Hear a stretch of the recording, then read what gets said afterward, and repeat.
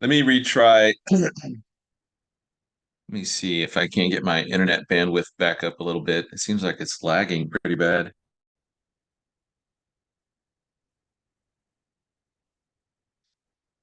I would be very surprised if I'm getting like 10 MBPs. Oh, no, it says it's going pretty good. Okay. So this is I'll have to edit this part out. This is the map that I came up with back in early this summer, and I shared it with Pablo about 8 days ago. I think it was the Sunday before last. And then I want to say I shared it on Facebook too, but I can't remember if I did or not. I went back and looked, and I know that I had mentioned that I think that Trump could sweep all the states. I don't know if I put the map up or not, and it seems like either Facebook took it down or Facebook's hiding it somewhere or something. But that was the original map, and that was all purely a gut feeling, just looking at everything in the aggregate and kind of getting a pulse for where things are and where the enthusiasm was. And obviously, I think that this would have been, I think I'd made this right after, it was in July at some point, and, right after the assassination attempt on Trump. But I don't think I'm that far off. And I know that when you look at the official map from the other day, and they were still waiting for Arizona to come out. Uh, when we look at the states, you get like the left coast, you get the East Coast, um, and you look at those states, and you're thinking, man, those are blue states. Those are impossible to get. That's impossible for Republicans to ever win. In reality, we are not that very far. We are not very far at all. Uh,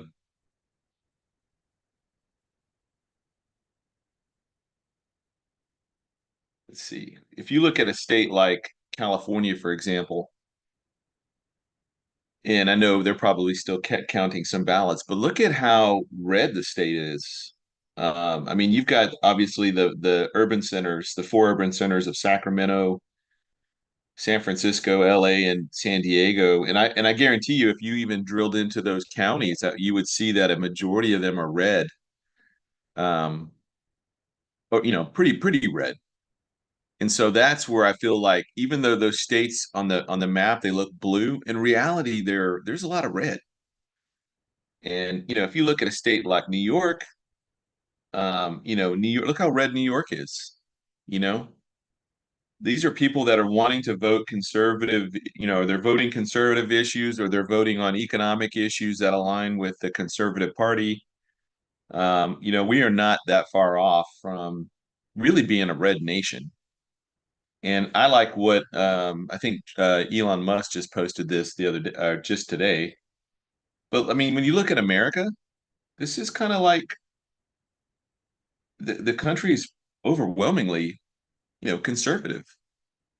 And I'm not saying that, everybody in the red agrees on every issue. We don't. There's obviously a lot that we disagree on, but I think in just the core issues with like a strong economy, secure border, low taxes, low inflation, um, low crime, pro family stuff, issues. That's really what people mostly care about. They care about the core issues. And what is that? What are those issues? What do they mean when you step back and look at them? And I think they mean they represent normality. They represent normalcy. And I think people overwhelmingly want to go back to some kind of normal. Instead, we live in a day and age right now where the border's wide open. You've got these Venezuelan and other gangs moving into urban areas and taking over apartment complexes. You have uh, towns being overwhelmed with migrants that are here illegally, that have been dumped by the government, that are just overwhelming the systems that are there. I mean, there's a whole laundry list of things that we could look at that completely removed normality from the equation. When you've got the Department of Justice suing the state of Virginia to remove, Virginia wanted to remove uh, self-identified illegals from the voter rolls, and you've got the DOJ suing them. That is insane. Here's the most insane part of all this. You have the powers that be that are presently in power and that have been in power for the last 4 years, subverting the rule of law in order to push their agenda. And at the same time, this rule of law is what gives them legitimacy to stay in power. And it's like cutting off your nose to spite your face, however that phrase goes. You're dismantling the rule of law that gives you your authority while simultaneously trying to enforce some new policy that undermines your own authority. It's completely circular in its logic. It doesn't make any sense.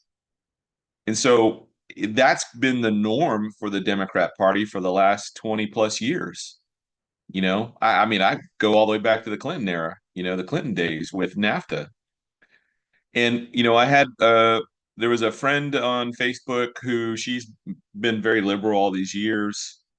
And she's kind of gotten to the point where she wouldn't post a lot on Facebook because, people would obviously ratio her comment section with like conservative ideas and just valid points on things. But she did ask a question the other day about, okay, hey, I'm here. I'm willing to listen about economic issues. What makes Trump's policies better? So I listed out 4 issues and I said, that's easy. Um, one issue is that the Democrat Party, every time they come to power, they are an incredible destabilizing force in the world. And you can see how rapidly the world devolves into chaos when the Democrats are leading the United States. And whether you're talking about the disastrous Afghanistan withdrawal, which, signaled to Russia and China that the amateurs are in charge, which obviously led to Russia making the fateful decision of invading Ukraine. You've got um, China circling Taiwan, ready to move in on a moment's notice. You've got Iran emboldening their proxies or had been emboldening the proxies, which led to obviously October 7th, 2023, that horrific attack in Israel. You have these countries dumping all their criminals and folks from the insane asylums and everybody else into the Darien Gap or however they're moving people up through America, through ports and whatever, and just flooding the United States.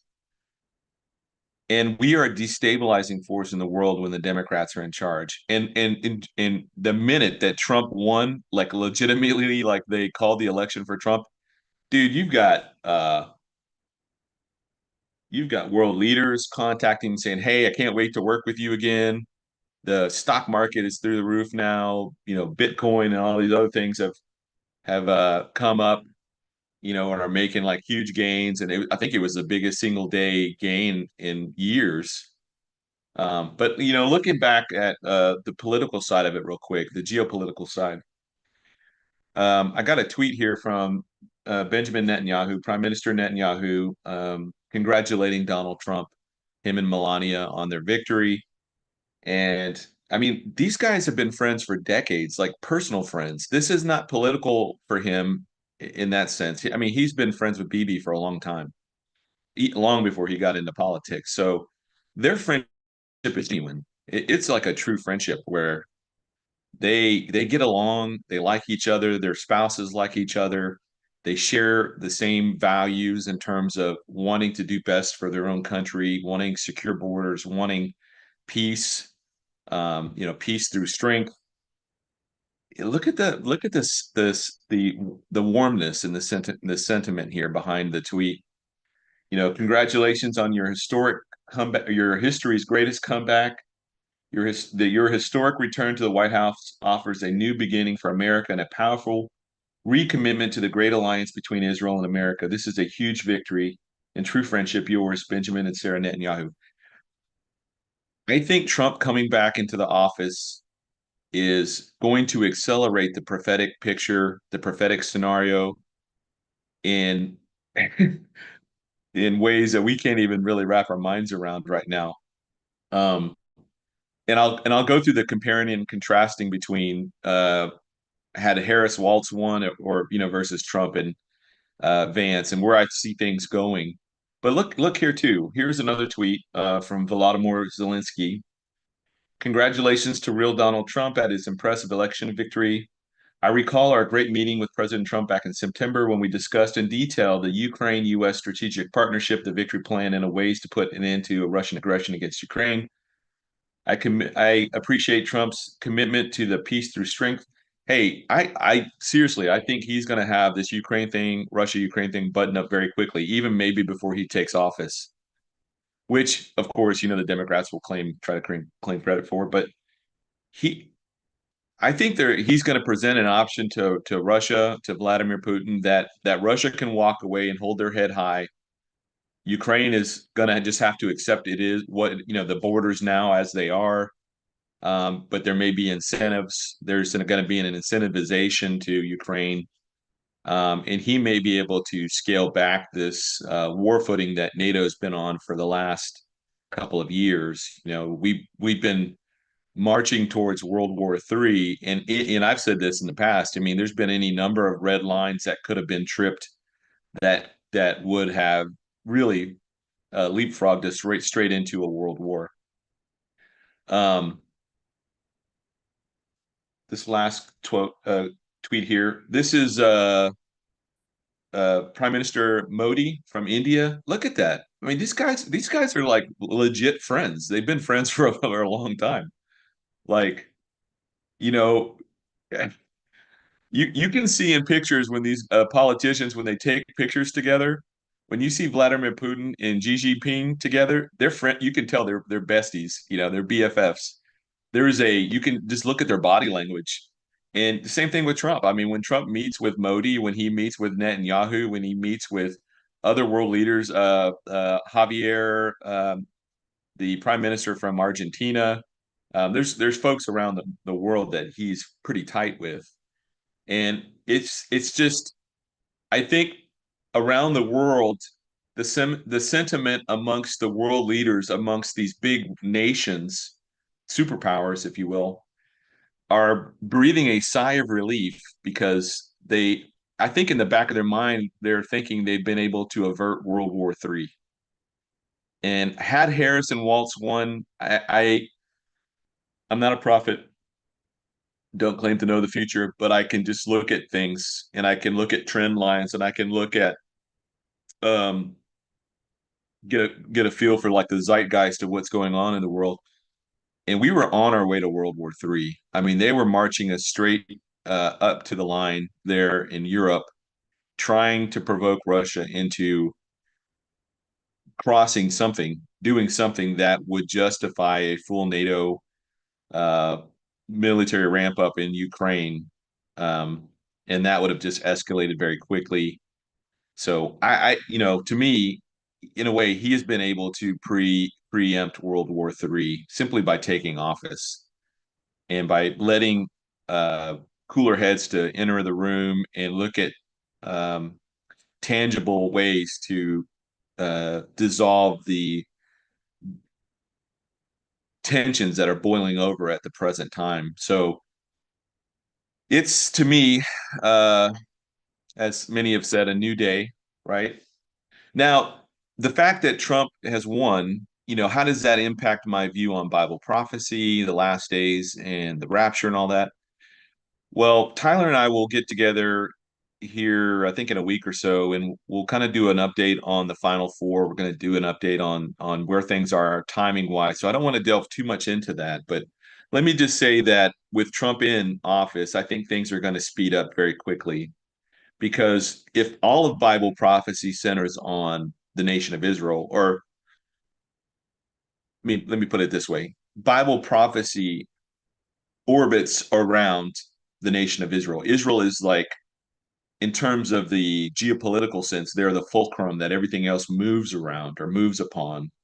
Um, in the United States, even though Bible prophecy isn't specific to the United States, obviously being the world's last superpower or the world's present superpower, obviously has to be taken into account with everything that's going on uh, with Israel, with her neighbors, with the wars that are forecasted in the Bible to happen. All of that stuff comes into play. So the United States is in Bible prophecy. We're not listed in the pages other than, we would fall in the category of like all nations or, um, every nation is going to come against Israel. I mean, we're in that sense of the word. We're also visibly absent in certain places where you would think we would be. Gog and Magog, Ezekiel 38, 39. Why would this coalition of Russia, Iran, and Turkey, and then all of their acolytes, why would they come against Israel um, if the United States was still her biggest ally, still in the picture, still running the world, still running the flow of the things in the world?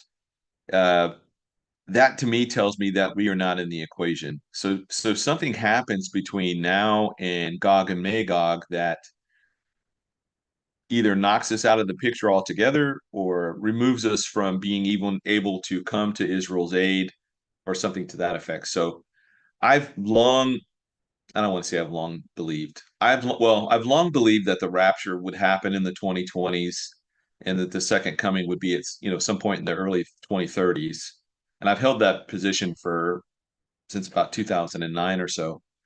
And again, I've mentioned this numerous times, but I kind of or came to this conclusion when I read Don Koenig's seminal article, When Will Christ Return? And he goes through all the different pictures, scenarios. He does this table. He does a weighted table, kind of weights everything out. And then, based off of everything, the aggregate, he looks at it and it says, okay, well, the, the, the nominal time for a second coming would be in the mid 2030s, based on everything that's got to happen and based on all the prophecies in the Bible that do touch on that have any type of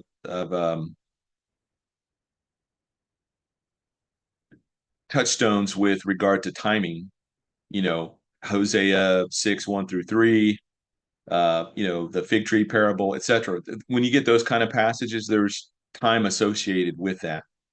And it's not going to be some Chinese, quantum physics level puzzle that we have to try and figure out. I think God is making things pretty obvious. It's just that most people don't want to look at it, and most people don't want to look at the signs that are already present, so they dismiss things out of hand. And one of the great examples of that is obviously the Star of Bethlehem when Christ first came, or when he came the first time, his first advent. Obviously, the Star of Bethlehem was present there. It was a sign for the wise men. They're called the wise men, right? They're coming out of Parthia. What they look at to find where the Messiah is, where the one who was born King of the Jews, and they followed the sign, and that ultimately led them to Christ. Well, there's equally obvious signs today of things that signal or herald the end of the age, and I think our what our Bethlehem star is for our generation is the nation of Israel. Israel's back in their land. They are no longer relegated to the history books. They are back thriving in their own borders. They become a very powerful nation in a very short time, in under 70 years. Um, I don't know how many times they've been attacked, probably like 5 or 6 times they've been attacked, and they've come back stronger than before. And so for me, the nation of Israel is our present day Star of Bethlehem. But how many of our present day churches refuse to look at it and say, that doesn't, nation, that's not really Israel. Those aren't the real Jews. Those are just whoever. Those are Europeans that are recolonizing the Middle East, or all the different excuses they come up with. The church is now the new Israel. Those guys over there don't mean anything. and they dismiss that super sign out of hand, just as obviously as everybody else dismissed it. The Pharisees, the Zealots, the scribes, King Herod, all of those guys dismissed the Star of Bethlehem the first time that the wise men came. So I don't know how much more obvious it can be. I mean, that's obviously one thing, one aspect. I mean, there's dozens and dozens of signs that point to where that the time we're in right now is at the end of the age, that we are drawing down to the final moments before the rapture of the church. And it just so happens, and I'm sure this is all coincidence. I mean, this has got to be all coincidence, that the most popular English version of the Bible ever written, the King James, uses in its seminal text on the rapture of the church, it uses the word trump instead of trumpets. At the last trump, the trumpet will blast. We know it's a trumpet, but the writer decided to use at the last trump. And it just so happens that we have a president named Donald J. Trump in office, who's won his second non-consecutive term. He's the second president, I think, only to Grover Cleveland, who did it back in the 1800s. The only president to win two non-consecutive terms, and having undergone more persecution, political persecution, than any person I've seen in my lifetime, and I'm 50, more than any, he's gotten more political persecution than any political figure I can think of in the 20th century, save maybe Mandela or um, I don't know. If there's somebody, if you guys can think of somebody in the chat, let me know. I'm sure there's other folks. Dostoevsky, I think that's his name. I think he spent a lot of years in the Gulag in Siberia. Obviously, Mandela spent 25 years in prison in South Africa. Aside from the political figures who have been arrested and thrown in prison, I can't think of another political person that's been serving in office, in and out of office, that has undergone the levels of persecution that he has. He's had what, two impeachments, four major investigations that turned into lawsuits or court cases, of most of which have been dropped now, or I think all of them are being dropped. Um, Two assassination attempts. He's had all of his political allies, or most of his political allies that have served with him, thrown in prison or taken to court, and really just had their bank accounts frozen, social media deplatformed, all of that stuff. Just people that are associated with him. I can't think of anybody else that's been under that level of persecution like he has. Um,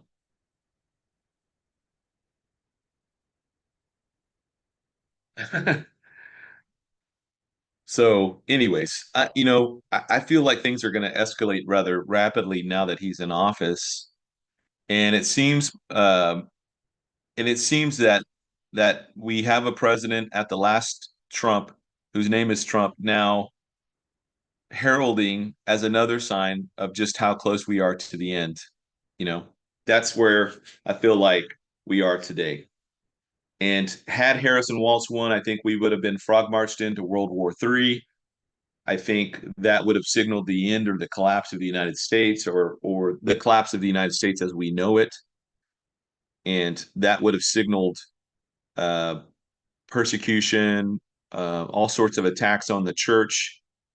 And while that was kind of where things were heading, the Bible gives us a different direction. And I hold to some theories in the Bible, and I call them theories because I can't 100% prove that they're true, but they seem obvious and they seem logical when you look at them. And one of those cases is the seven letters to the seven churches. The theory that not only are they real churches in John's day in 95 AD, but they are also, Jesus was also speaking to the individuals, he was speaking to the congregations. And each of those letters breaks down into like seven sections. And I've gone through this, in my own Revelation studies. But the order that they're put in, they're given to us in a particular order. And in the first century when he got it, I'm sure it didn't make any sense to him because all those churches were there all at the same time. But when we look back in hindsight over the last 2,000 years, we can see how Christendom around the world has taken on different prevailing eras, mini dispensations, if you will, where one church was dominant in the face of the world. So we can look back from like the Middle Ages all the way up to from the medieval times all the way up to the Middle Ages, or to the age of when the age of the end of the Renaissance, or whatever, the beginning of the Age of Enlightenment. We can look at how the Roman Catholic Church was the dominant face of Christendom around the world. When you look at the letters, you get to the churches of Thyatira, which is kind of the pre-Catholic Catholic system, and then the church of Pergamum being the pre-Catholic, and then Thyatira being the manifestation of the Catholic Church. I had to make sure I had those those orders right. But and then you can look at the Church of Sardis as coming, the Protestant Reformation, how they've come out of that. So when you look at it in hindsight, it seems to line up. And we are today in the age of Laodicea, where the church is fat, dumb, and happy. They think they're wealthy. They are lukewarm. And when you look at the word Laodicea, it means the power of the people, the name of it, right? When you break it down in Greek, or the power of the laity. And we live in a day and age today where we have more than Christian denominations at any point in church history. We're talking thousands of denominations. And if that doesn't scream to me like the power of the laity, like, you go to a church, you're there for 10 years, and a new preacher comes in, you hate him, or you hate the change, the direction, and maybe he's trying to take the church to go woke. And so you leave, and you might meet up with some other families, and you say, hey, let's just start our own little home church. And then after a while, that thing grows, and then you become a church, and then you start off your own little movement. I've seen that a number of times. And then the other instances where you've got people coming into church that are trying to change it, trying to make it woke, or trying to add in heretical doctrines. And then that church withstands those people, and then those people leave and they start their own little congregation of heretical beliefs, and then they kind of go off in a direction. And that's how you end up with like 40,000 different denominations. I don't know how many we have, but we have a ton of denominations. And the sad thing today is that most of these new denominations, you have no idea what they believe. You don't know what they don't have their doctrinal statements up on their website. Um, they don't have they don't tell you where they broke away from. So a lot of denominations, if you look up, and there was a channel on YouTube here, and the guy goes through a lot of the non-denominational churches, and he looks at where those churches came out of. So did they come out of the Pentecostal circles, charismatic world? Did they come out of the Baptist churches? Did they come out of um, more Protestant leaning churches, Reformed churches? And now, what they call themselves, they may call themselves like the neighborhood church, or New Life, or the River, or they just give some generic term for their church that sounds cool, markets well, but you have no idea what they believe. And when you get in there, you're either going to have to go listen to a bunch of sermons to figure out what exactly the pastor teaches, or you might have to try and dig through their website and look through articles or look through things and see where where they lean on stuff. You don't get really straight answers from a lot of these places. And they don't talk about prophecy. Most of them do not talk about prophecy at all. So you don't know where they stand on positions. So that's the real issue with today with most of the churches. And that's the biggest complaint I hear from you guys. Over the years, I've gotten, tons of emails, tons of letters saying that they don't have a church in their local area. And largely because these churches have rebranded themselves, taken off their doctrinal statements. They become real wishy-washy on serious positions that we face today in the 21st century. And it to me, it screams Laodicea. And so if Harris and Waltz had won, I think that they would have dragged us very quickly into a scenario where um, either the United States collapses or we're in some kind of World War III scenario where martial law is declared, whatever it ends up being, you can guarantee that the government, the powers that be, are going to come against the church. They're going to start cracking down on the church. We saw that in 2020, where they were trying to close churches down. You had to close down, and in certain states, it was, if you didn't close down, the state was taking you to court. Like California, Michigan, and Kentucky. If you did close down and complied, obviously you stayed out of the radar of the government. But the only reason that we have the freedoms we have today with regard to religious liberty is because of the Bill of Rights. And the Bill of Rights guarantees us certain freedoms. And obviously, we get the overarching source of our freedom in the Declaration of Independence that comes from, that our freedoms come from our Creator, not from the government. But what the government can't do legally, they do through their lackeys like YouTube or other social media platforms, Facebook, Instagram, formerly Twitter, uh, and other things where they can start to deplatform you, shut you out, censor you, blah, blah, blah. And pretty soon, people just kind of they begin to censor themselves. And the reason I've been, this was yesterday was the first video I've had taken down. And the reason for that is because being in the military for 22 years, I've just learned how to censor my own speech. I had to because, as a military officer, I couldn't just go out and say whatever I wanted. I had to be really careful with how I worded things and how I phrased things. And if I avoided certain topics, it was for a particular reason uh, because of my status in the military. So now that I'm retired, it just irks me that we don't have any true sense of the First Amendment is there in theory, but not in reality, because companies like YouTube and Facebook and other social media platforms pretend like they don't have to operate under the First Amendment. They pretend like that this is their own private thing and that the rules don't apply to them. But my argument would be, and I hope that the Trump administration takes this on, if you operate inside of the United States, you have to follow our laws, and our laws are that the First Amendment still applies. Give me 1 second. Hey, what's up?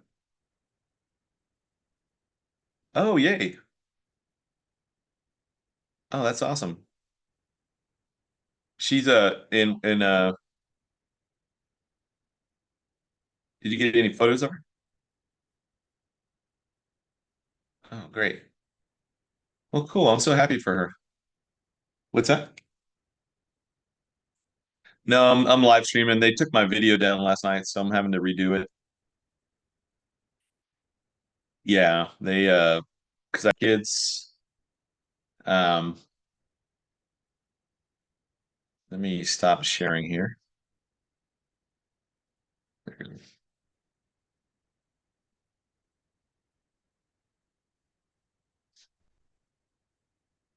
Let me see if I'm back to all right, can you guys hear me now?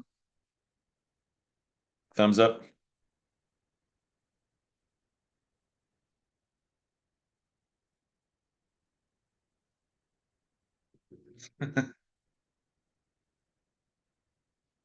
Uh,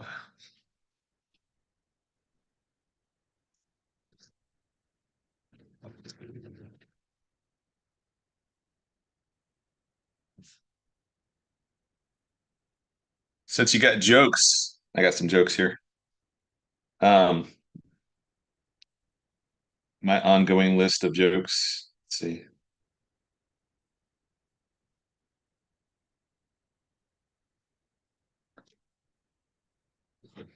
What has four wheels and flies?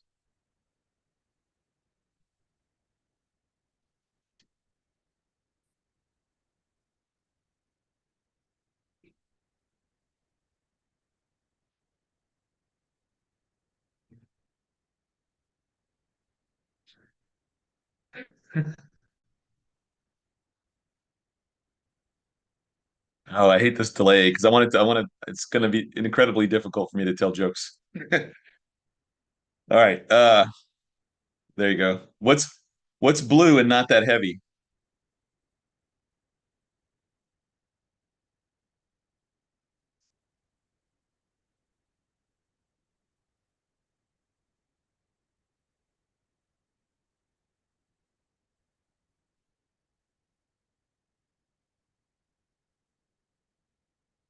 Light blue.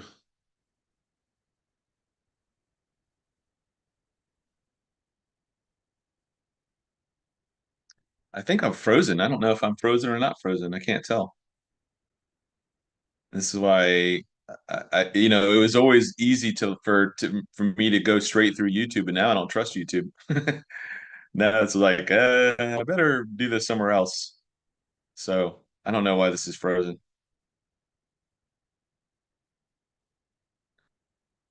There we go.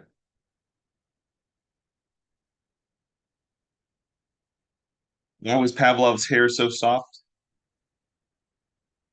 Because he's conditioned it. What do you call a zombie who writes music? A decomposer.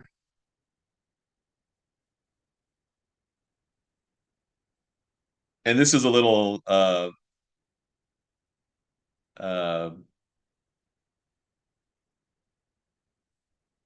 pedantic, I guess. But it's not a joke. It's like a saying. It's like a um if you ever see a toilet while you're dreaming, don't use it. It's a trick. Anyways.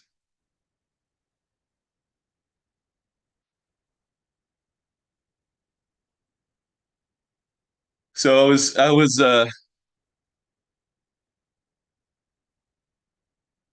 listening to Laura Trump this morning. She was on a podcast and, talking about how she had gotten, well, let me back up. The big concern right now with Trump coming into this new term is that he is not going to have the staff that he needs. He's not going to have the right amount of people, the right persons in the right positions. And if he's able to hold on to the House, then it seems like he would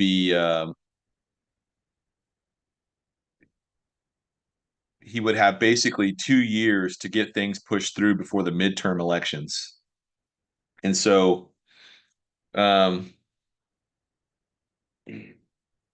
I was listening to Laura Trump, and one of the things that we're seeing a huge difference from before 2016 and then where we are today is the putting the right people in the right position. So removing Ronna McDaniels and putting Laura Trump into the RNC or the deputy RNC chair, running the campaign, um, you know, being having the ear to the ground and not being tone deaf to what are the issues people are really hyper focused on right now is it was huge. It was a huge game changer for them in terms of how they got the get out the vote registration with Charlie Kirk, Scott Pressler, all of the different the local Republican offices in around the United States. That was huge, getting people off their butts and out the door to either register or to vote and not kick the can down the road. Was where we saw the basically the country turn red again. We go back to the county map. If you look at the county map and how red that is, that's not by accident. And even though the country is overwhelmingly conservative in a pretty general sense, they're also pretty lazy. You've got to motivate people to get out the door to vote. You got to get people motivated to either go fill out a registration form to get their mail-in ballot or to go stand in line on the day of and go actually vote. And to me, they did a tremendous job of getting those people out there and getting them involved. The second thing is that they had massive gains amongst all of these traditionally Democrat demographics, whether you're talking about the younger votes, 18 to 25, or whether you're talking about blacks or Hispanics or women or, in general, if you want to break down any of the demographics, all of those have gone up for Trump. I think the only demographic that did not go up for Trump is black women. And I don't know if at the very least you can say it didn't drop.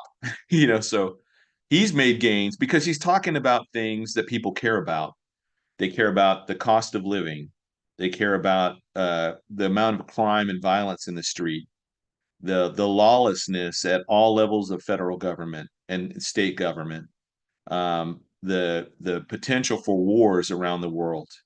Whether we're talking about major regional conflicts or even a World War III scenario, people care about that stuff. Inflation, if you take $100 or you compare your grocery receipt from before, back in 2020 versus today, and you could see with your own eyes the doubling of the cost of everything. And to me, those are things that the Democrat Party had largely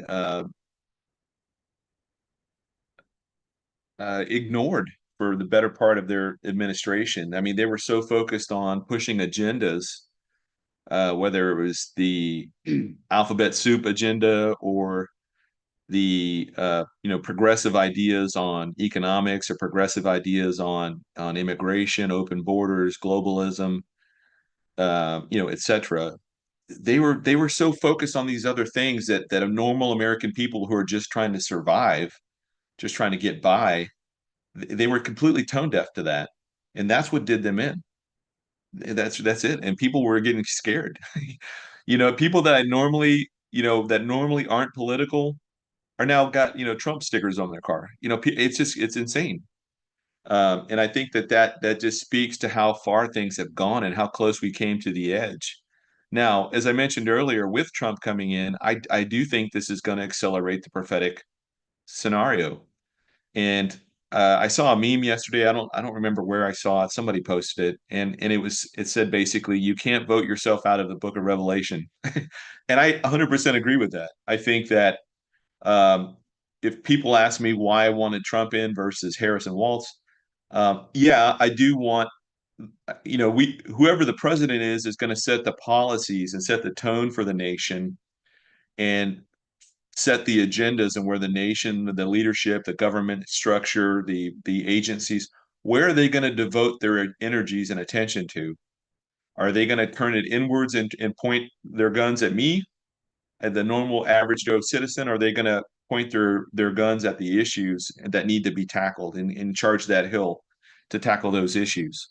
And whether we're talking about inflation, unemployment, um, preventing war, those kinds of things. That's the president is important in that sense because he is going to set the tone for the nation. And moreover, he sets the tone for the federal agencies. So if you look at the last 4 years, if you're FEMA, DHS, Border Patrol, um, IRS, I mean, take your pick, find a federal agency and you can look at what are their priorities. Their priorities have been all of the alphabet soup agenda, promoting those things more than anything else. That has been their top priority, and that in resettling illegal immigrants or what they call refugees. And that to me has been their highest priority. That's trumped everything else. So it's no wonder that when something like Hurricane Helene happens, and then Hurricane Milton right on the back of it, that it caught agencies off flat-footed. It caught them not prepared. They were not paying attention to the severity of the storm. Um, they were more focused on all these other things for the last 4 years. So when a true crisis actually happened, they weren't ready. And it's interesting to see now um, what's going to happen to folks like Mayorkas and others. I wouldn't be surprised if a lot of these guys aren't packing their bags and planning on moving to non-extradition countries. I mean, I wouldn't be surprised if many of them did leave. Now, all of the celebrities that you hear that threaten to leave if so and so wins, they don't ever leave. But there are certain people that know that a day of reckoning is coming. Fauci, um, Mayorkas, I mean, a lot of others. The um, the Attorney General, what's his name?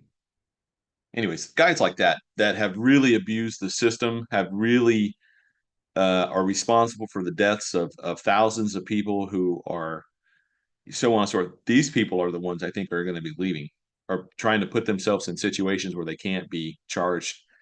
And I think that's that a lot of that when you talk about reckoning, I think that there's some of that that's going to come. Um, Rick Whitaker says 190,000 Amish voted for the first time.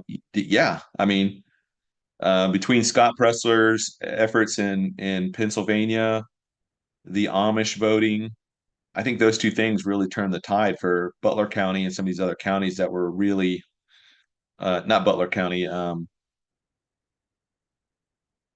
blanking on the name of the county there. I think it's outside of Philadelphia.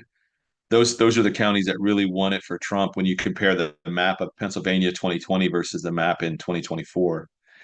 And in a lot of regards, um, the election was too big to rig. I mean, there was some cheating, and we know that there was some cheating, but he was winning so in such big margins in every other state, it wasn't going to matter, you know. And once they had called the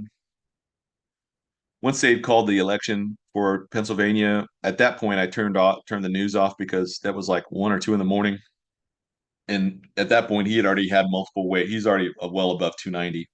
So going back to my map, I had initially listed out 354 for the Republican electoral votes, and it looks like he's going to end up with somewhere in the neighborhood of about 312 once Arizona's finally done counting. So even if you look at blue states like Virginia, Illinois, most of those states are red. You're talking about small urban areas, not small, but the urban areas where those are predominantly under the control of the Democrat machine. I think the next 4 years, Trump is going to do some things that should, and I say the next couple of years. I think within the next 2 years, they have to fix the election system. They need to make November 5th a federal holiday. They need to uh, give all states have to have their ballots in and completed by midnight and the votes counted, or else they don't count at all. And however the states decide to do that, that's up to the states. But I think the federal government can set that mandate that all states have to have all of their ballots in and counted by that day, the day of. It's not this thing where you can just drag it on for weeks and weeks and weeks, and the nation is just left hanging, in the balance, not knowing which way it's going to go. I think that's what breeds a distrust of the government. That's what breeds angst in the population, anxiety, and causes people to do stupid things. Like I'm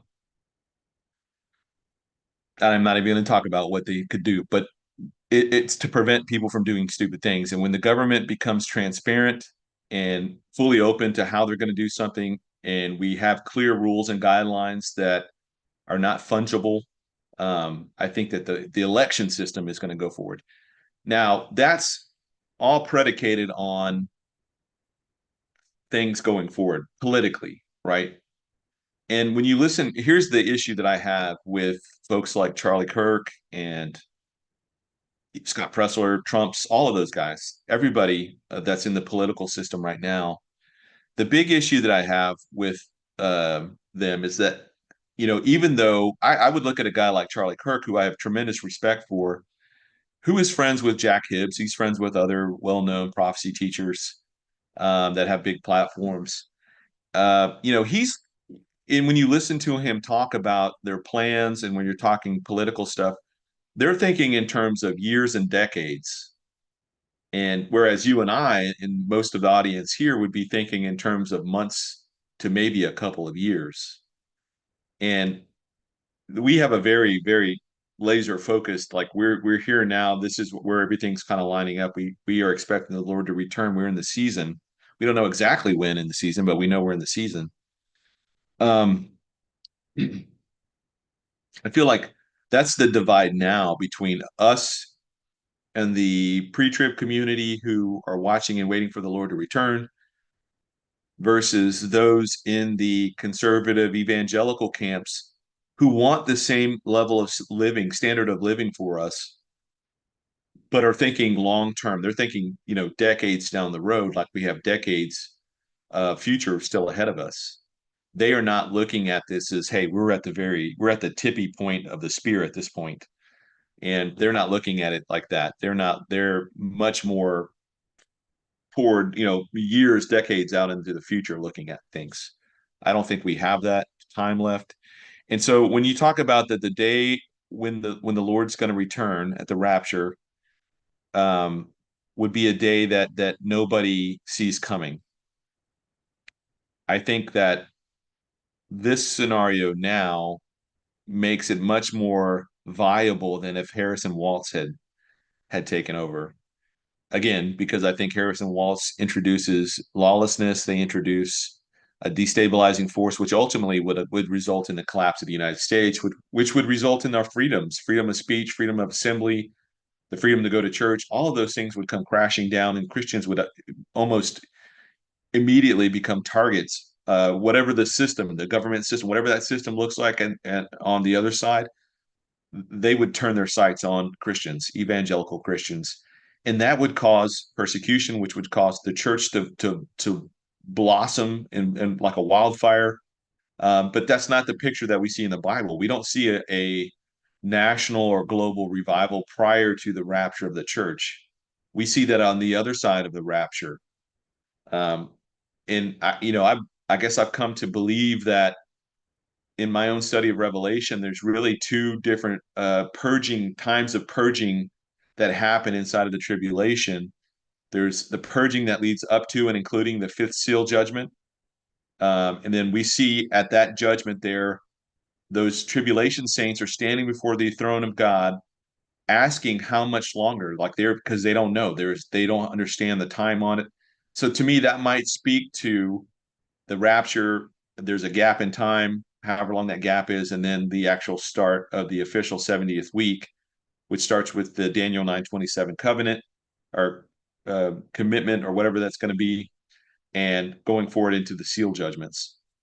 And by the fifth seal judgment, you see this massive number of those who have been martyred for their faith. And I think they come to their faith because of what they just saw with their own eyes. They saw the rapture take place, and they're not going to be convinced otherwise.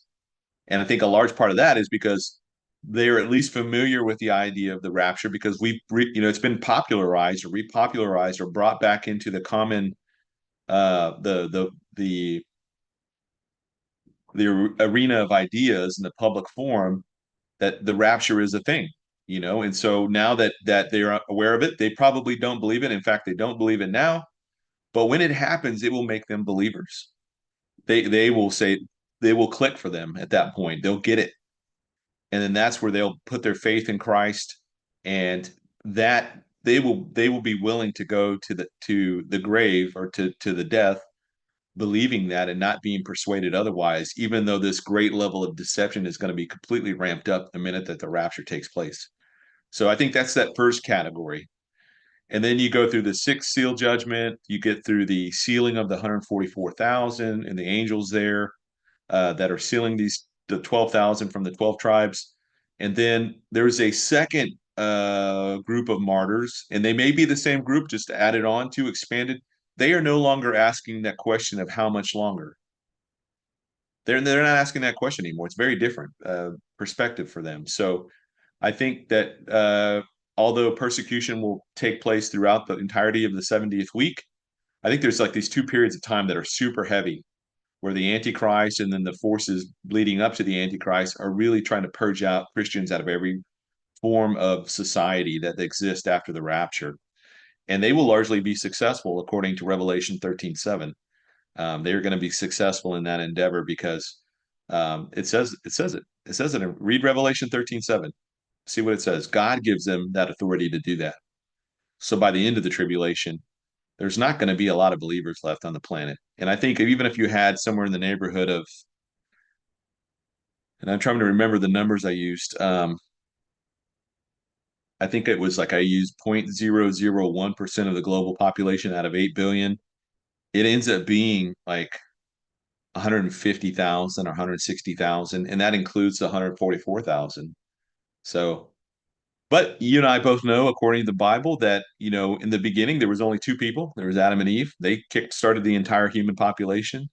That got reset during the days of Noah. And so when Noah's ark landed, when they got off the boat, it was Noah and his wife and Noah's three sons and their wives, and they kick-started the restarted the population to where we are today. So um, theoretically, I mean, you only need two Gentiles to enter into the kingdom age to kick off or restart the human population from the Gentile side. We know that the Jews, there's going to be a lot of Jews that are preserved through the tribulation that will enter in the kingdom in their physical bodies.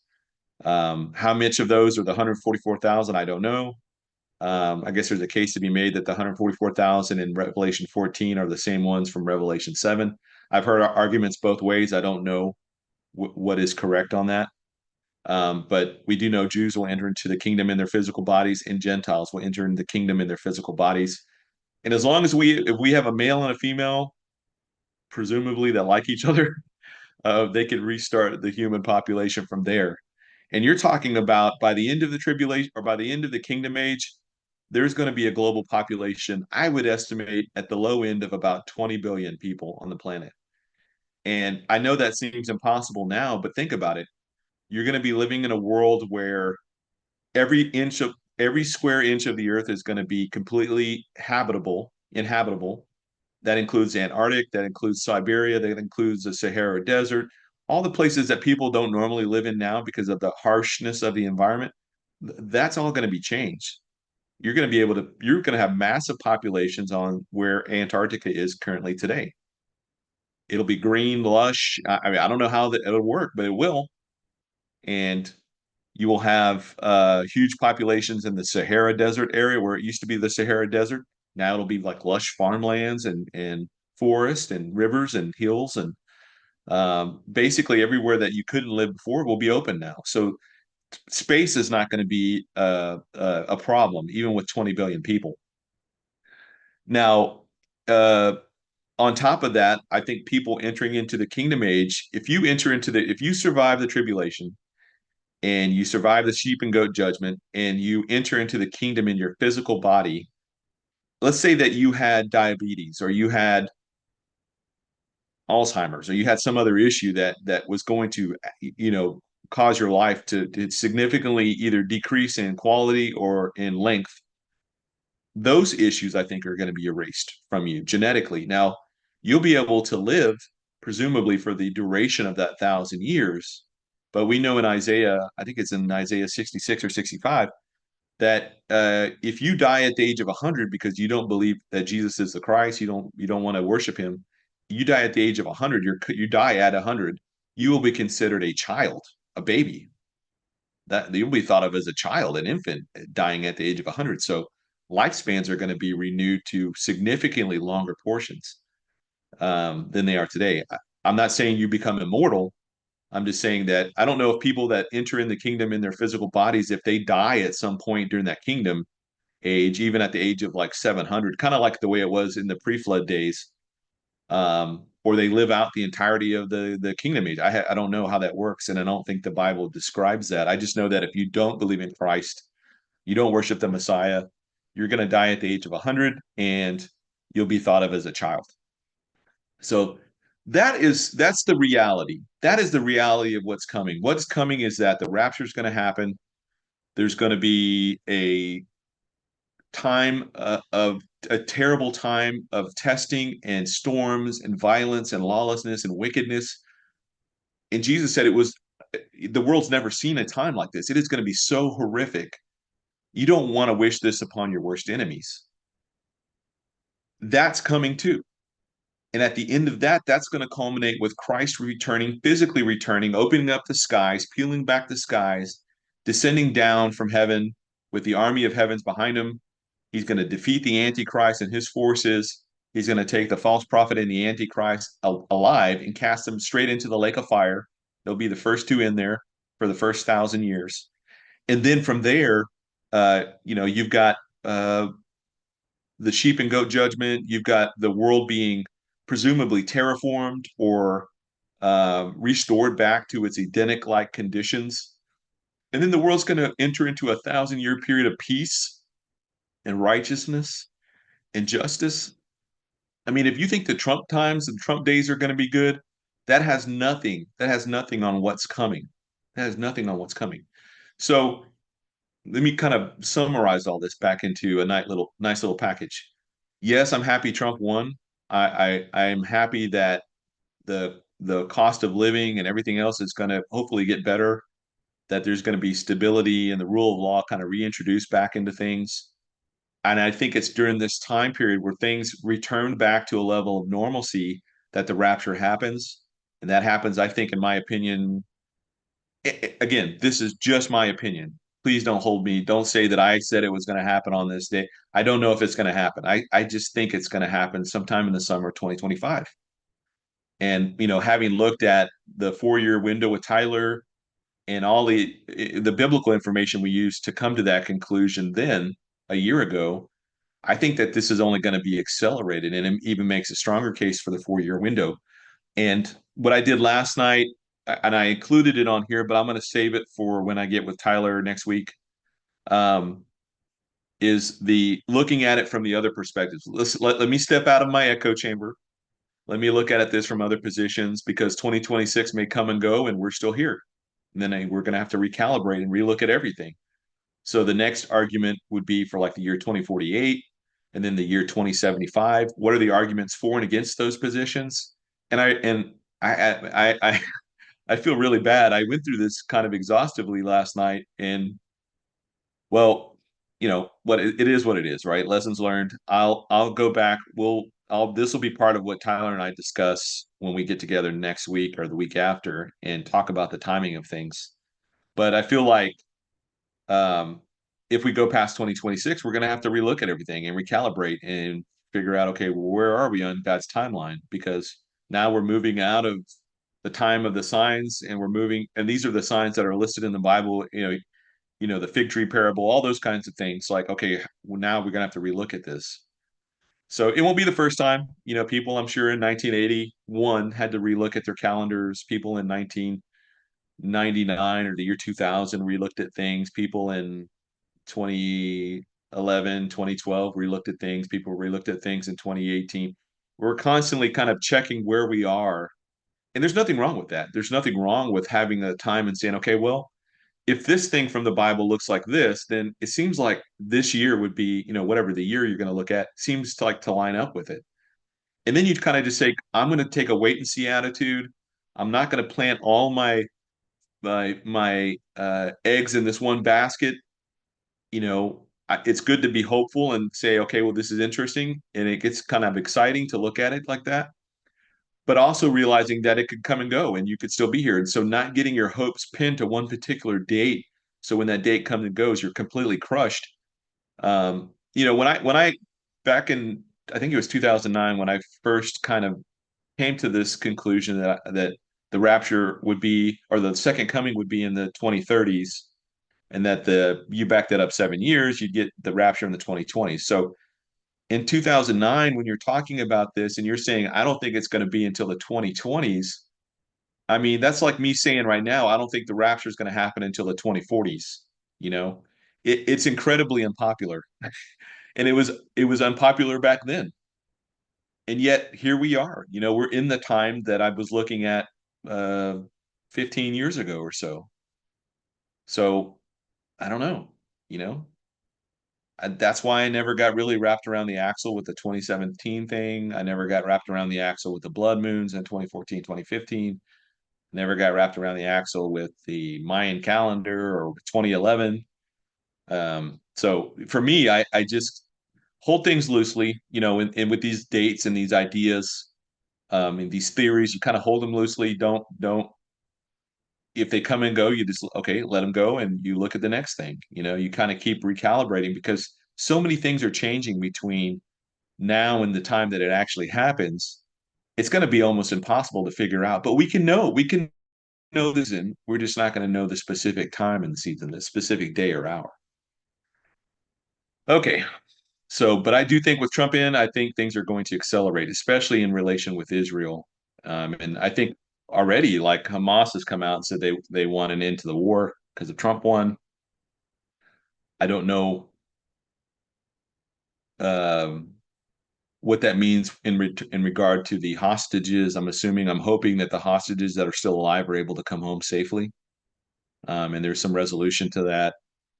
I do see Gaza and probably Lebanon, at least the portion of Lebanon below south of the Litani River. I think those two areas, and then probably Judea and Samaria, there's going to have to be some type of joint U.S. Israeli force or something in there to keep the peace and to prevent the radicalization of the children there that takes place in the schools and stuff. Just like we have the radicalization here with all the woke stuff, well, over there it's all the Islamic, radicalization, you know, all the propaganda against Israel that they're not even, all the stuff that they teach in their schools. You can go to Memory. I think it's MEMRI, Memory. They do a lot of the POW Watch. They do a lot of the propaganda. They translate all of the propaganda that's coming out through the news and the television, the videos and whatnot, and they put it in English or they put it in Hebrew so people can hear what they're actually saying, whether through their newspapers, magazines, flyers, etc., to get a pulse on where things are. I think they're going to have to de-radicalize Gaza as well as southern Lebanon and getting those places secured. Excuse me. Right. All right, so I'm going to go through the comments now because okay,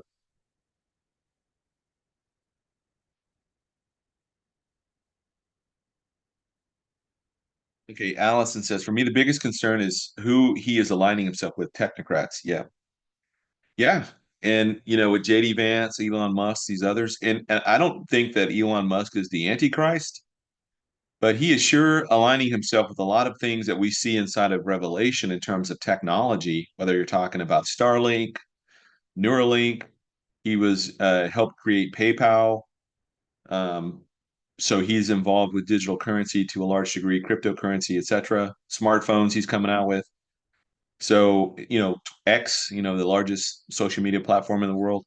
So he's definitely put himself into all of these interesting prophetic buckets, that the Antichrist is involved with. So at a minimum, if Musk does not get saved, I look at that tribulation time kind of like the Matrix. If you're not sealed by God, you can be used by Satan. Like how the agents could come in, pop in and out of different people. If you're not unplugged from the system, these agents can come in and use you. So even if Musk isn't part of the 10 kings or, whatever, he's definitely helping build the infrastructure for all of that to take place, either knowingly or unknowingly. I would assume unknowingly because he doesn't believe that it's true.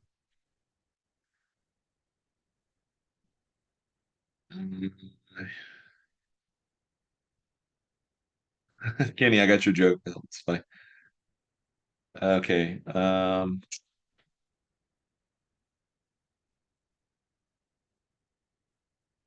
Mark Brandon Powell. Has anyone faked or has anyone talked? I'm assuming you meant talked about how this win almost seems too easy. It might be a trap. I told John Holler last week when we did our interview together that I think he asked me about the state of the election, and I said that if Trump won both the electoral vote and the popular vote, there's not going to be. Uh, I think all of the plans that they had planned for him, the lawfare, the law case, the lawsuits, the criminal case, um, the attempts by Jamie Raskin to nullify, try to nullify the certification, etc. All of that stuff, I think, went out the window with the popular vote results in, because when you get both the electoral vote and the popular vote, you got a mandate, and that's a pretty powerful thing. So I don't know how they recover from that, and I view this victory, the fact that he got both of them, as well as the Senate and possibly the House, and he's got the Supreme Court, I think their options are very limited right now, what they can do. They may be trying to regroup and recalibrate for 2028, but again, they're looking long term, right? They're looking down the road. You and I are looking at, hey, this next summer, or maybe today, tomorrow.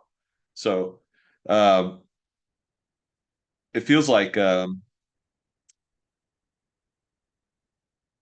don't know. I think it's kind of like the way it was after Trump turned his head during the July 13th Butler, Pennsylvania rally. He turned his head just a little bit at just the right time, and instead of going through his head, the bullet, grazed his ear. Um, and to me, that's a God thing, you know. And but the interesting thing about what happened, what was the ramifications immediately thereafter, was that was like the plan. That was the plan to take him out, and that fell through. And now they're kind of scrambling. They realized that Biden can't be their candidate because he has dementia. And so they do the coup d'etat on him, move him out, and bring in Kamala. There's a little bit of a bump for her, but she proves herself very quickly to be completely incompetent, way over her head on basically every single topic and every single situation. She's over her head. Uh, yeah, I think this was a resounding mandate from the public, and I don't know that they can do anything at this point aside from creating. The Democrats tried something, the activists tried something, and now it's up to the deep state to try and to do something. So what does the deep state do? They either introduce a major crisis that Trump immediately has to deal with, which is certainly a possibility, or um, they try to embed people into his campaign or into his administration that will work their agenda. Even now, right now, I mean, Trump has got a bunch of loyalists that stuck with him from day one out there saying they've got public lists on X saying, do not bring these people into your administration.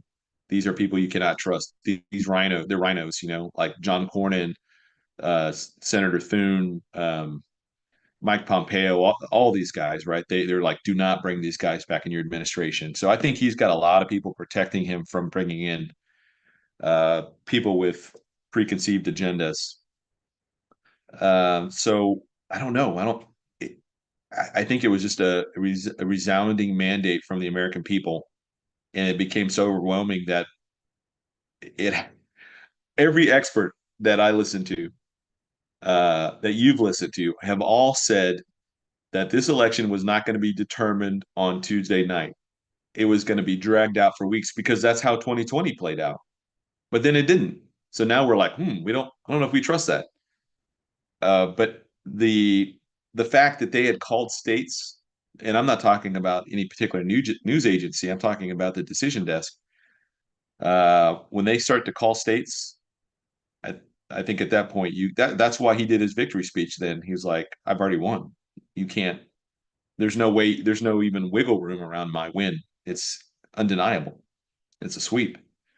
And like I said, with the county map, I mean, you look at the states, you might look at a state like California, it's blue, but in reality, it's a lot of red.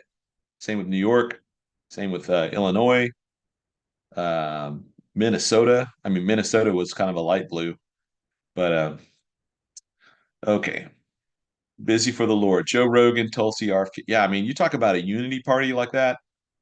And you know what's crazy is watching people in other countries holding these massive parades where they've got big Trump floats, and they're waving the American flag, waving the Trump flag. They had that in Japan. I've seen it in other countries around the world. You're just like, that is insane. I can't believe people do that. That's awesome, But to me, that when and here's the thing too, and I'm not trying to smear or dismiss or anything like that, anything negative.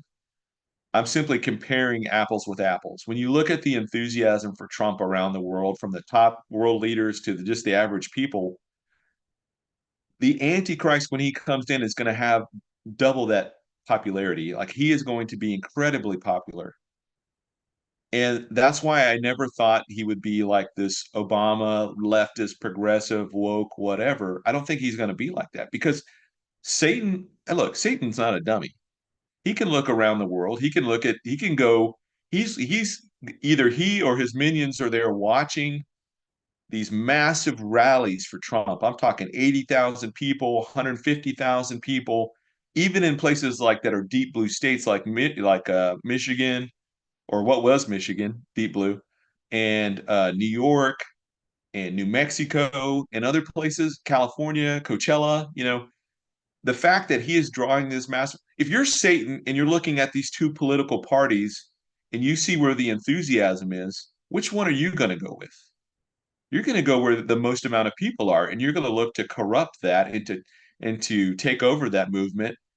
And as long as they keep the focus off of Jesus, salvation, true salvation in Christ, they can agree on all the topics in the world. Satan's main thing is keeping people from becoming saved.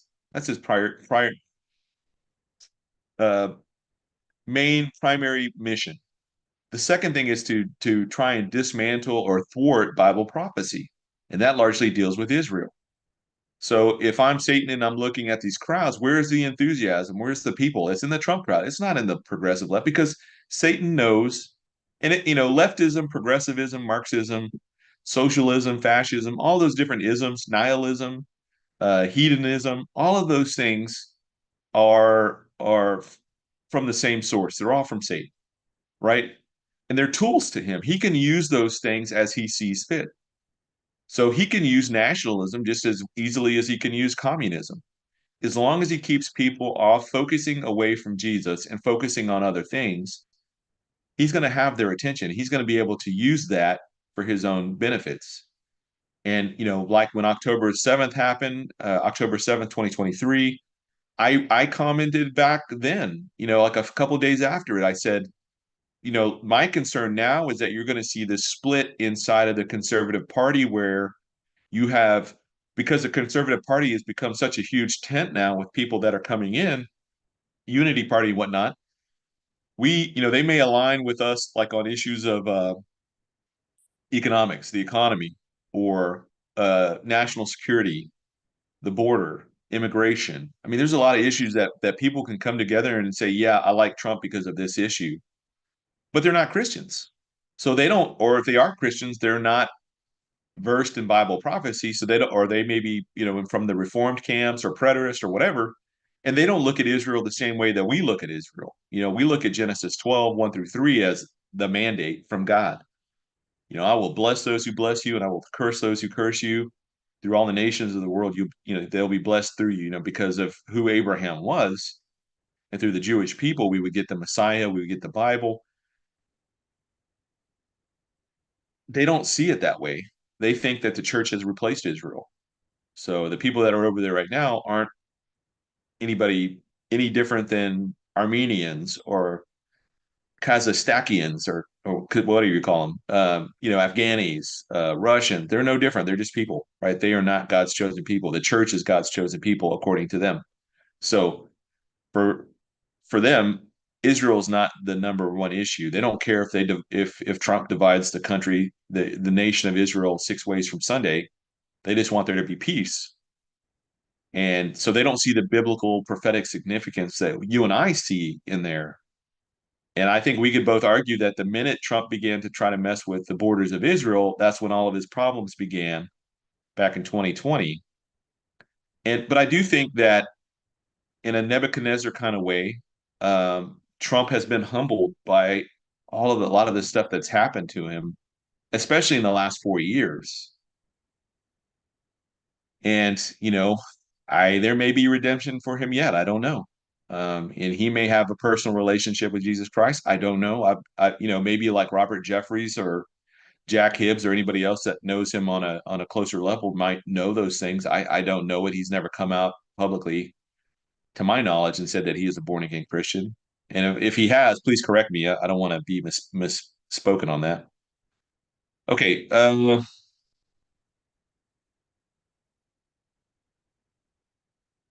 Allison says Gary McKibben had a very good study yesterday. Yeah, I highly recommend get Pastor Gary.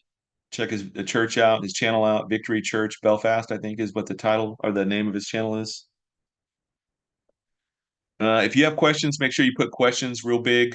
at the front so I can see it. And then if I didn't see your question, don't go down the chat and say, "Hey, please respond to my question." Just go up there and cut and paste your question and bring it back to a lower part of the chat so I can see it. Because if I don't, then I'm gonna have to go back and try and hunt through all the different messages, and now I may or may not find it.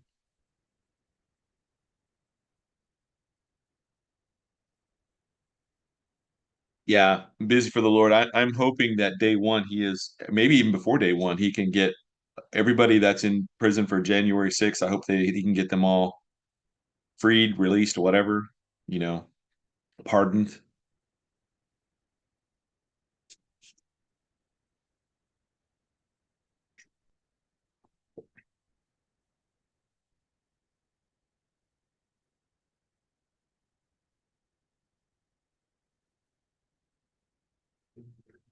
Okay, I'm just looking for questions here. I saw some and then I had to keep talking.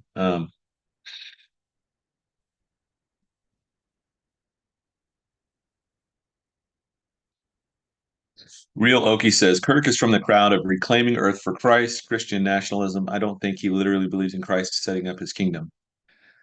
Yeah, you don't know. I don't. I kind of get that vibe from him. Real Okie. I don't know. I know he's friends with like Jack Hibbs, so obviously they have common. Um, Coffee cup is leaking. They have commonalities that they share. I don't know what his thoughts are specifically on that. I know he knows about Bible prophecy, so but yeah, I don't think that's not going to happen. That is just as being tone deaf to reality, thinking that America is going to enter into a golden age for the next 20, 50 years. That is just as much as a smoke and mirrors as is trying to make the whole world progressive and woke and all that kind of stuff. I mean, they're two extremes, right? They're both they're not going to happen. What's going to happen is there's going to be a rapture, there's going to be a 7 year tribulation, and then Christ is going to return, and then he's going to set up his own kingdom. And we think we're near the time for that to happen. That's reality. If you live your life with that as your reality, I mean, that clears a lot of things up for you, you know, and it helps you focus on what you need to be focused on instead of trying to reclaim the seven mountain mandate, and have Christian influence through every medium that known to man. We know that that's not going to happen until Christ brings that. And as much as I want it to happen, it's just not going to happen. Just Vicky, no matter the timeline we are in an amazing time of history. Absolutely. God chose us to live in this time. So we can either sit around and complain about it and be negative Nancy's, or we can be productive, be salt and light, be busy for the Lord, also keeping an eye on the sky, knowing that his return is soon. Debbie Wallace, Kirk is more NAR. I don't know if he's NAR. I think if he was truly NAR, like Jack Hibbs and others would not be working with him, but I could be wrong. I mean, Amir Sarfati's been on Glenn Beck's show, and Glenn Beck's Mormon, so I don't know where you set the line. Like, I personally don't. I would not go on Glenn Beck.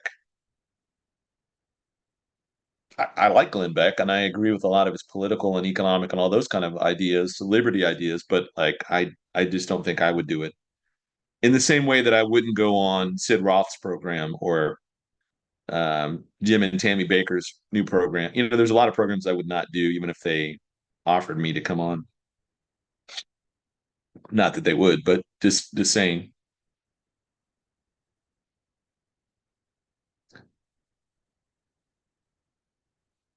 Xiaomi, hopefully I'm saying that right. Maybe the rapture doesn't happen till 2033. We need to stand strong, especially for our children. I mean, yeah, I mean, this is a lot of what Tyler and I will look at next week, the timing of stuff. But I actually think that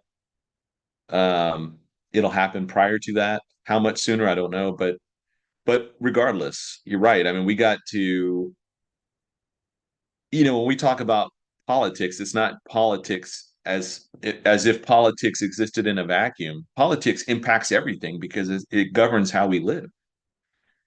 And when churches refuse to deal with politics or get political, um, that doesn't make any sense to me because politics governs everything. It governs how we go to church, when we can go to church, where we can meet, what laws and regulations are going to be put in place that affect our kids and our parents and our neighbors and us. So why would that not be something the church deals with? It's dealing with culture.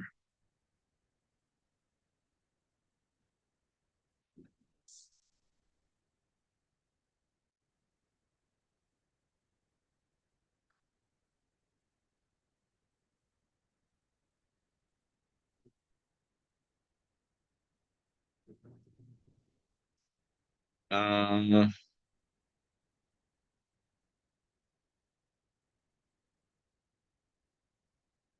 Gene, hey, you were taken off YouTube yet? Yeah, yeah.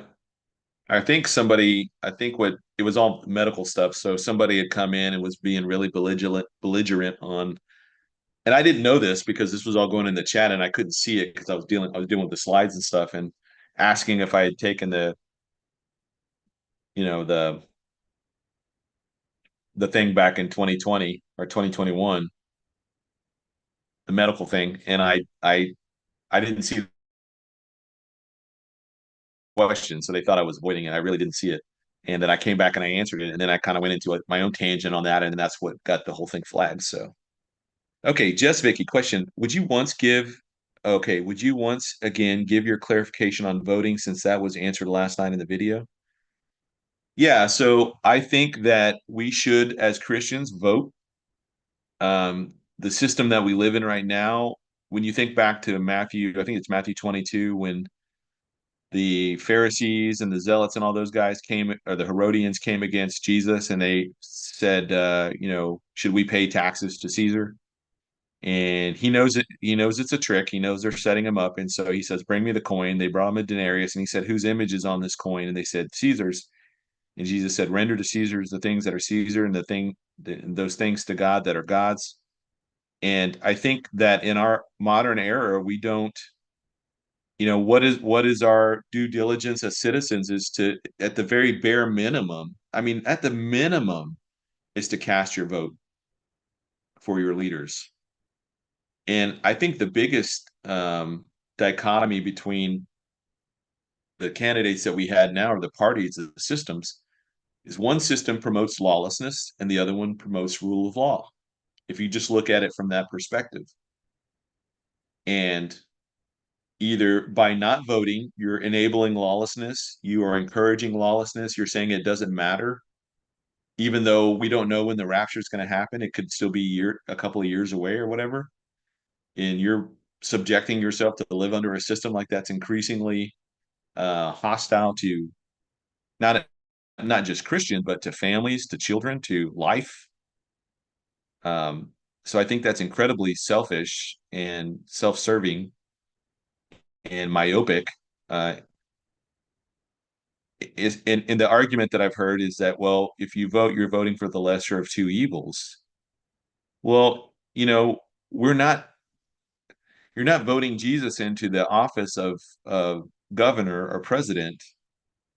And the fact that if you compare anybody to Jesus, you're voting on a lesser evil or an evil, because Jesus is perfect. He's perfection. He's the standard. He's God in the flesh.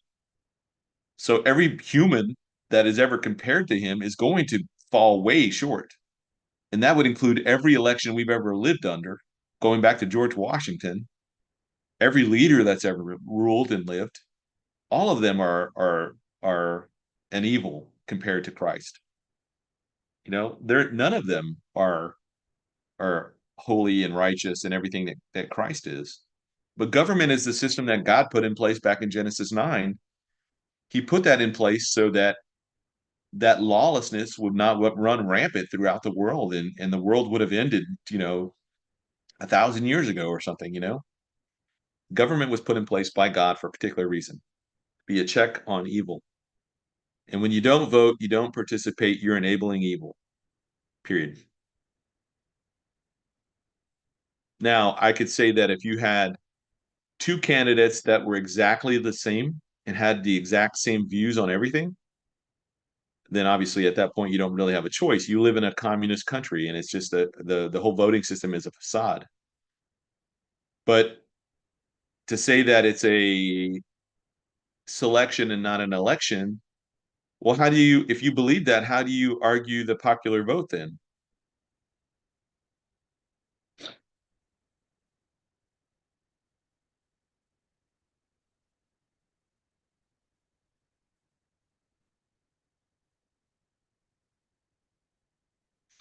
Um,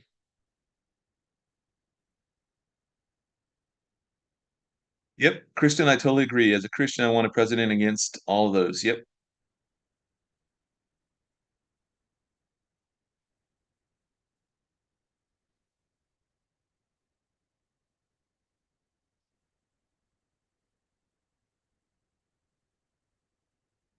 Timothy 4:14. Ask Jack what you must do to be saved. It's not personal, friend. You know what? I don't know what he believes.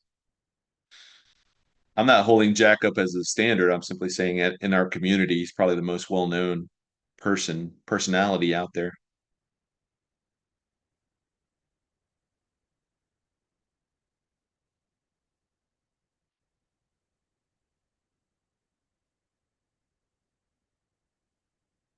A work in progress. When Trump got into office the first time, I thought things would calm down, but that wasn't what happened. In fact, things revved up and it brought us speeding towards prophetic things.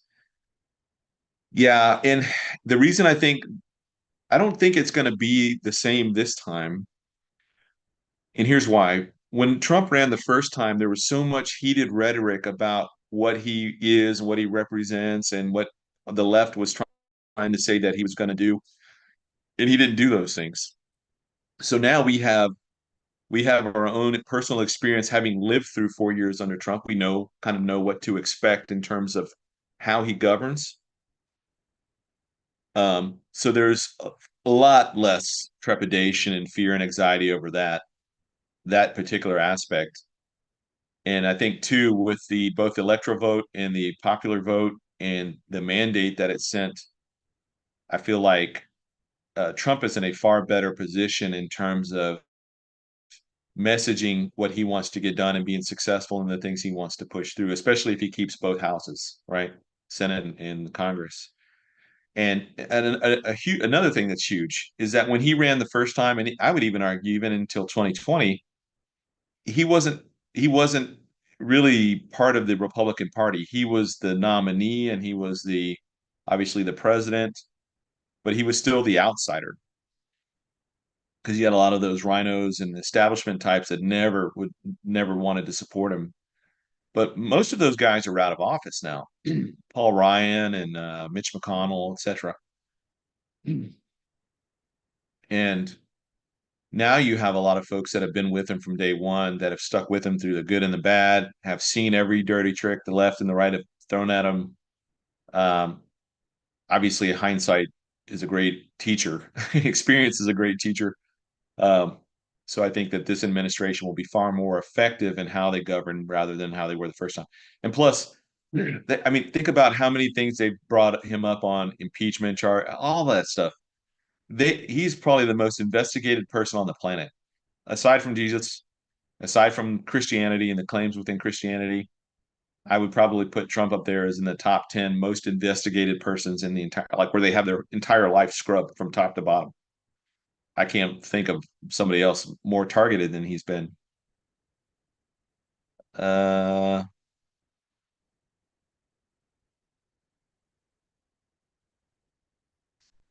Pete, have you considered the rapture being on the anniversary of Jesus' death? He died to save us. Maybe he'll save us from the wrath of tribulation.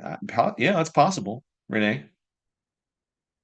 Certainly possible. And I know that even like Tyler and I, we disagree, I think, on the year. I've always held to 2033, and I think he's held to, I honestly, I don't know where he is now on this particular, I have to ask him again, but I think he believed 2030, and then Barry Scarborough, another friend of ours, was leaning on 2031, I think. And then I'm sure we have some friends, mutual friends that were like 2030, or not 2032, 32 AD or 31 AD or 30 AD. I held to 33 AD.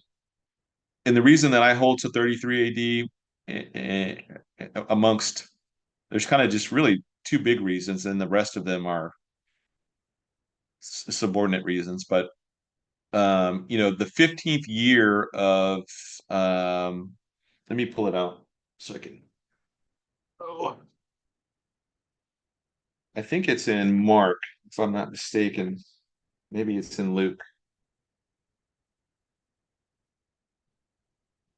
No, it's in Luke.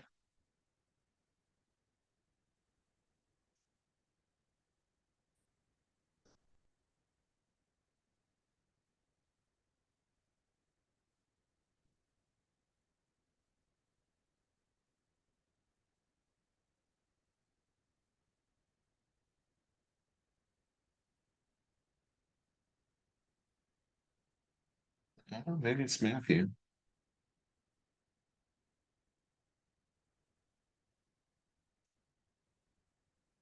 That's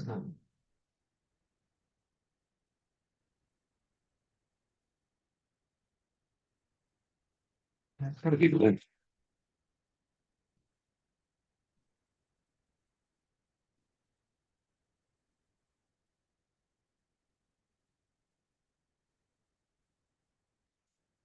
I don't know if somebody in the chat wants to look at it's the passage that talks about um in the 15th year of, I think it was Caesar Augustus or whoever it was, Tiberius. That is the 15th year. It depends on when you start the time he actually took over. So if I've got my Caesars right, Tiberius was the son of Caesar Augustus. In the last couple of years of Augustus' life, they kind of co-ruled together because his father was getting really old at that point. And whether you start his rule in the year 13 or like the year 15 is kind of the difference. And a lot of folks that say that he started earlier ignore certain things that would be key indicators that his rule was alone and by himself. One of those being the coining, when they put the face of the Caesar on the coins, like the denarius and whatnot. Uh, Generally, that only happened when. Thank you, Luke 3:1. That only happened in when they were the sole emperor. But being a co-emperor like that, I think he was co-emperor in like 12, 13 time frame, but then he became emperor after his father died, the sole emperor in somewhere in the neighborhood of 15. So when you fast forward that, it ends up being like 29 AD. And so 3.5 years from 29 AD puts you into, I think, early 33. And that's kind of where I look at it. And then also when you look at the timing of the crucifixion of like that week, I think Christ was crucified on a Thursday morning. He would have been arrested Wednesday night. The Garden of Gethsemane would have been, that Wednesday or that early morning, and then the Last Supper would have been that Tuesday night. And you got to remember, their week started on Sundays, so their first day of their week was Sunday. So the Sabbath would have been Saturday. So I think he taught the Olivet discourse and all that stuff just within those few days. But I think Christ was crucified on Thursday. So that would have been Thursday, Friday, Saturday day where he would have been in the tomb. And then you would have had Thursday night, Friday night, Saturday night. So the 3 days and 3 nights in the tomb, where you don't get that with the Friday crucifixion. And I think the timing of that aligns with 33 AD. And I don't have all the specifics on me right now, but um, that's kind of how I see that. So Luke 3:1.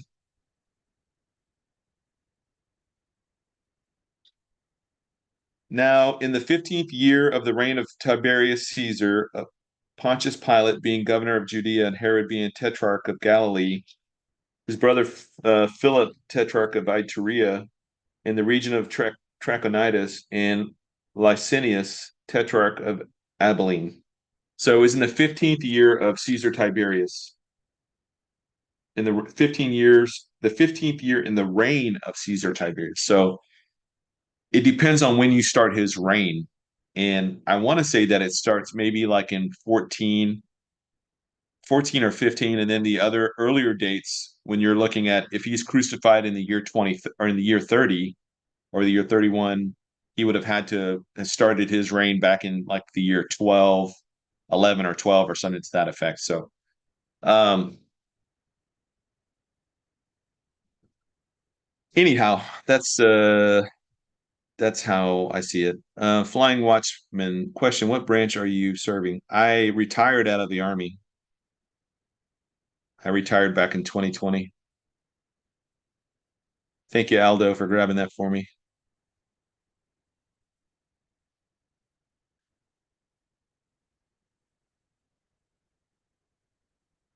Mechanic 350 question: how are they going to purge government agencies that are weaponized against the U.S. citizen? Well, I I can tell you how I would do it, and I can tell you that I'm already seeing it. But you take people that are within that agency that you know are competent, politically stable, have a track record of solid service, have a record of not being woke, liberal, progressive wackos, and you put them in charge of that agency. So you appoint from within, or you can appoint like if you're doing like FBI or something, you can bring in somebody that's got experience running organizations like that you know is competent.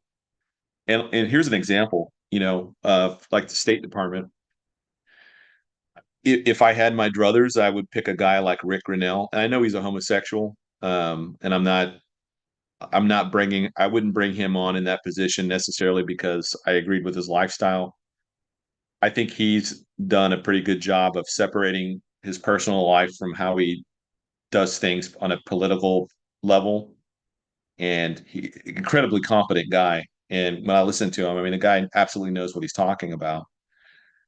And I'm saying if I was in Trump's position and I'm not a Christian and I'm looking at it like that, I would bring in a guy like Rick Grinnell, who's been faithful throughout this whole time. Has never stabbed Trump in the back, even when he's had plenty of opportunities to do so. He refused to do that. I would bring in a guy like Mike Flynn back and I would put him in charge of Department of Defense because that's his background, that's his specialty. And you can trust him, and you know that he's the. I don't know that he will. I don't know that Mike Flynn would even want to at this point, but um, you start at the top there, and through those leaders, you begin to push your agenda, which is not DEI, it's not SDG, it's not ESG, it's not DEI. It is national security. It is protecting the border. You basically why those organizations exist. That's what the agenda is. When you begin to push that agenda from the top down, a lot of those mid-level managed folks, all those people will begin that have already outed themselves will begin to vacate those positions because the workforce will to them become hostile. They'll feel like it's hostile, and or they'll be fired or drummed out. I mean, there's a lot of ways you can do it. Um, and if you take a guy like Elon Musk and put him in charge of the Department of Government Efficiency, if that really happens, I mean, that guy had no problem getting rid of half of Twitter, firing half of Twitter. So I don't, and Twitter's worked fine or X has worked fine. So I don't think he's going to have any real challenges of cleaning out certain organizations.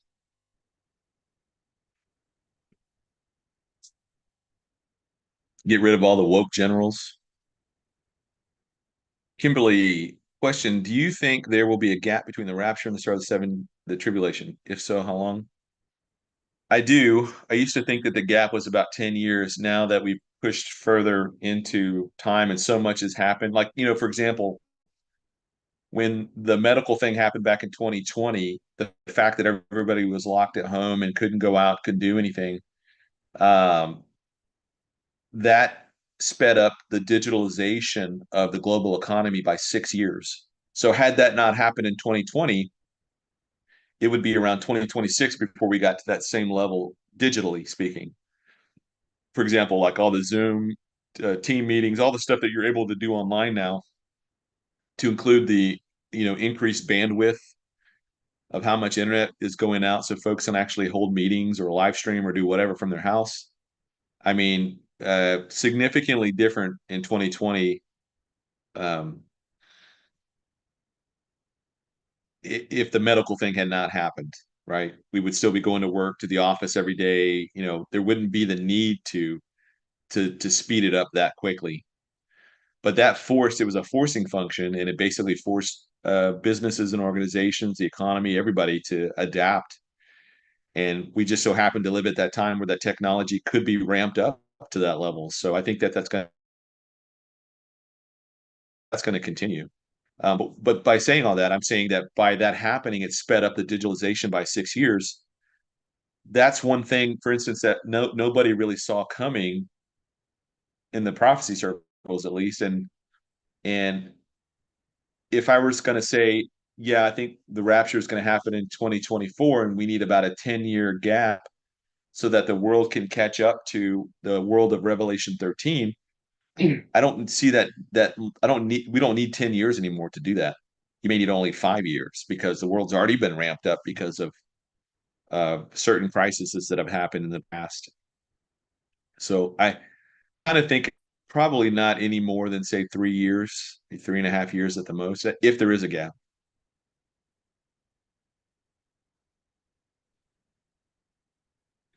Buffy, I'm wondering if the current admin is going to do progress to progress certain agendas and sabotage Trump's before they leave. Again, I think Trump has had that happen before. I think he's going to be much wiser coming into it this time. So I don't know. And not only that, but you got to think Biden was not happy at all with how things turned out. He was ousted out of his own party. He'd spent his whole lifetime in. He was a loyal foot soldier, finally elevated to the position of general, only to be kicked out at the last minute.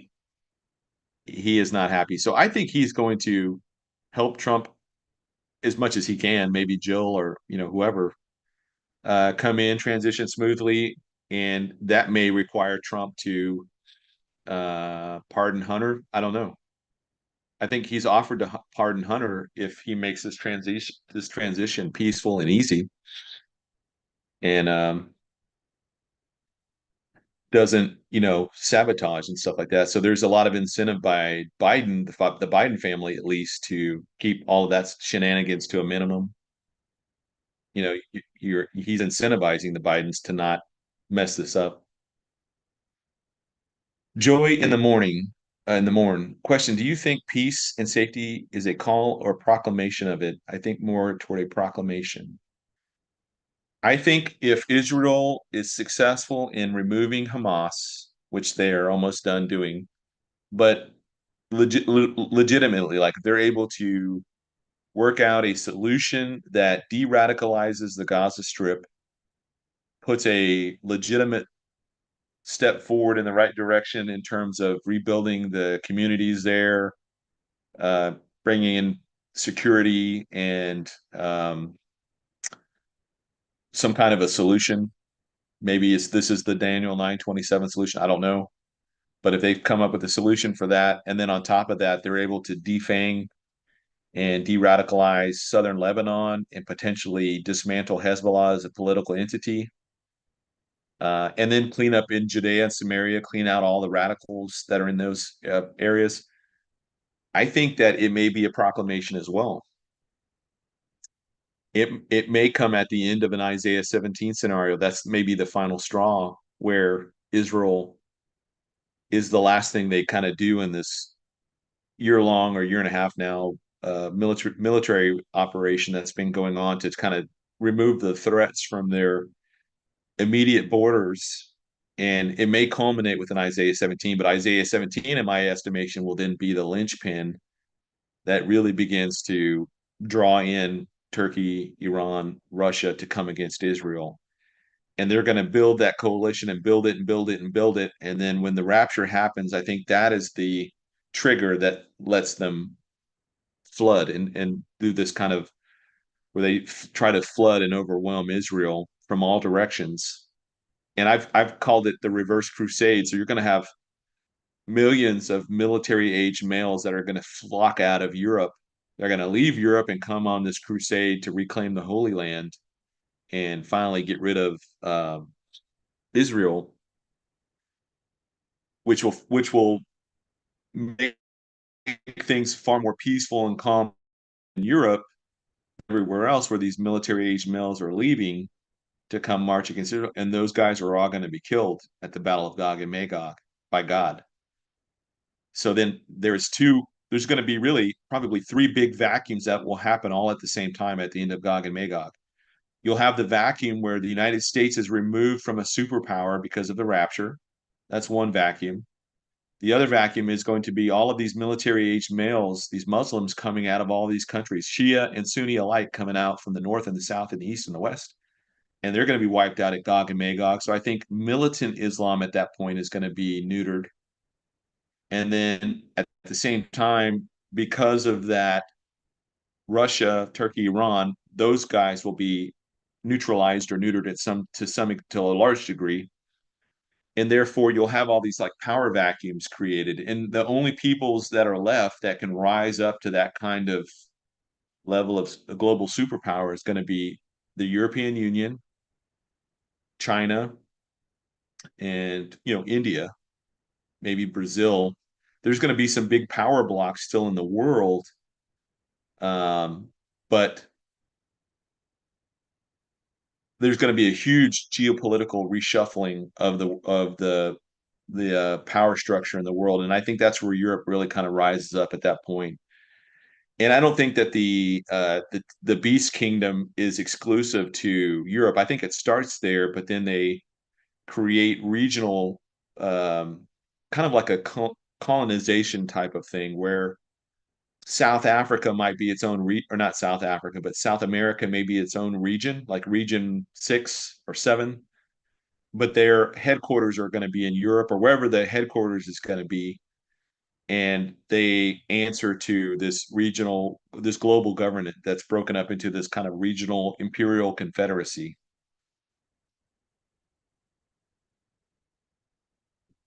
Question, Marcus Burke. What do you think of Trump's ability to push through the two-state solution? Do you think he'll easily make it happen? If you already discussed this, yeah, I kind of just talked about that here. I think I've kind of just answered that already, but I I look at like Jared Kushner's Abraham Accords, where his main thrust was not a solution to the Palestinian question. His proposal was for the normalization between Israel and all of the surrounding Arab neighbors or the Arab world, which is all Israel really wanted was normalization, um, and not to be at the state of conflict with every country around them. So I think the Abraham Accords will be. I think what will happen with like Gaza and with Lebanon, those may be addendums that are brought into the normalization process and through the vehicle of the Abrahamic Accords, right? Now, as far as dividing Israel between a Palestinian state and I don't know that that happens. I don't know that Trump wants to go back in that direction. Uh, Especially, I mean, he was doing that. Think about the deal of the century. He was doing that back in the last year of his administration, his first administration. And then what's happened since then?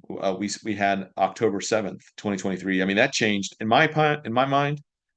That changed the dynamic for everybody. I don't think there's any. I don't think Trump is necessarily going to try and champion some kind of two-state solution going forward because of what happened on October 7th.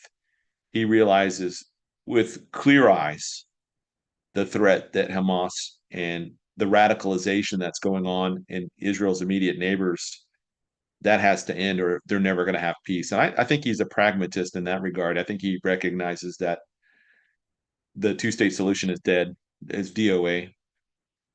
I think what will happen with Gaza is there'll have to be some type of one, the de-radicalization process, and then two, having in some type of joint forces that kind of like what we did in Korea or what we did in Japan or what we did in Germany. There's going to have to be military presence there to prevent an escalation, and that's not a permanent solution. That's more of a stopgap. But the primary thing is getting the de-radicalization out of their society, out of their culture, out of the schools, or else they're never going to have peace.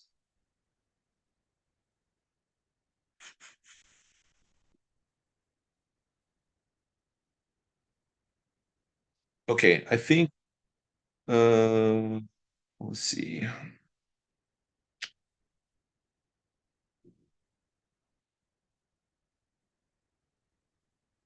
I think that's it.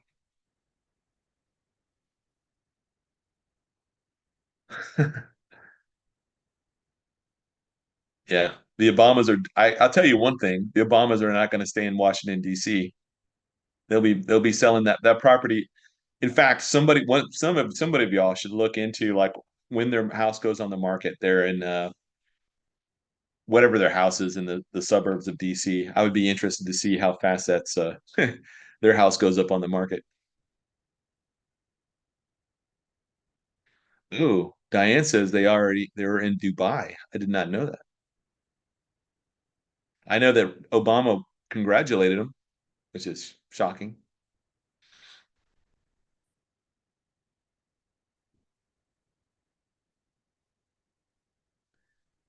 James Green says Babylon is Babylon.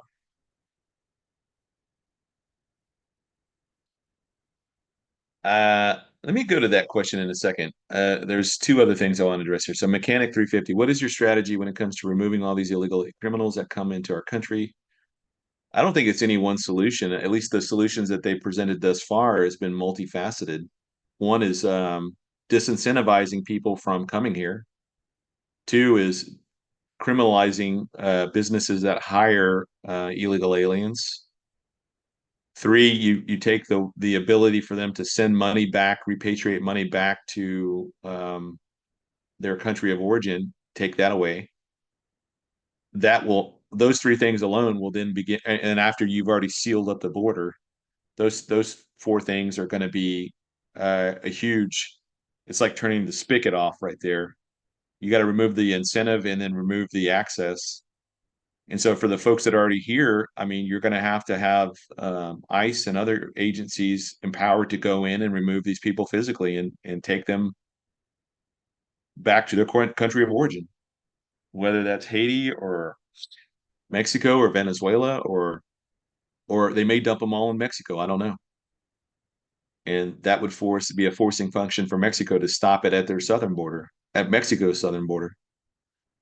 Gwenstone question, Pete, can you explain how there's 3.5 years of peace, yet all these seals, bowls, and judgments are poured on the earth? And I don't think it's 3.5 years of peace. I think the first half of the tribulation is going to be horrific. I know some people believe that. I don't think that it is. I mean, just going through the seal judgments alone, you're talking about a quarter of the population of the world dying. In all the wars that have ever been fought from today going back to the earliest recorded battle that we can find in history, you're talking about the deaths of maybe, I mean, even at a generous side, 600 million, 500 million people, half a billion people. And if we have 8 billion people today on the planet, and let's say you removed, I'm not going to take the folks out that are removed at the rapture, children, etc. But let's just say out of 8 billion, and you take a quarter of that, what is that? 2 billion people are dead. 2 billion people in just a matter of a few years. So the level of carnage and death and destruction is going to be unparalleled. It will be eclipsed in the second half of the tribulation, obviously, but like up until that point, there won't be anything like it. And that's why I kind of think that there might be a gap because there might be a couple of years where things seems like the rapture just happened. There's some chaos, lawlessness. Things seem to be kind of coming back together. Then Gog Magog happens. That creates the power vacuums. And then out of all that kind of chaos, you get somebody that starts to rise up as a real world leader that's incredibly popular, charismatic, is well spoken, maybe speaks multiple languages, probably speaks multiple languages, has the same level of charisma that Trump has, but on a global level. And you look at Trump now, he's 78 and he's got this work ethic that's most, 40-year-olds couldn't keep up with, and energy levels and drive. I mean, imagine a man satanically empowered like the Antichrist who's able to do that 24/7, and he knows he's only got a very short time to get things done. So I don't think Trump is the Antichrist by any stretch of the imagination, but I think that a man like him will rise up and he will be just as empowered to run 24/7. I mean, he's going to be relentless. So I don't think the first 3.5 years are peaceful like that. That may be a little bit in the gap time after the chaos of the rapture is settled down, and after maybe Gog and Magog. I think there's going to be this promise of peace that we see, and then obviously that would entail the opening of the first seal, so that person the big thing about the seal judgments is when they start, like, we don't know if the Antichrist, the rider on the white horse, is that the individual, the Antichrist himself, because in Daniel, the Antichrist rises out from amongst the horns. He's the little horn that rises. So the other horns are already out. He comes up from amongst them. So it seems like the system is already kind of being set up, and then he comes out of that system and he takes over the whole thing.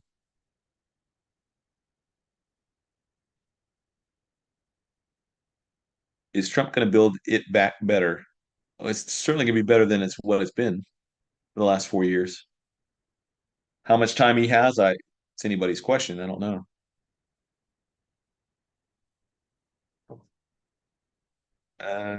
Babylon. Okay, so the question was Babylon is Babylon. I think that was your statement. And to me, having spent time in Iraq, and I said this last night as well, I don't know how that happens in less than 10 years. Because for one, you're going to have to de-radicalize the place. Well, here's the thing too. To me, Iraq, at least the Muslim hordes that come out against Israel during the Battle of Gog and Magog, may clear out and may answer a lot of these problems that we have now. But the problem with Iraq right now is that it's the radical Islam that's there, and the constant fighting between the Shia and the Sunni and the Kurds that's prevented any kind of civilization or any kind of normalcy or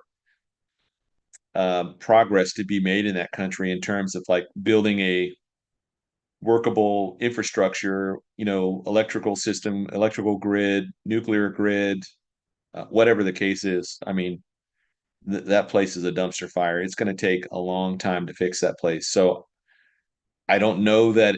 I don't know if I agree with Andy Woods on that. I don't know. I guess it just depends on how much time we have.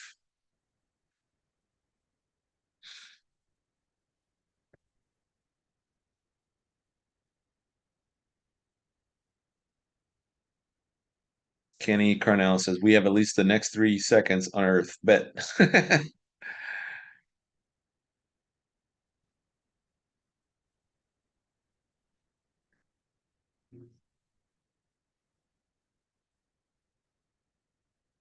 Aldo says Babylon is a city. Yeah, you know what? And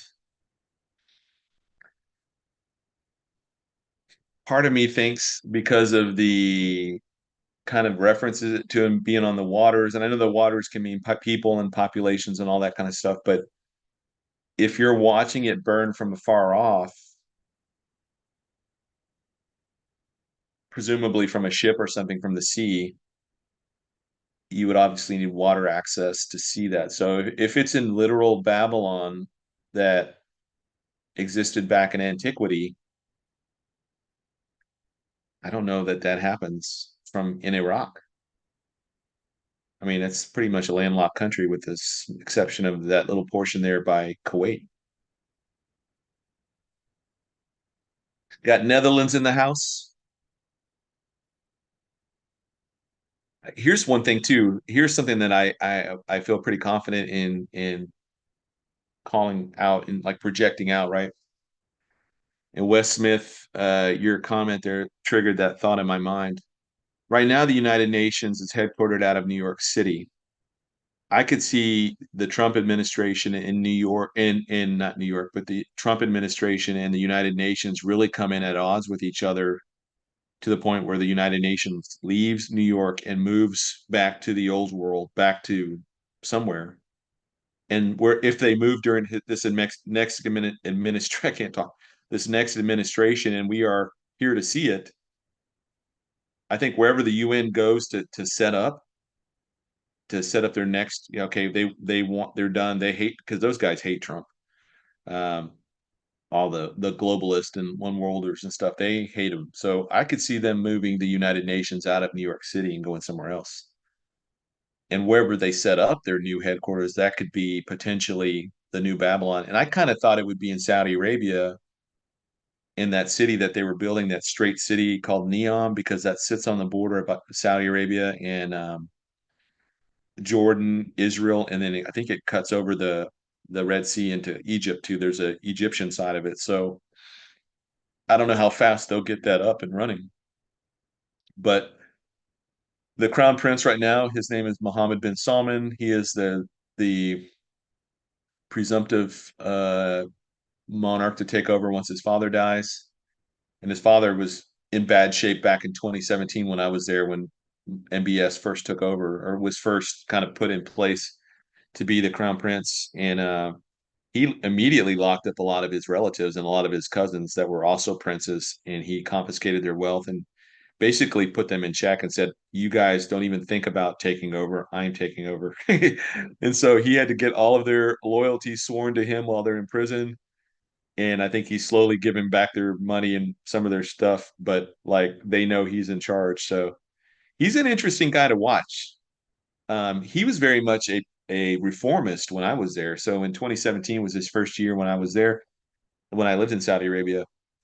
I mean, he was wanting to bring back things like letting women drive, because that was illegal in Saudi Arabia. He was bringing back movie theaters, because at the time there wasn't any movie theaters in Riyadh or any other major cities in Saudi Arabia. And so he was looking at places like Bahrain and Dubai and Abu Dhabi. Those are kind of like the Las Vegases of the Middle East, where if you're from Saudi Arabia, you can't drink or you can't party or any of that stuff in Riyadh or in Saudi Arabia. You have to go to these other countries. You have to leave Saudi Arabia and go to these other countries in order to party, do whatever, gamble, because they didn't think Allah could see them over there. And this is what they've told me. Like, the belief is that once they leave Saudi Arabia, that Allah doesn't see them anymore. So Mohammed bin Salman is watching billions of dollars leaving Saudi Arabia and going to these other little smaller kingdoms like the Emirates and Dubai and all that. And he's like, why can't we have that here? Why are we losing all these money? I mean, they are their own little separate nation states, even though they're all connected on a peninsula together. They're called the Seven Kingdoms, and so they they are they are they are not beholden to Saudi Arabia in the political sense, but they do all share a kind of connectedness because of Islam and because of, obviously, geographically, and they're also ethnically all pretty much the same, and they're probably all related to some degree. But that's an interesting thing too. I think John Holler is looking at Saudi Arabia, and I could be totally misspoken on this, but he's interested in Saudi Arabia, and I don't think he's that far off the mark on that. I mean, if Neom, the city, comes along as fast as they're trying to make it happen, which, and I'm telling you right now, when I was in Saudi Arabia, the Saudis love Trump. They love him. They love him. All the Saudi officers that I talked to love Trump. You didn't think they would, but they do. They are huge fans of Donald Trump, and he, he's so popular in the Middle East because he just says what he thinks. He doesn't get into all the political speak and double talk and all that kind of stuff. He just tells you straight up, and that's what they like about him. And he's, incredibly wealthy. He's, self-made billionaire many times over. He's lost his fortunes. He's rebuilt it back. I don't know, maybe a couple of times, but the real estate, the development, all that kind of stuff. Trump may be instrumental in helping build Neom. So that's another thing to look at. So there's certainly some. That's why I said when Trump coming back in office, it seems like the prophetic calendar, the clock is going to just speed up. It's just going to kind of ramp up. Um, Denise Kendrick, question: do you think the birth pains are going to get worse? Yes. I'm telling you, once they started, it's not going to ease up. It's going to just get ramp up faster and harder and faster and harder. And I don't think they're going to let up. So that means, but the difference now, like if you get like Trump in, imagine a FEMA that was focused on natural disasters and they weren't focused on woke and all that other garbage. Um, and they were focused on providing the best level of disaster response that they could. And that's really the drive of what they do. Imagine that response under a Trump administration versus what we saw just back in September under the Biden Harris administration, where they're completely caught off guard, caught flat footed, weren't prepared for it, didn't treat it seriously. That's to me, that's the big difference in how they're going to handle these things going forward. So, and it may not necessarily happen here. It could happen around the world, where natural disasters continue to ramp up. I don't know. Every time I get on camera, my nose starts to itch like crazy. Question, Rev 310. I believe Trump's victory is God's biblical plan. How else will Israel feel safe enough to have a land of unwalled villages? Absolutely. I absolutely agree, Annette. I think that's part and parcel why they feel secure because they have a strong ally back with the United States. They would not feel that way under a Biden Harris administration. They would not feel that safe and secure. I'm telling you right now, there's a lot of people around the world that are very, very happy that Trump's back in office. Let's see. Will Trump help Israel build their temple? That's a good question. I I guess it depends on a number of different factors. One is that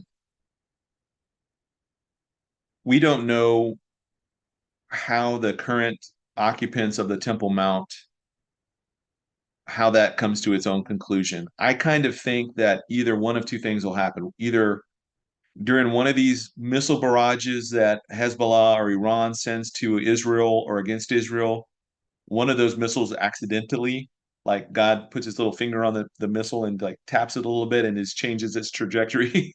It comes in and destroys that, and they do that to themselves. That to me makes a lot of sense.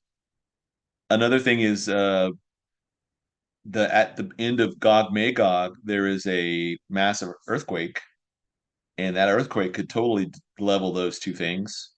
So once those things are gone, they're destroyed. I think Israel is not going to do a repeat of 1967. I think at this point they're saying, "Hey, you had your chance. God's spoken. It's our temple. We're putting our temple up." Now, once they begin construction for the temple, or at least the blueprints of where they're going to put it, they may put something on the outside of it for the Gentiles, which that may include something, I don't know, Islamic, but I really think at the end of Gog Magog, Islam is not going to be the factor anymore in the world. It's going to largely be neutralized in terms of its militancy. And I think the final world religion that's going to really kind of take off is kind of a blending of everything because you got to remember when the church is removed from the earth, we are the salt and light. We are the part and parcel with the Holy Spirit, the restraining force of evil in the world, but not just outright evil, but also error. So when you think about the quote that Spurgeon said a long time ago, he said that the difference between right and wrong is or the discernment is not knowing the difference between right and wrong, it's knowing the difference between right and almost right. And so whether if you're Satan and you can deceive somebody by mixing some error into truth, for him that's been far more effective than bludgeoning people with swords in armies and stuff, forcing people.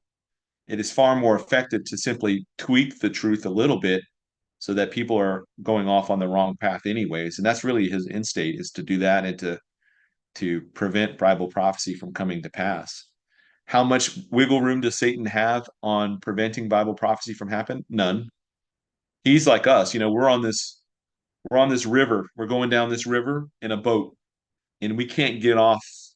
We're on this boat. We're confined between the two boundaries, the two shores. We can go back and forth, but we can't leave the river until the right time. And so for us, the exit is going to be right before the waterfall. We get pulled off the boat goes over the waterfall, boom, destruction. Satan is in that same boat in a way.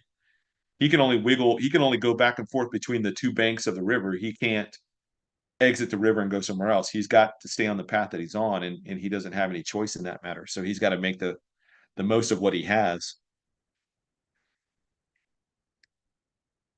Sandra Schaefer. Okay, maybe I didn't listen well. Thought Pete said he is said what did I say I was? What did I say it was? Uh okay.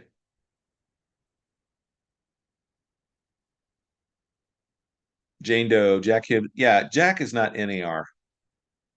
I think we were talking about Charlie Kirk, and Charlie Kirk is kind of I don't say Charlie Kirk is NAR either. I don't think he's NAR, but I do think he will align himself with groups like that. He'll align himself with anybody that helps him advance this cause of conservatism. And that's why conservatism is kind of like that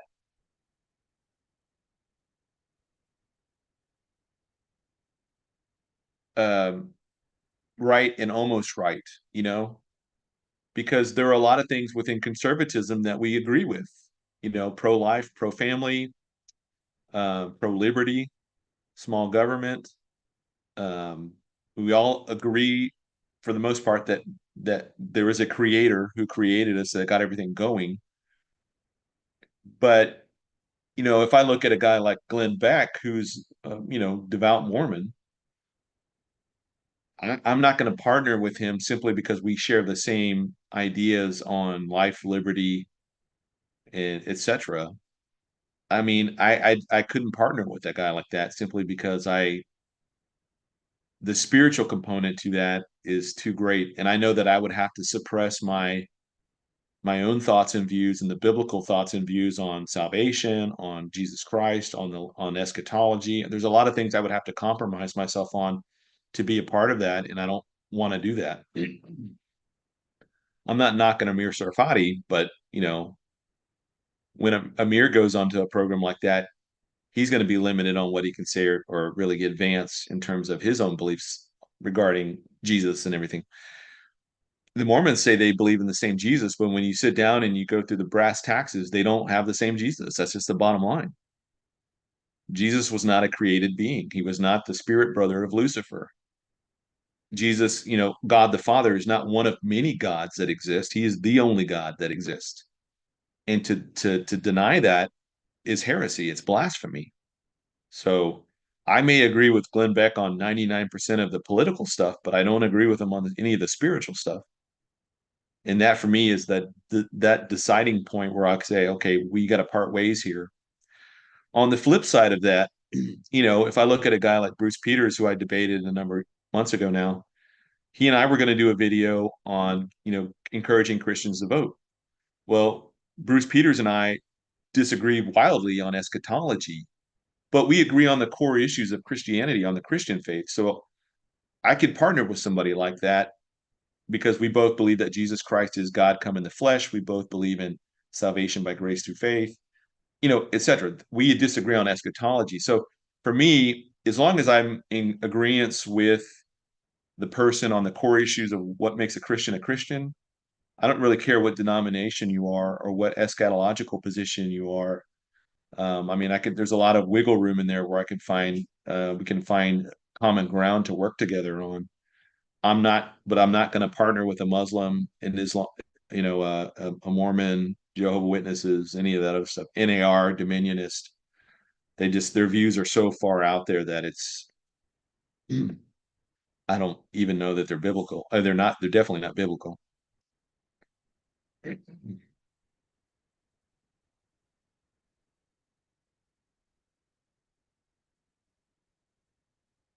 Yeah. And so, like, for example, this issue over Babylon. We got what 684 in the chat right now. I would argue that there's probably five or six major groups within this 684 people or 681 people that some think it's a literal city, the literal city in Babylon that, like Andy Woods, the position he holds to. Some people think it's Rome. Some people think it's the United States. I mean, we're all over the board on what we think Babylon is or where we think it is. And that's okay. And when I'm teaching through Revelation, I've kind of said this all along. There's going to be things that we don't know. We're just not going to know until they happen because the Bible doesn't give us enough information to make a rock solid decision on a determination on what this thing is. The demonic locusts that come out of the abyss in the fifth trumpet judgment. What do they look like? I mean, we got the description, but John is using similes to describe the symbolism. He's saying it's like this, it's like that. It's not exactly that thing, but it kind of looks like that. And he's using that first century perspective to try and describe it for us. And we know, according to other parts of the Bible, I think Proverbs 27 says that the locusts don't have a king, but they still advance in ranks. Yet these locusts have a king, so they are not normal locusts. We know that. Where is the abyss? Is that something that CERN opens, or is that something that coincides with it as the fifth trumpet blows? CERN has cracked the code on how to open a portal, and out of that portal come these things. Wow, we don't know. We just know that it will open and that these things will come out and they will torment people for 5 months. It says people won't die during this time period because of the stings. They'll want to die and they'll try and end their life, but they won't be able to die. So what does that look like? We don't know. We just know what it says, and I trust what it says. It's going to happen that way. The mark of the beast. What is that? What does it look like exactly? Is it a quantum dot tattoo? Is it an RFID chip? Is it a, whatever? We don't know. It will happen exactly according to what the Bible says, and it will do exactly what the Bible says it will do. But on this side of the rapture, we know that the technology exists for it to if it were going to happen, it could happen tomorrow. We don't know what it is. We just still don't know exactly what it is. So there's certain things that we know and there's certain things we don't know. And what I've tried to do, at least through my ministry, is just to provide a kind of a common sense approach to eschatology. And my hermeneutics, I'm dispensational. I'm a salvation by grace through faith. I mean, I hold to the tenets of traditional Christianity, but when it comes to eschatology, I'm dispensational because I don't see any other way to look at the Bible in totality without that perspective. Because you start to run into a lot of major issues if you're coming to it from the Reformed position, or if you're coming to it from the covenantal list position, or if you come to it from whatever. For me, dispensationalism is really the most common sense approach to how everything is unfolded thus far. And I'll do a video on that, um, purely on the dispensational distinctives. I'm on Twitter, yeah. I don't know if my name is on here. Let's see. My name is. I don't use Twitter a lot. I don't. I mean, I repost some stuff just to kind of save it, especially if it's like major news, breaking news or stuff. I'll repost it so that I have it on my feed just so I can look at it, um, or I can have it to reference later. How do I get to my profile? Let's see, home. How do I go to home?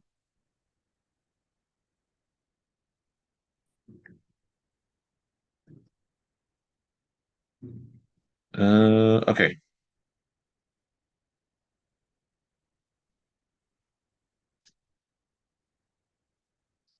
I'm gonna post it in the chat.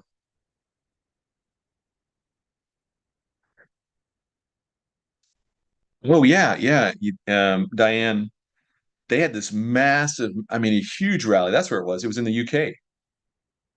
I mean, hundreds of thousands of people there, hundreds of thousands, all chanting Trump, American flags, like Trump flags. It was crazy.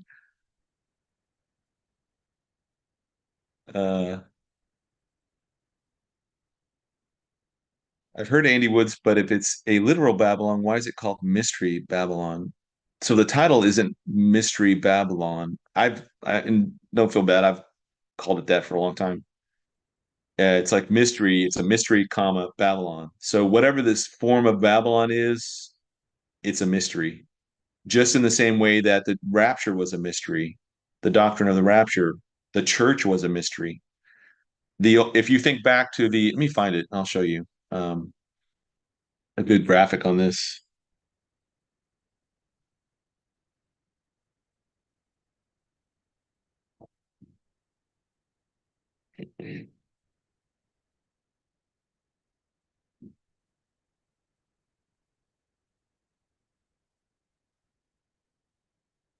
All right, here it is.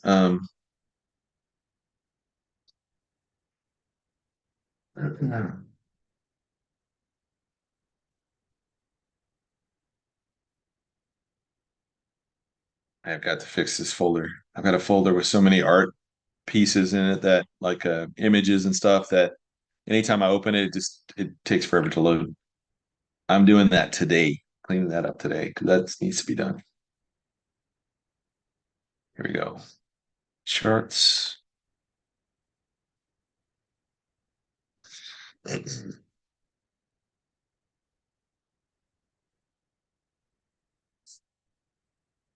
All right, where are you? Here's.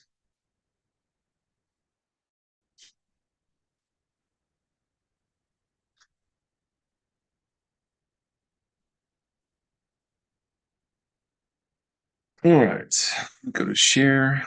Share this.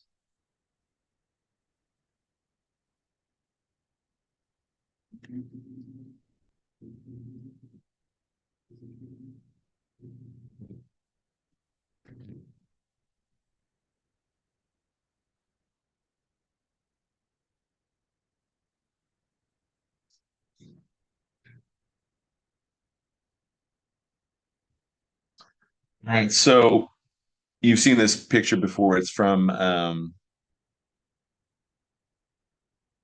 Clarence Larkin. It's called the Mountain Peaks of Prophecy. And what you see is this prophet in the Old Testament, he's looking out over this expanse of time, and God is revealing things to him. And he's only able to see what God is showing him. And these are these mountain peaks of prophecy. He's not seeing what's in the valleys, he's not seeing what's in between these mountain peaks. So everything in those valleys there, those are mysteries to him, right? And to everybody, right? Before it happens, those are mysteries because even though it's going to happen, it's already been foreseen, it's already been foretold, it's going to happen. They didn't understand it; it didn't make any sense to them, and that's why you can have a passage like Isaiah 26, and you think we look back on it now and say, okay, that must be talking about the rapture. But if you're in Isaiah's day, or even in the Old Testament, leading up to that time, you may not have had any understanding of what that was. And you certainly wouldn't understand what the church was. Um,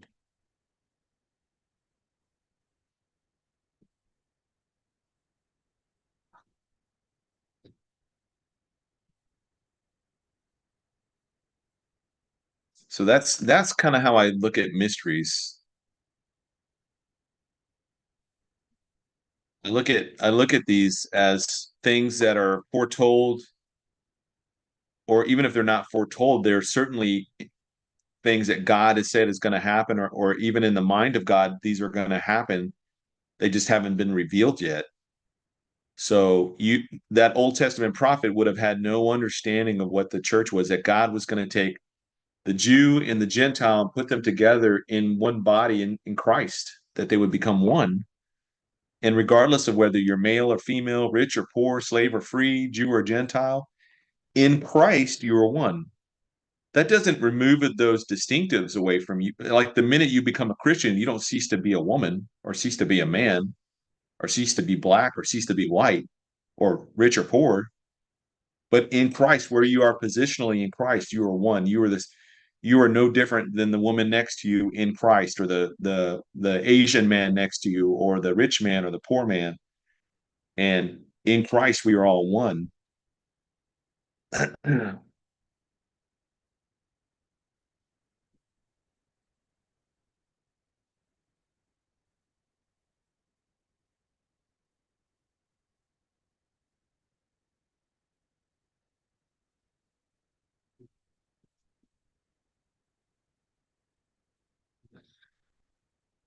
Okay.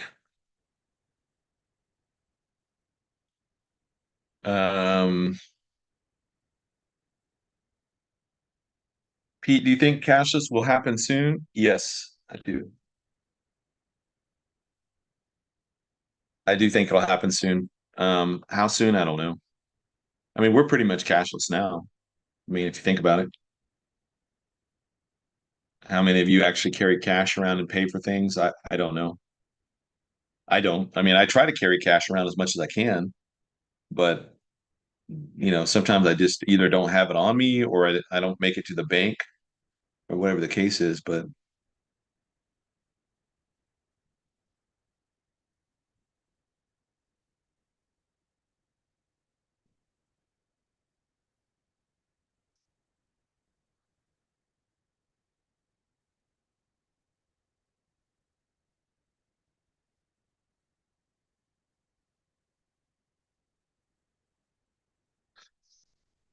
yeah. Um,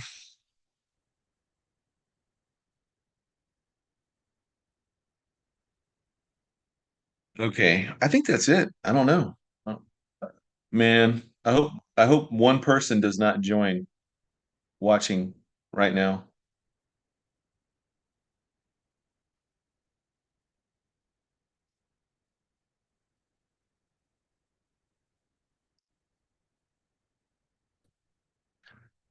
So I can add a emoji.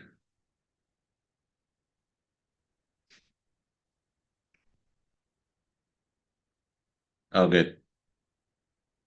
It was at 665, and I was like, oh man, I hope it doesn't hit 666. uh, question.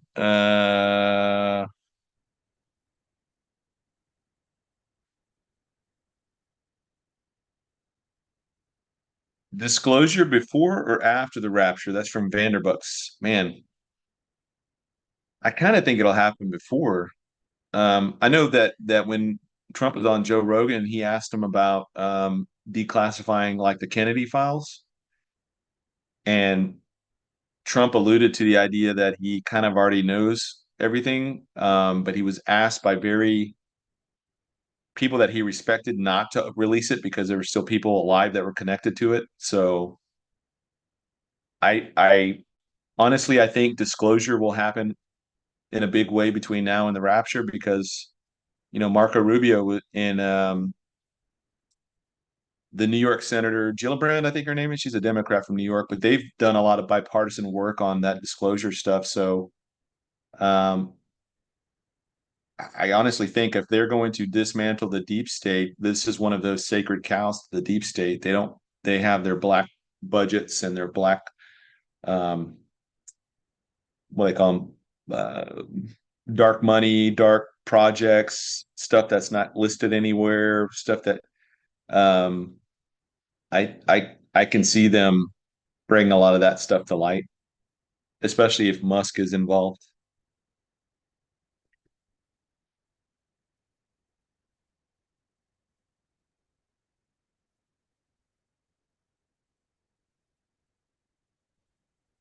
Peacorns, I am so not getting any housework done. Hey, Peacorns, you don't let me talking stop. You can put headphones in, vacuum. Hey, that's what I do. I was when I was home last year. I mean, I was doing a lot of the housework. I just throw in headphones, and I repainted the inside of my house. I sweeping and mopping the floors, doing laundry, dishes. I'm always listening to something. Um, and I know this is a little thing about me that you guys probably don't know, but um, when I do a lot of writing or I'm doing a lot of projects on Bible prophecy, Bible stuff, I listen to classical music because I find myself way like a lot more productive. I don't know why. I just it's music, it's removing the silence where I get lost in my own internal thinking. So I have something to listen to, but it's not distracting where I'm listening to words or whatever. It's just classical music for me works very well when I'm working on important stuff that needs like my full attention.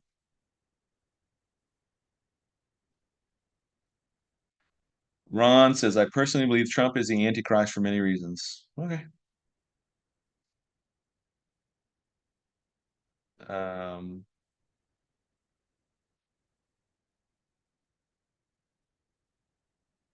there's a lot of people that are convinced that King Charles is the Antichrist, and I just don't see it. I don't see Trump as it either, but um, I think it'll be somebody like Trump, somebody that'll have that level of global popularity and charisma and all that stuff. But the guy that when he comes, he will not be a known quantity at the beginning. He will quickly rise up. He will be that little horn that rises up. Aldo says, I do classical when I need deep think too. Yep. Yep. Just clear and leap, Pete. Oh. Yeah, and there's probably a good reason why we don't know who the Antichrist is this side of the rapture. I don't think we can know. And it may be, and let's say somebody's watching this that's not saved and the rapture happens, we're all gone, and some time goes by, maybe there's a gap, maybe there's not, and the peace accord that comes out, that's the Daniel 9:27, and whoever's spearheading that thing, you're like,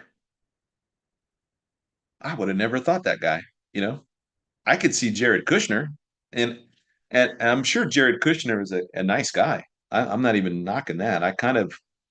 He's on my short list of guys that I think could be potential Antichrist candidates. Because again, if you're not, he practices Judaism, but to my knowledge, he's not ethnically a Jew. But at the same time, he is very tied in with Israel, very tied in with Judaism. He has a I'm sure his IQ is off the charts. Like the guy's probably crazy smart. So he could be. He's chosen to stay in the background this whole time, not put himself out there. I mean, he's spoken to the press and things like that before, but he generally stays out of the limelight, which to me is kind of an indicator like, he's interesting to watch.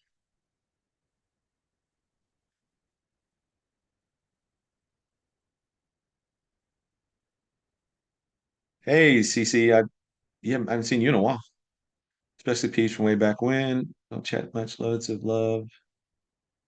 Hope everything's going well in South Africa. Yeah, King Charles. You know what? I'm not saying one of his sons aren't it. Maybe it's who's this? He's got the two sons. He's got Harry and Henry. No, Harry. Harry's the guy with the red hair that was in the British Army that married that crazy American actress. And the other son, somebody help me out in the chat. I don't remember his name. William, thank you. William could be it too. Again, if they're not a Christian, if they're not born again, they're going to be here after the rapture. They're going to be left behind. And I think if you're not plugged in with Christ, you're open game.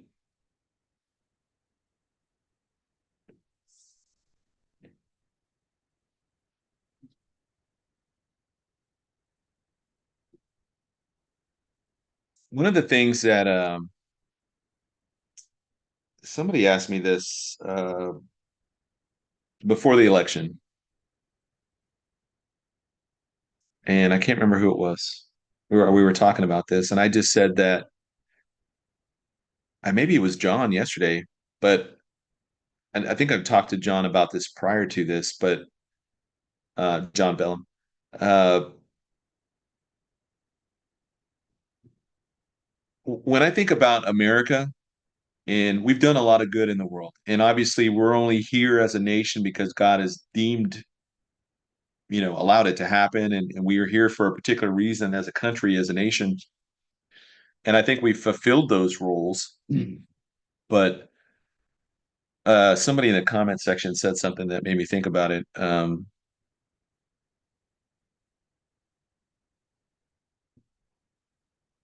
Wes Smith.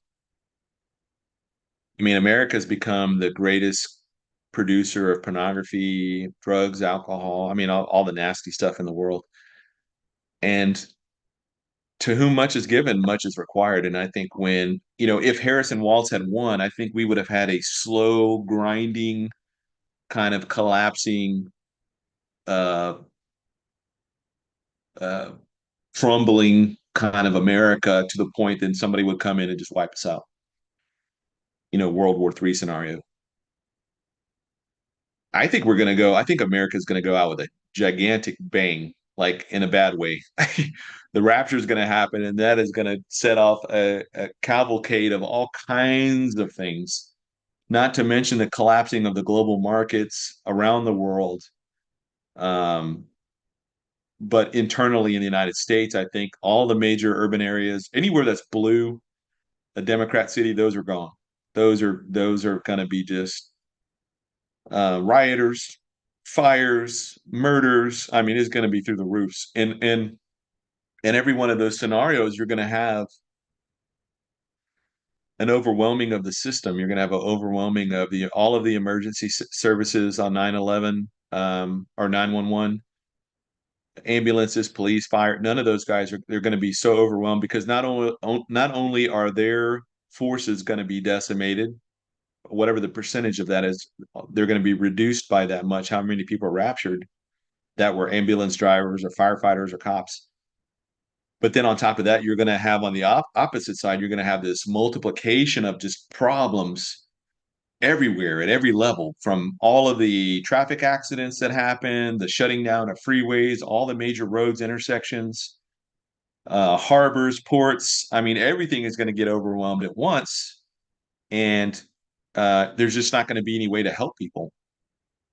And kind of in a way, I think about Hurricane Helene and how overwhelming that was. There just wasn't there. Even if you had the National Guard, you had everybody on standby. The force of nature through the flooding there was just so overwhelming that it would have overwhelmed any system that was there. So I think that the rapture in and of itself is going to be a form of judgment on the United States primarily because it's going to collapse our country in a matter of minutes. And so if you look back to you go back to the map here.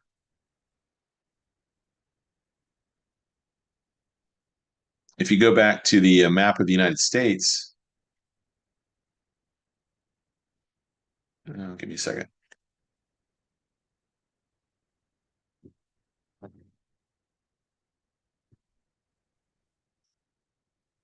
I think everywhere that's in red is going to be kind of no man's land, and everything that's blue is going to be unlivable. So if you're in the red areas, you people are going to become tribal pretty quickly. They're gonna have to partner up amongst people of either a shared community or shared ethnicity or shared religion or shared whatever. Um, but if you're in those blue areas, you're going to have to get out of there as quick as possible because it's not going to be safe. And the problem is trying to get out of the blue areas when all the roads are shut down and all the systems are falling apart. 911 doesn't work. Um, the normal systems that have been in place, safety checks, all that stuff everywhere that makes a country like ours operate. Um, that's all going to be gone. That's all going to be gone, and there's not going to be any real way to escape except by foot or bicycle or horses. So I don't know what is the I don't have any advice for people after the rapture other than just to get out of the cities. But there's going to be things happening inside of the tribulation that, even if you're in a bunker, even if you're um, in even if you're in a place that you thought was safe, you may not be able to get out of there because not, you're thinking about safety in terms of things today, how things operate today. It's not going to operate like that inside of the tribulation. Take just take one thing. Take garbage, take waste management, right? Just the garbage when you set your garbage cans out on the street on whatever day they pick up trash in your neighborhood or whatever. Imagine that stopping. Just that. How quickly would things devolve in your city or community when trash is piling up everywhere? Add on top of that, no internet or very limited or internet that's barely working because it's being overwhelmed. Take that, take the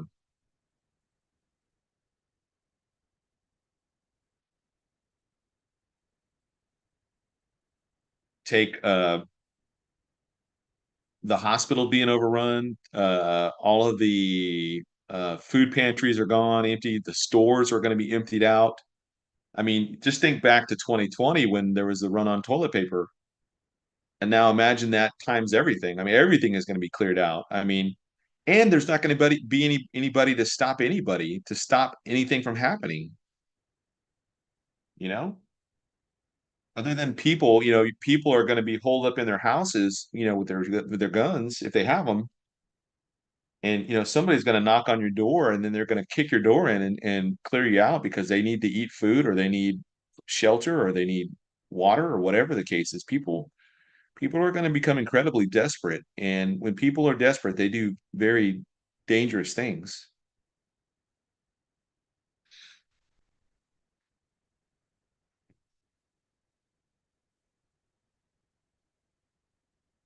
Gas, yeah. So I don't the rapture in and of itself is going to be a form of judgment. And one of the things that I like about dispensationalism is that at the end of each dispensation there's a test, there's a failure, and then like a judgment. And in the end of the church age, so the church age began at Pentecost, after the death, burial, and resurrection of Jesus. Then the disciples waited the 50 days, or, the 10 days after the 40 days Christ was with him.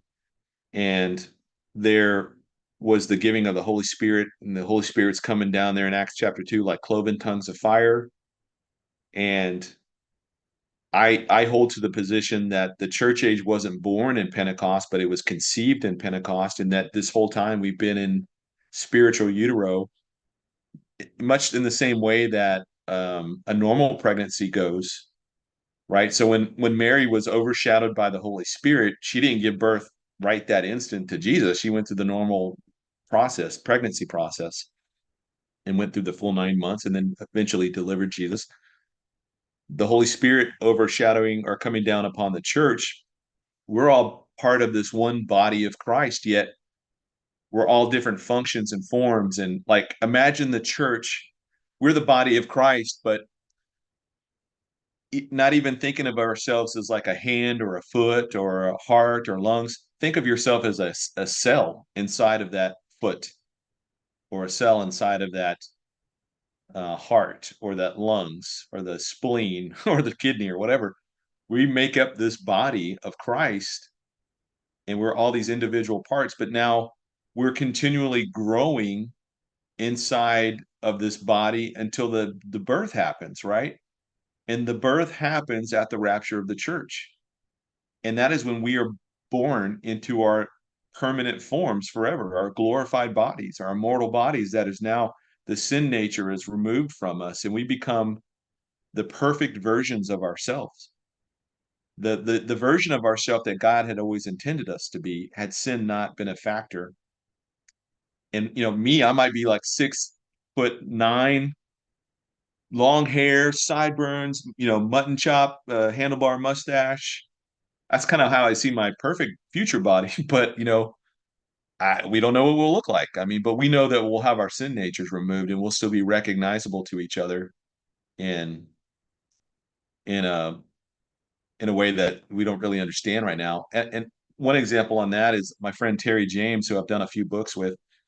Um, he I think in his early 70s, he had two widowmaker heart attacks, and in one of I think on both, he died, and he was actually glimpsed into heaven or whatever, and he saw everybody there was young, like in their 20s.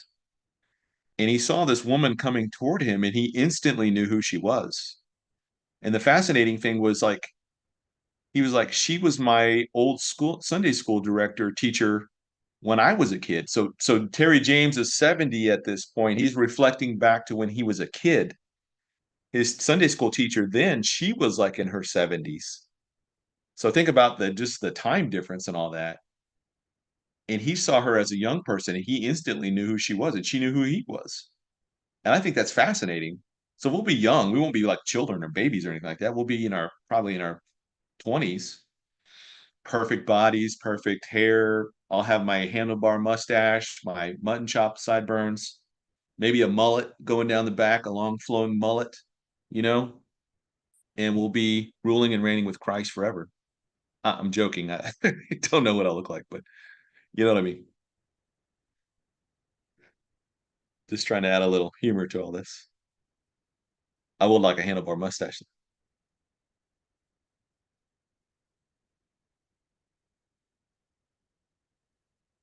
Okay. Well, hey guys, I am where am I at on this? I'm going to put the show notes in the link below that I had last night with the video. There was a couple of videos. Oh, I didn't talk about this last night, but I wanted to, and I totally forgot. I'm glad doing this again today. I'll link on there the interview that Tom Hughes was on it with Dinesh D'Souza, and I don't know who the other guy was, but they Dinesh brought up something that was absolutely fascinating when I thought about it. And I consider Dinesh one of those really deep thinkers that can really bring things out of issues that nobody else really sees. But he said that he was talking to Trump directly at some event that they had been at, or they were doing together during the campaign, and he said, and I'm going to paraphrase him here, but I'll link the video. You can go back and watch it. He said that you know, people accuse you on January 6th of trying to cause an insurrection. He goes, but he goes, I think if you really wanted to, if you really had intended to do that, you would have had hundreds of thousands of Americans show up armed to the teeth, and they would have actually done what you asked them to do. He goes, you have that level of magnetism that people would follow you and do that. He goes, the fact that you didn't, and the fact that people were, for the large part, protesting peacefully, aside from the small minority that had actually went into the Capitol, and that doesn't even include all the secret agents and all the other shenanigans that were going on. But I'm saying Dinesh was basically saying if you had wanted that, if you that was really your intent, I think people would have done it. He goes, what are you going to do this time if they try and steal the election from you? And so I don't I think if the shenanigans had gone on this time around, who knows? I mean, who knows what would have happened? But I think he made a point there that's what I was talking earlier about, that Trump is a force of nature. He is definitely a once in a generation icon, political figure that I can't think of anybody else right now.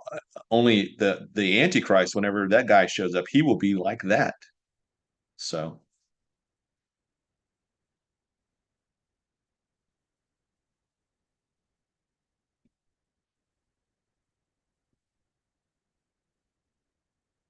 Pookie says Tim Thompson. Okay,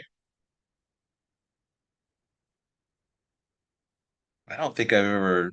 I can't remember. I don't know if I've ever seen Tim. I don't know. He just did not seem familiar to me. And that question: do you think the intense storms, hurricanes are caused by the global governmental weather manipulation. Man, I'm gonna try and not get censored. Um, the bottom line is we have the technology to manipulate some kinds of weather. So, like if you had clouds in the sky, you could see the clouds with silicon or whatever, aluminum bitrates or whatever they are, the silicon stuff, and you could make it rain harder. We know we can do that. There's probably certain levels of steering that they can do with lasers and whatnot. I don't I don't know that we have anything that is powerful enough to steer a hurricane. They had tried it back in World War II or at the end of World War II, or when was it? Maybe it was the 1961. They had tried the technology was starting to be looked into in the after World War II. They were looking into this. And I think it was in 1961 they had Operation Popeye. That if I'm no, Popeye was they were trying to cause it to rain like super heavy in Cambodia and Laos so that the Ho Chi Minh Trail would be completely flooded and they couldn't use it. They had a operation. There was a hurricane that was off the coast of the East Coast and was in the Atlantic, and it looked like it was moving away from the Atlantic. And they went in there and they dropped they seeded the cloud or whatever, and it caused it to turn. And the hurricane turned back and went toward the American East Coast, and it caused a bunch of damage. And so they got blamed for that, obviously, and as they should, for causing the hurricane to steer into the coast. So I think we can steer it to some degree. I don't know that we can control it. Could they have intensified it? I don't know. I mean, it's really, really. We probably have the technology to do it if we pursued it to any real degree. And maybe there's some agencies that have. I don't know that this, like Helene or Milton or whatever, are examples of that. And I brought out the point that there were two or three other hurricanes that have been very destructive that went far inland that did a lot of damage inland. So Hurricane Harvey, there was a hurricane in the early 1960s. It was a lady's name that I think it went up like Mississippi, kind of in that area, and did a lot of damage. I think it was like 1961. And there was another one. It's escaping me right now.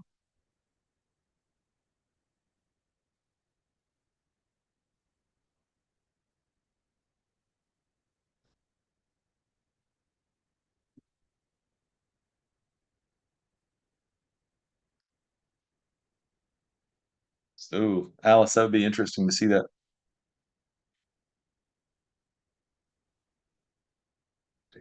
I had a question. Where can we watch your recent interview with Pablo Frashini from Serpents and Doves? I can't find it on his YouTube channel. It was, I did it just, I think it was I think it was the Monday before this week. So it was on, I think it was October 28th. Camille, thank you, Red Shorty. So you could probably in the search bar just type in Pete Garcia and Pablo Frashini, and it should pull up. Um,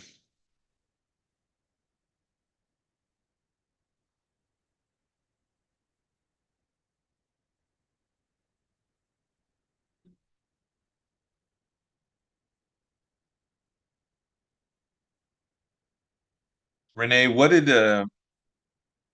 Monkeyworks? What was his conclusion on that? Because I saw the planes flying. I looked at the you can look up the tail numbers and stuff. I've looked at all that. You can look at the planes. Those are hurricane hunters. They go into those hurricanes and they fly around a bunch of patterns at different altitudes and stuff and are getting all the measurements and stuff. Could they potentially have dumped stuff while they were inside of the hurricane? Maybe. I don't know. I don't have that level of that little level of knowledge as to what they did inside the hurricane. I normally every hurricane they usually fly through them and get all the wind speeds and the barometer and all that kind of stuff. I I don't know. I don't know. The problem when when you look at conspiracy, everything is a conspiracy. When you look at study conspiracies all the time, is that everything becomes a conspiracy and you can't trust anything. And I think that's a lot of there was not a lot of watchmen. There were some watchmen that are so steeped into conspiracy theory um, that they kind of don't trust anything anymore, and you get kind of jaded. So I did not see the additional planes. And maybe that happened. I don't know to what extent though. What would be the intent though? To That's what I look at. What's the so what? What is the so what? Why would they do that? Barista Prodigy question. This generation will not pass. Is this a timeline of the rapture? How long is a generation? Well, I think there's kind of three acceptable definitions in the Bible of a generation. There's the when as an adult you have a child, that child grows up and has a child, that from that adult to like the grandchild, that would be a generation. So 25 years roughly. There's 40 years, and then there's 100 years. So we see the 100 years in Genesis 15. I want to say the 40 years we get from the wilderness exodus,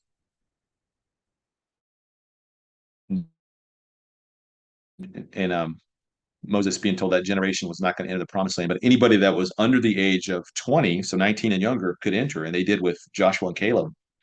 So, and that's what when Tyler and I look at that next week, I have those diagrams that I had last night. That if you didn't watch it last night, you wouldn't know what I'm talking about, but it's deleted now, so I'll have to redo that with Tyler. But I'll bring those graphics back out, and we'll talk about 2033, 2048, 2075, the pros and cons, and I look at all that stuff.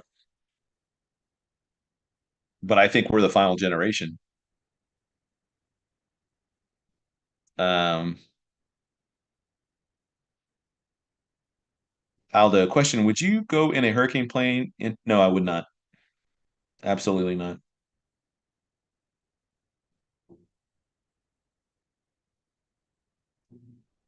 Hey, I mean, don't get me wrong. I like conspiracies as much as the next person. It's fun to theorize and think about things, why things happen the way they did. And they are also kind of a waste of time because you can't prove them, or else they wouldn't be conspiracies. They would just be history. That's what makes them kind of interesting to look at. But when you spend decades only focusing on conspiracies, it kind of jades your whole perspective on everything. And so everything is a conspiracy, and that's the danger too. And we're told not to do that in scripture as well. I was sitting in the bedroom window watching the storm coming with a force, and the snake had appeared, turned, and looked straight at me. I have shown it to people, and they just looked at me in shock. Hey, I'm on Twitter as well. I don't know how many people are on, not Twitter, TikTok.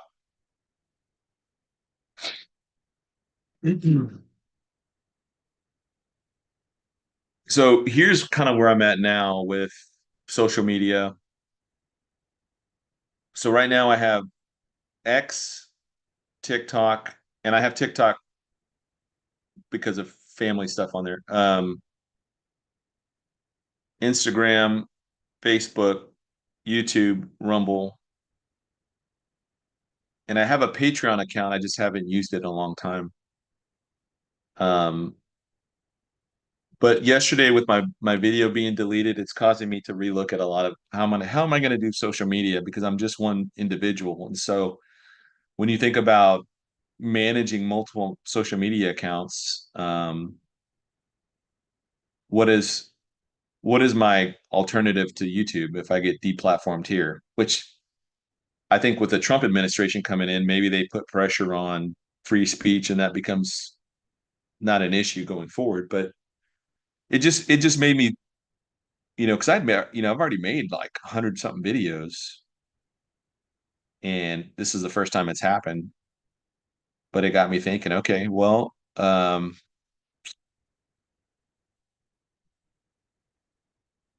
don't know. It's hard to keep up with everything, is what I'm trying to say. And I'm writing a book, and I'm writing my own articles, and I'm making my art, and I'm making the videos, and I'm pre-recording videos. It's a lot.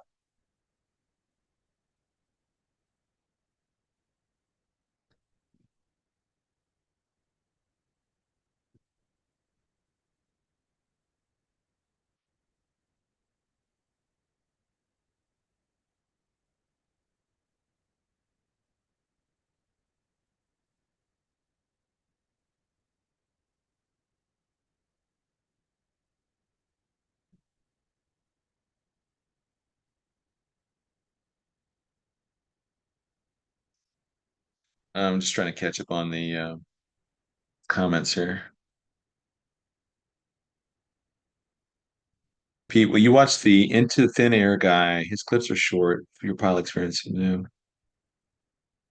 Yeah, I think I've seen him before. I'll check it out. There's a guy named Dane Wigington who's really big into weather manipulation, and I know that we do it. I know that we can do it. I know, and we're not the only country. Obviously, China does it. Russia, other countries are doing this technology. I just don't know that that particular storm, Helene, was a product of that, and if it was, to what point? Because all it really did was it sabotaged the Harris campaign. So uh, maybe they had intended it to go somewhere else, and it didn't. Like hit Mar-a-Lago or something, and it didn't. It went straight up the Blue Ridge Mountains.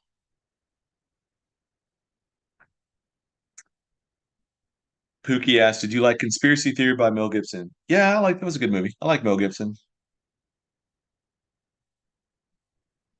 Okay, here's how close the rapture is. Just let me type it out. Okay.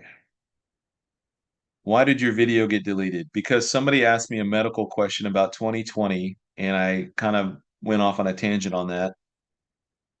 And that was it. It was medical. They call it medical misinformation because I presented an idea that there's a couple of ideas why I think certain things happen during and I don't even want to go into it. I'll have to do this. You'll have to catch me on. I'll do a live on Rumble if you guys want to hear my thoughts on that.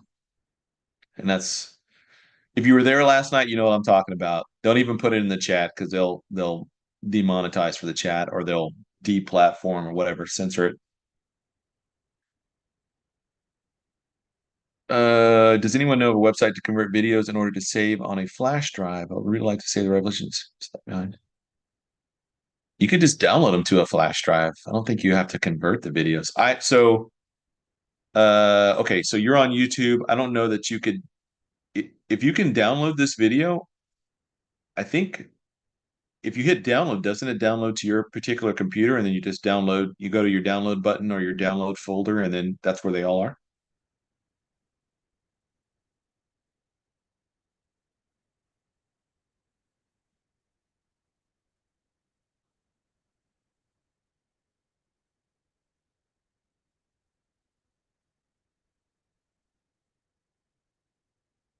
Code speak is fine. Yeah. Well, here's the code speak for what I was going to say. Well, we know the year was 2020, 2021. We know there was a great thing going on in the world, and there was a solution for this great thing. And I think they introduced something into this solution that was not in every batch, but in multiple, sporadic, right? And it was done intentionally that way so that there was no connected tissue to each other. And they're running a kind of like a double blind test on that to see what the results would be. But ultimately, it is for something else in the future that's coming that everybody's gonna have to put on their hand or their forehead. And that's why they're doing a a kind of like a solvency test, like a what do they call that? A where it's suitability test to see if the materials would line up. So I talked about that kind of at length last night, and that's what I think caused me to get d- deleted.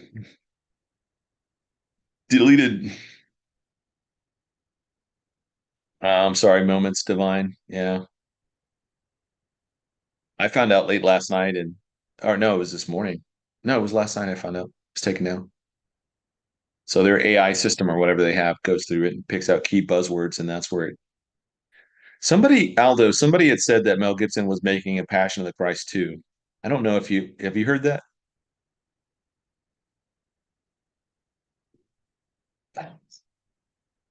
Oh, I thought they were going to make a Braveheart too. I was like, wow, that'd be fascinating. Chris Marshall, Quantum Dots. Yep, I kind of think that's what it is. Oh, Pastor Gary's in the house.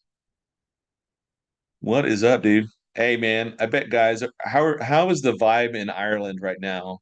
Uh, you want to come on? I can bring you on here if you want to jump on here. I would love to hear how people over there are reacting to the news. I know in the UK they're super excited. I don't know if that's the same in Ireland or not.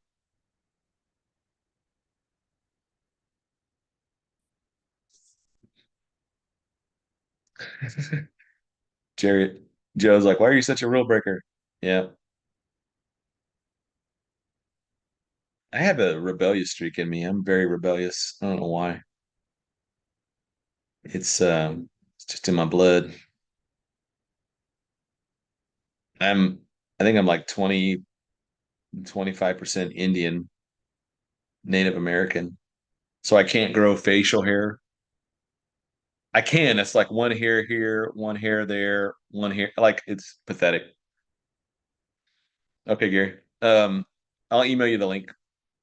But yeah, so it's really sad. I really wish I could people that have mustaches, I'm kind of like and I don't mean any kind of mustache. I mean like a legit handlebar mustache. I would love to like be able to do that. And I always kind of joke about that, but it's kind of true. I kind of here's a story. This is a true story. Um, let me tell you while I'm emailing Gary. Um, I was in Afghanistan. This was 2008. We were in the DFAC, which is the dining facility on Bagram, and we're all there. It's November. No, what month was it? I guess it was like November, and it was getting cold, and we're all there. All the army guys are in there, but Bagram has all of every branch there. So there's Air Force, Navy, whatever. And in the army, you had a rule that you could not grow your mustache. It couldn't extend past your lips. And if you were a commissioned officer, it was very, very frowned upon for you to have a mustache. So commissioned guys were all clean shaven, but the warrant officers could grow their mustaches. They just couldn't go in the army. They couldn't go past your lips. So we're all sitting there eating breakfast in the morning. We're on first up, which is we're on the first up for mission to fly that day. And so we're eating there as a crew. And this Air Force cat walks in and he's in his Air Force physical training outfit. He's got his little weapon on him and stuff. And he walks in the DFAC and he has a legit handlebar mustache, rolled and curled, waxed. I mean, every guy in the DFAC we were all like, forks going up to our mouth. We're all like, we were just like, everybody was like, that is the coolest mustache ever. uh, my grandma was half Cherokee and she could grow a mean beard. Yeah. Hey, look at old photographs of the Indians back in the 1800s and stuff. Not one of them has a beard or facial hair that I've ever seen.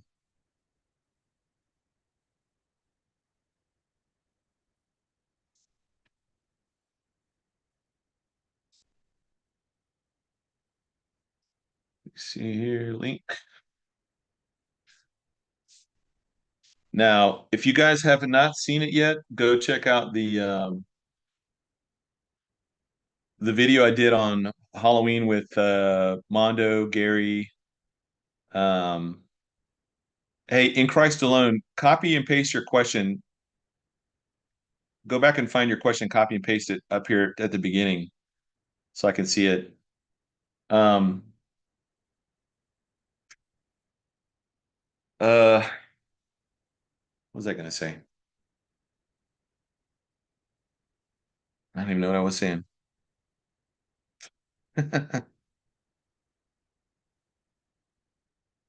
Oh, let me see if let me see if I can bring him on here.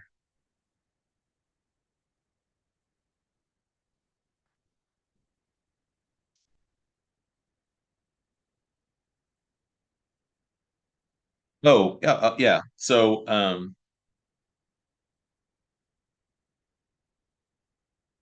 we had I had everybody on Zoom, and so I had just gotten Zoom. I'm not very familiar with Zoom, and I had LA, Lee, um, Mondo, myself, and Gary, and I had slides for the show, but mostly it was us talking about the issues because I gave everybody an outline. Here's kind of the talking. Here's the issues I want to hit up and stuff, and so um, the way that I looked on my screen, it looked like everybody was on the screen. And so we finished everything. We talked for like 2.5 hours. Great. I mean, even if you just listen to it, the conversation is great. I mean, it is absolutely jam-packed, full of good, cool stuff. And it would make a fantastic podcast. I did not realize because looking at my screen, I saw everybody on there. So I just assumed that everybody was, and I was pre-recording this so that I could post it on Halloween, and we had to pre-record it because not everybody was available that night. Anyway, so when I got to the end of it, I'm playing it back and I realized that none of our none of our pictures are on there. I was just like, "Oh my goodness, you got to be kidding me." Really? But it's a fantastic podcast, so. And I kind of just made the I kind of made the joke that hey, y'all already know what we look like. You don't need to see us. I mean, so, anyways, I just I'm not that um versed in Zoom. Jeff the man, 3/8 native with full beard. What are you mixed with, Jeff? You must have some like Scotch, Irish, German in you or something. English. There has to be some some of that Japheth type of blood in you.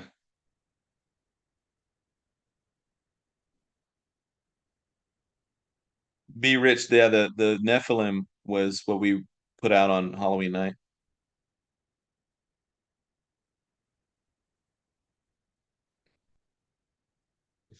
I think Gary must be like brushing his teeth, combing his hair and stuff.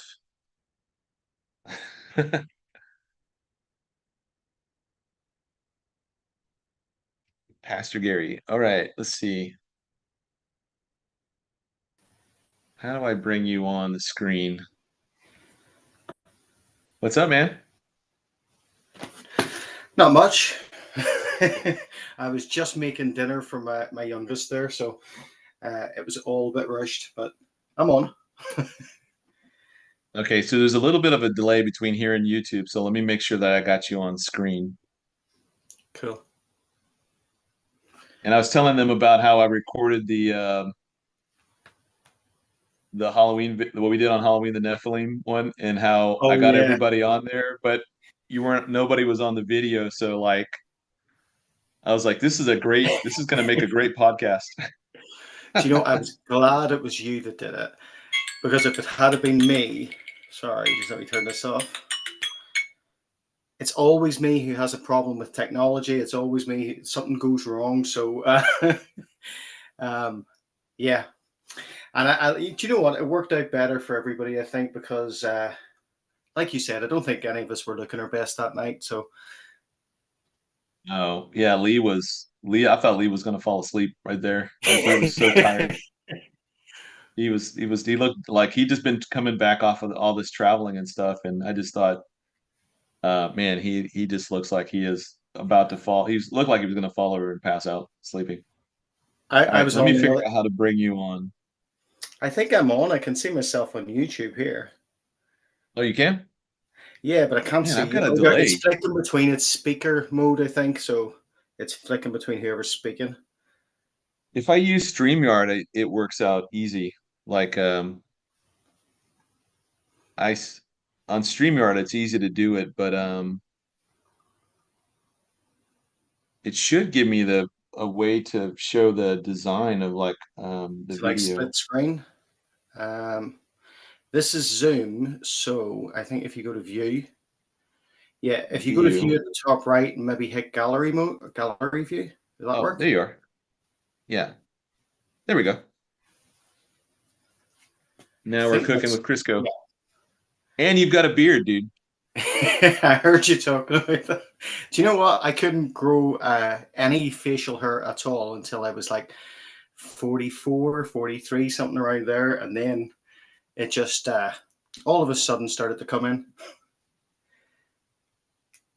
I was on with L.A. Marzulli the night, I think it was the night after we done that round table. And I was saying to him, yeah, obviously there's no visuals. And he goes, yeah, after 2.5 hours.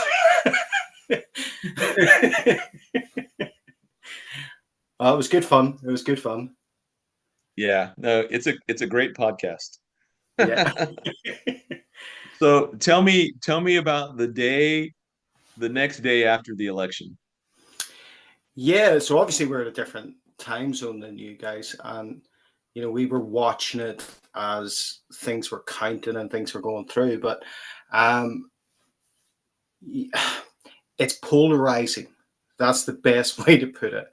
Obviously, I'm very openly, he's the only candidate that was worthy of actually getting in, and you wanted to get in. And I think it has a tremendous effect upon the rest of the world this way too. But I've seen some odd reactions. Um, I've seen odd reactions, obviously, in America with like leftists losing their cool. But I've also seen it over here. I've seen people on Facebook and stuff and on YouTube. Same thing. Can't believe this has happened again. The world's went backwards, that sort of thing. But I don't. It makes me think, where have they been living for the last 4 years? You know, where has everybody been? Because it's been slowly. Even if you are not Christian, not conservative, you can't turn around and say the economy has got any better. The cost of living crisis is through the roof. You can't turn around and say, oh, well, now there's, the last 4 years have been peaceful, because all we've heard is wars and rumors of wars and the precipice of World War III. But I think, and I thought about this last night, I think that we have reached a point with this election that it has its positives because, well, Trump is the conservative candidate. He is more in line with our values, and hopefully he can have an influence over other governments. But at the same time, it's kind of the increase of polarization, and if we look at James 3:16, where polarization is, or where strife is, every evil work will follow. So it's the division or the discord that comes in. But interestingly, one of the things that caught me was the reaction of the British government to it, because Keir Starmer had previously slated quite openly Donald Trump. David Lammy had called him a sociopath, misogynist, racist, blah, blah, blah, just a massive tirade. And they were the first two to congratulate him. So I think, the worry for the globalist elite, is that now America has someone in power who will uphold America's kind of position as the world policeman, the police of the world, the ones that sort of step in. Yeah. Yeah. It's Keir Starmer, I'm sure, was freaking out. But once once the final tally came in for Pennsylvania, I'm sure he's like, Yeah. oh man. And Trudeau, Yep. Justin Trudeau was all like congratulating him. That, I mean, and he's obviously, been with, worked with Trump in the past. Mhm. Not his favorite person, I'm sure. No. And I think it's hilarious. I don't know if you've seen it, the video where they're at some G7 or G20 meeting or something like that, maybe NATO or something. And you can see Trump, everybody's wanting to talk to Trump. Like he's always got people talking to him, and other world leaders are engaging him. And then they pan over to like Trudeau, and nobody wants to talk to him. He Yeah. can't even get people to look at him. Like he's going up and trying to talk to people. They won't even like, they're like, get away. Yeah. But Trump walking toward Trump. And I thought, man, that has got to be that's pretty embarrassing for Trudeau. But Well, let me ask you, do you think that this election has highlighted maybe the disconnect of political elite from the masses? The very fact that so many people seem to be surprised in a certain demographic seem to be surprised at his re-election, and yet I think the writing was kind of on the wall already for this. Do you think there's been a disconnect yeah, that people, the Democrats not sort of noticing the real problems and what people are really experiencing? Because they're not, certainly someone sitting in Washington and going for, paying $20, $30 for a coffee and whatever, they're not experiencing what other people are experiencing. The cost of yeah. living crisis. This kind of goes back to my example with Hurricane Helene, and the just really the embarrassing response that the administration had with FEMA and HHS and, or Mhm. DHS and all these other. They, for the last 4 years, they've been so focused on introducing progressive ideology into all the federal entities and agencies, and that's been the priority for all these agencies for the last 4 years. Then when a real crisis, when a real problem presents itself, they got caught flat-footed. They were completely unprepared for the level of destruction. That was their Hurricane Katrina moment on Yeah. steroids. I mean, it was. And somebody had asked the question earlier before you come on, well, how does Trump get rid of all these people? The clean out the swamp kind of thing. And it starts at the top. It starts out Mhm. putting in leaders that share your agenda. So for say Customs and Border Patrol, the the agenda for the last 4 years has been allowing as many in as possible. But when you get a Trump administration in, the agenda from the top down is going to be shutting the border, no catch and release, no, all that stuff's going to be Yeah. reversed. And so whatever the agenda is of your leadership, which comes from ultimately from the presidential administration, is going to drive the agenda that those agencies are just tools. Mhm. They're like a tool in the hand of either in a very incompetent person or the tool in the hand of a seasoned expert. So it depends on how you wield those tools and the power of those agencies. And when you get a president, obviously this is his second time, so Yeah. he's already gone through this before. And I think this time around, all those lessons learned that he had from the first go around, not to mention all the things that have happened after his first election or his first um, tenure as president, I think he's a very different leader than he was Yeah, the I would first say time. the same. Yeah. And I Do you think he's think? even different from after the assassination attempt in July. I think he's a different man. Yeah. Well, So he seemed to have. I don't think there's anybody alive who can go through something like that and still remain the same or remain untouched. That such a close brush with death is going to change someone in some way, shape, or form. They're going to take stock of things. But do you think that? Well, it is a different presidency as well because he's going to come in with a different Senate. It's going to, with the red wave there, he's got support there to bring in what he wants and to actually do the things that he probably saw a lot of resistance to in his first administration. But the globalist reaction to this, it is a different, I said this last night, it's a different landscape as well globally than what it was in 2016.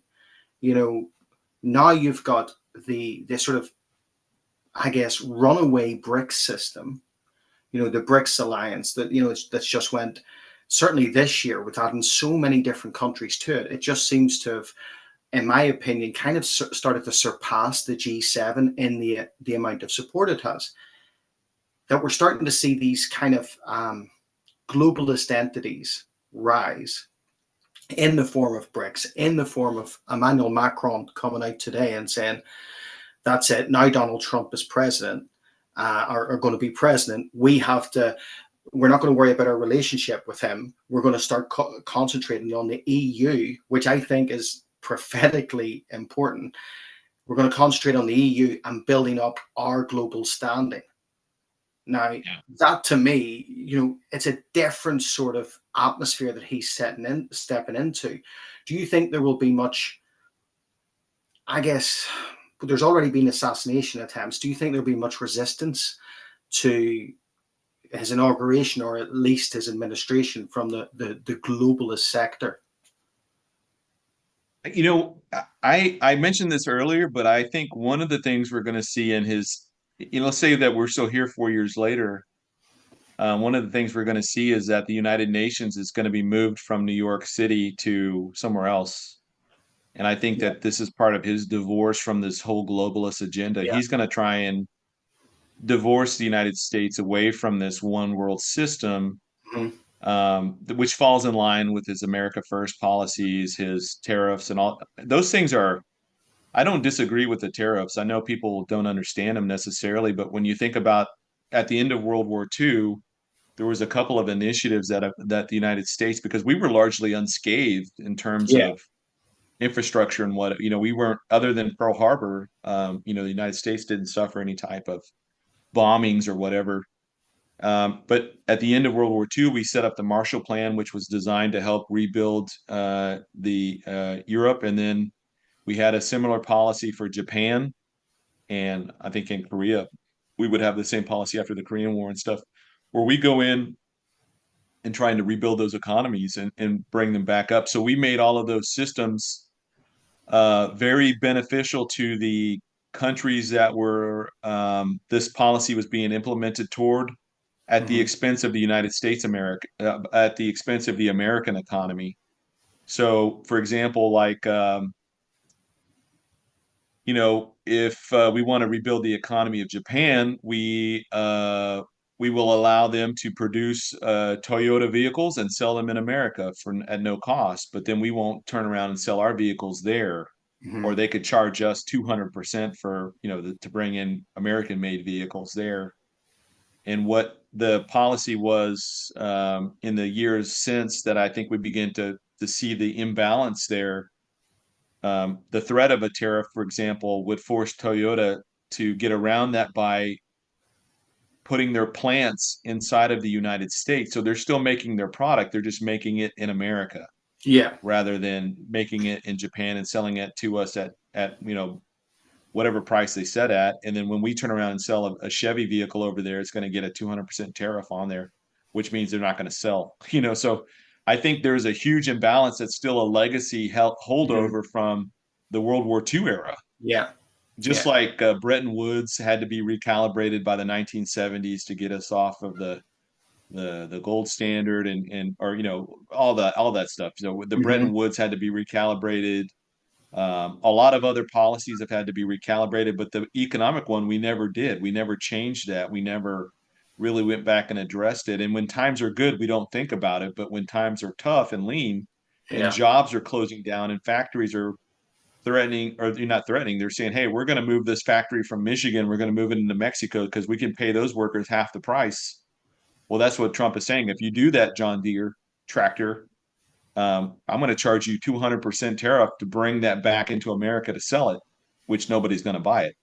So it's things like that that I think that he's looking at rebalancing the natural order in the economic system. yeah, It's been so against us for so long that, but I think there's going to be a divorcing of the United States from the world, and Yeah, that may or may not culminate with the rapture in or before it, but that obviously will collapse the United States.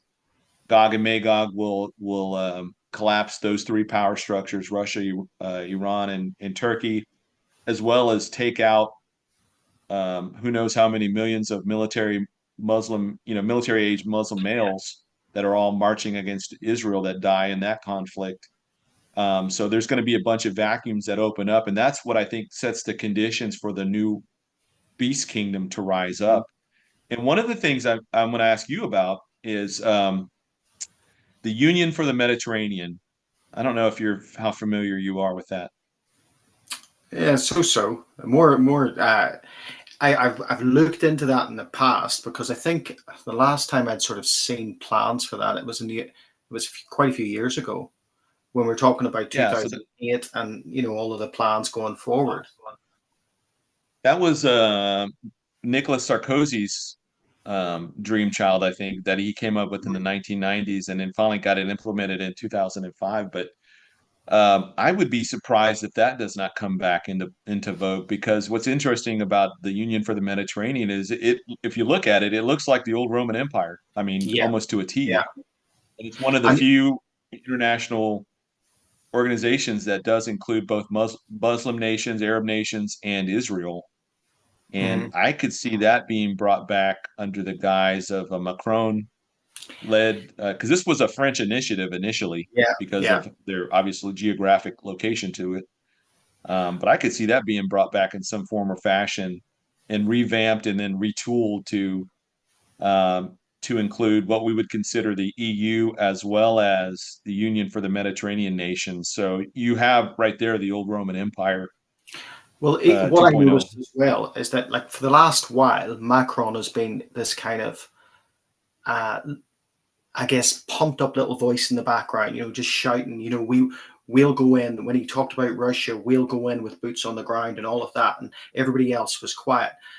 However, in his response to Trump's election, he was getting support in what his rhetoric. So his rhetoric was all about, making the European Union something significant on its own that is not dependent on, America and relations with America, to be freestanding to some degree. And I think that kind of plays into that. And plus the support, which kind of got me, that there were other people um, who were actually voicing, certain politicians were voicing their support around what he was saying.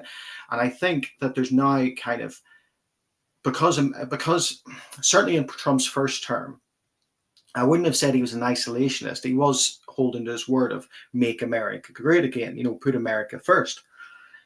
I Mm. think more like you said, in this term, it will be more isolationism. It will be more of a step back. Let's take care of America.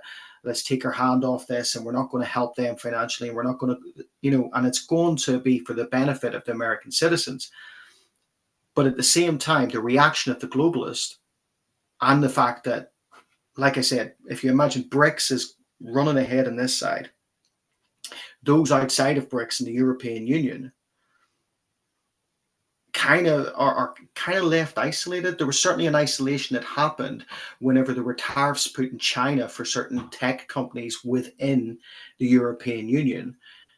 And so there's China and they're part of BRICS. There's this isolation that's happened with the EU that is going to necessitate a restructuring. Now, we'd already, if you look back to last year, I think Macron was talking about having increasing military resources for the European Union, having a complete standing army, having all of this. Well, it's kind of, for me, this is kind of like the line or the marker, or even a better analogy, the starter pistol for the sprint to the end. And Yeah. I kind of thought, there's so many. If you look at every member of the European Union, or even if you take the UN, probably aside from America now, all of them are kind of sort of beholden to 2030 agenda. They're all sort of going that way. I think the danger for them when Trump sets in, they're going to go, can we stand against that? Can we actually come against him and get him to conform? So I could see one of two things happening. I could see America start to become this isolated, yes, superpower, but a superpower that is not as involved in global affairs. Or I could see there being financial pressure being put on this administration as it comes in. So if you think back to um, Liz Truss, that flash in the pan prime minister, 42 days in office, and then she was chucked out. Now she was forced into resignation, but she was forced into resignation because the stock market and certainly the bond market all started to crash, and they started to crash, and the blame was put on her because she was coming up with her new financial strategy and her new strategy ahead.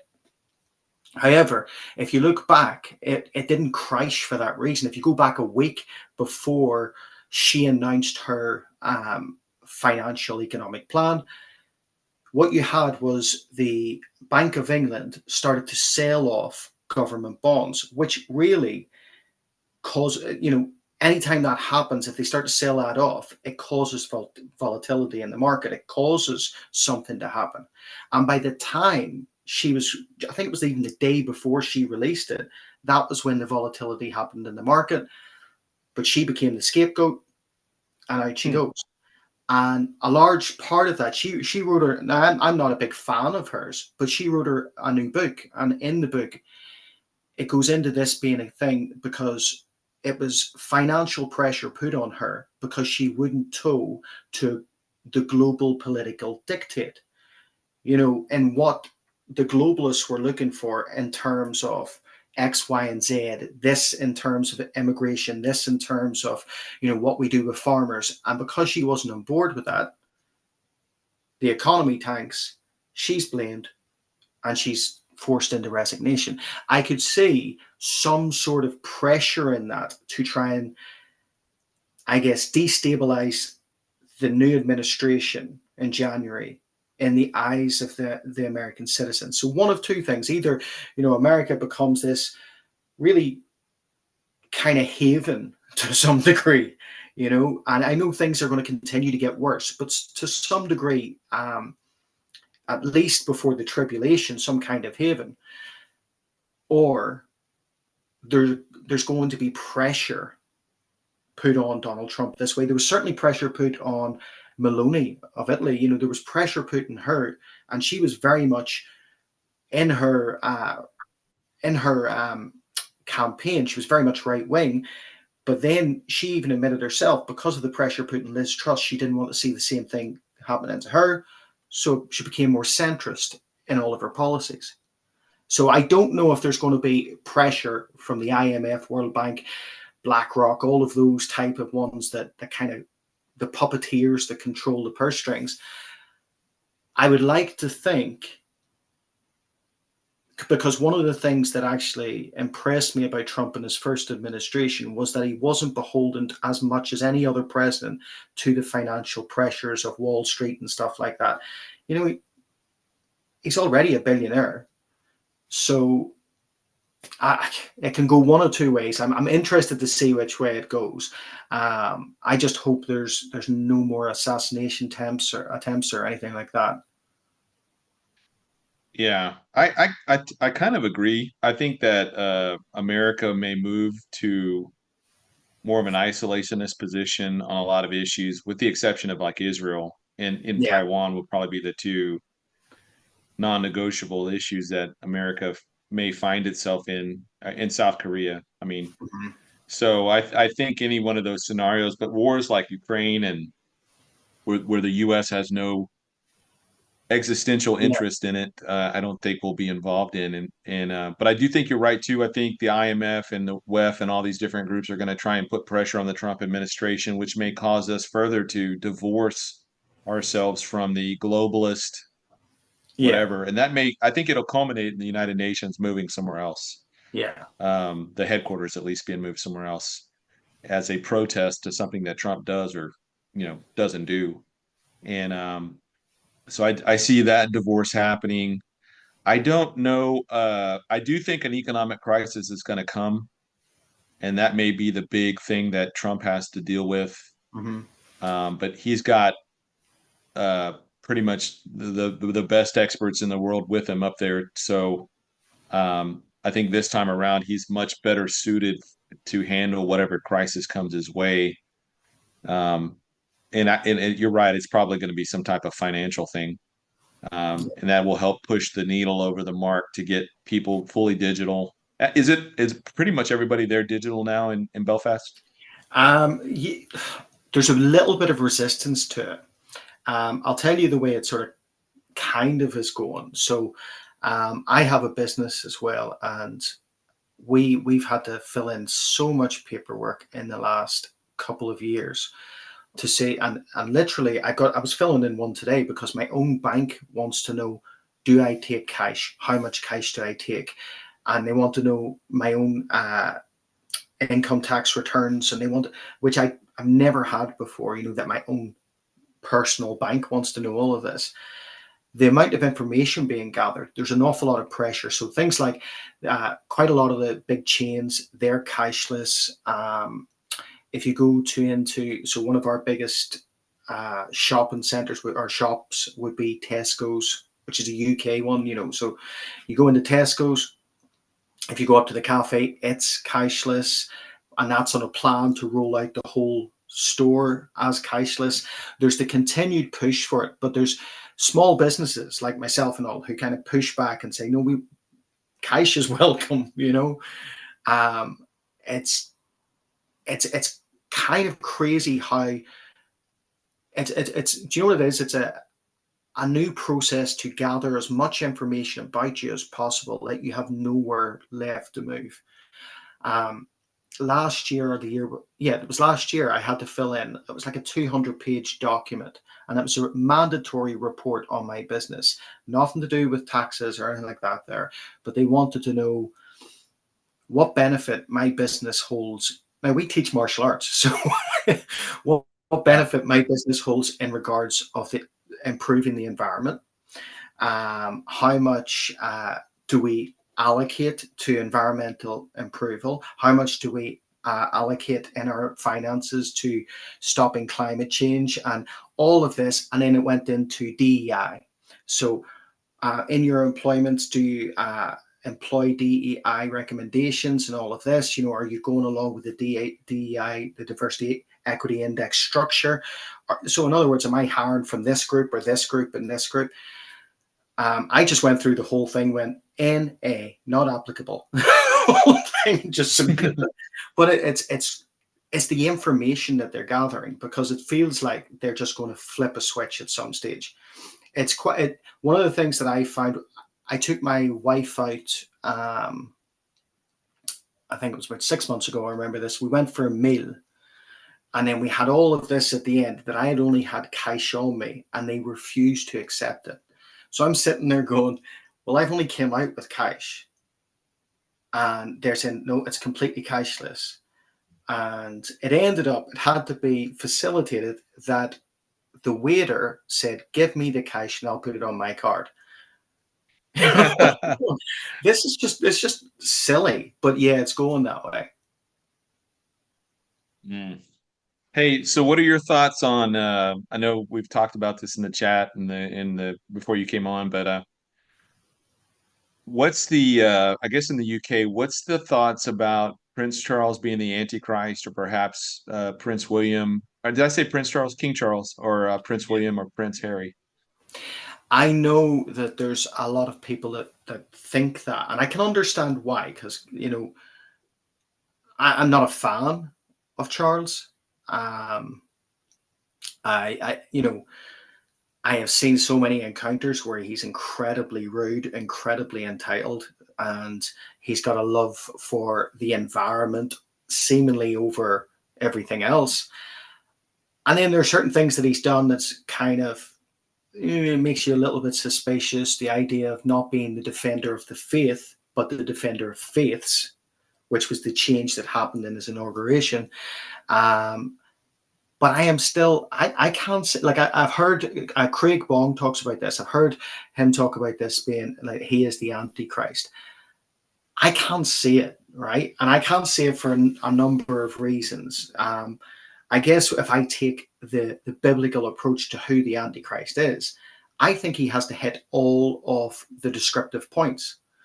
So that means that, he's supposedly not a lover of women. Well, Charles is notorious for loving too many women.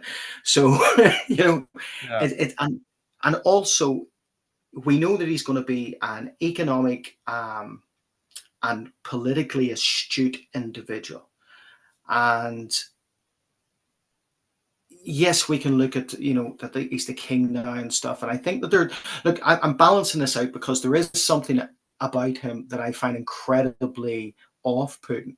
And I actually think that his mother possibly decided to hold on to the monarchy for quite a long time, longer than most people presume she would, to try and keep him from the throne. That's my own personal opinion. It's maybe not very popular, but because she was definitely a woman of faith, but I don't see that with him. But I don't know. I find it hard to measure him up as being the Antichrist. And I know that that's a teaching going around. I would say there are certainly candidates out there, and like I was reading against heresies. Irenaeus is against heresies, and I was reading that, and he writes that if John the apostle, who had the apocalyptic revelation, wanted us to know the name of the Antichrist, he would have told us. Mhm. But there are people out there, I think, like I said, I think the descriptive form of him being a little horn, or being one who seems to be somewhat in obscurity before he comes to the fore. Well, I don't think that fits Charles either. People can disagree with me. I know that I'm not saying, like, at the end of the day, only God knows. I don't even think the individual knows, if I'm honest. But then you've got the likes of Macron. I'll be honest as well. At the very start, although he seems quite in the background now, Zelensky got my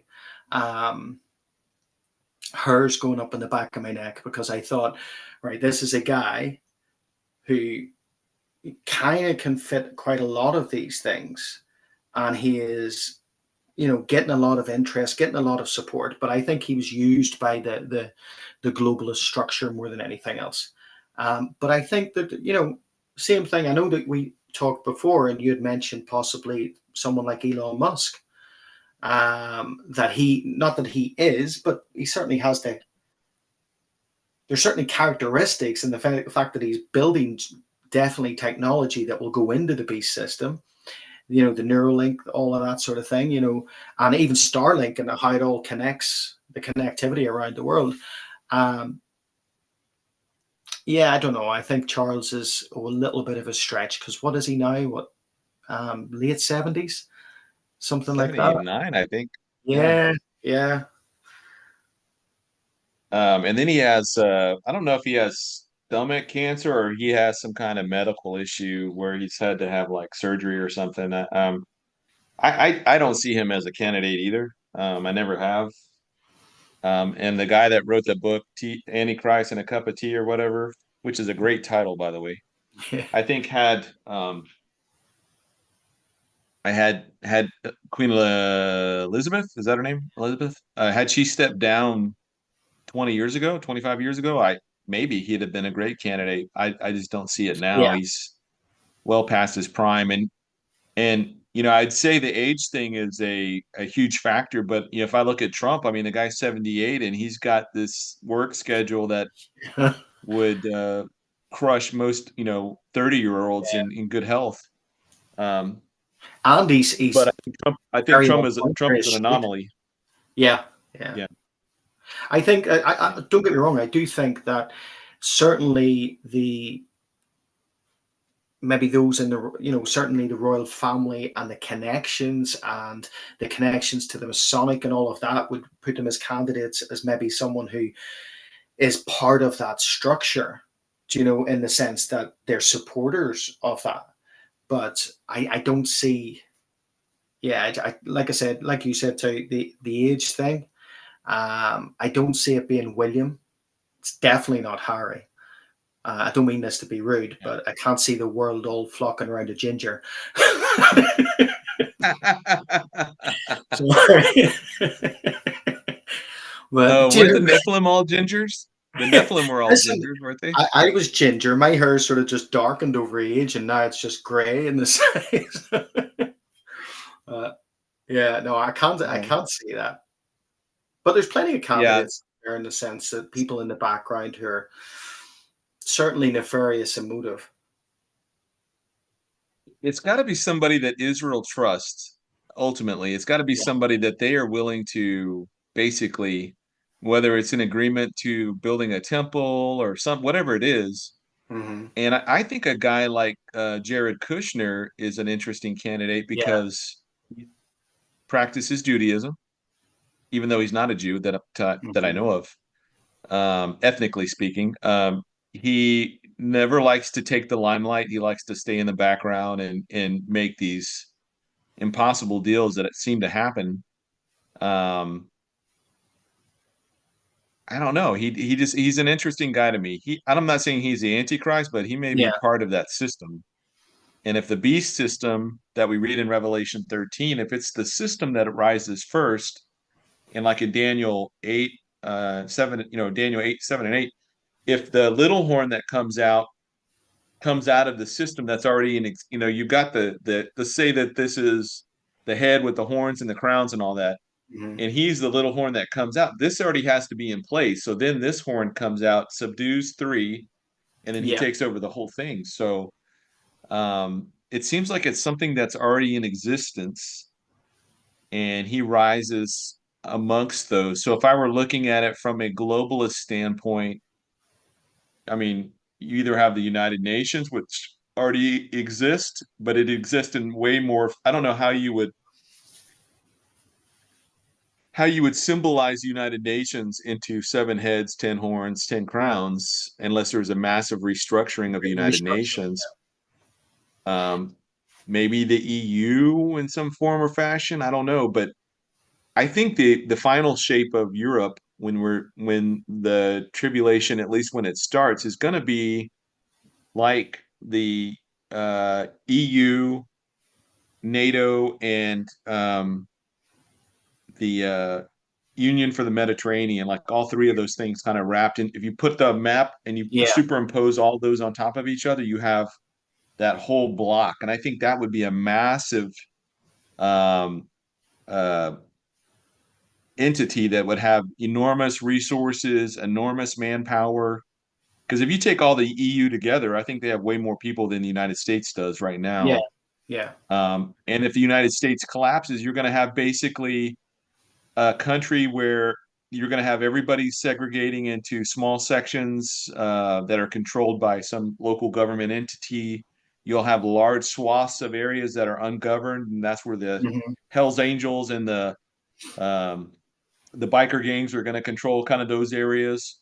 And then you're going to have the military facilities where there's military places with Minuteman missiles and all sorts of stuff all over that I think the EU and possibly China, I don't know if China does it, but like the EU will come out and begin to basically, it's going to be like a buffet. They're just going to come through and like take all of the stuff that they don't have to create it. They'll just come take it. Yeah. They'll come in force, land their seven, whatever. There's cargo planes. They'll come in and do some SAS operations to swoop in and secure warheads and take those back. And I think it'll be kind of a free for all. We have so Yeah. many weapons here that they'll come in and they'll be able to easily arm that final beast kingdom.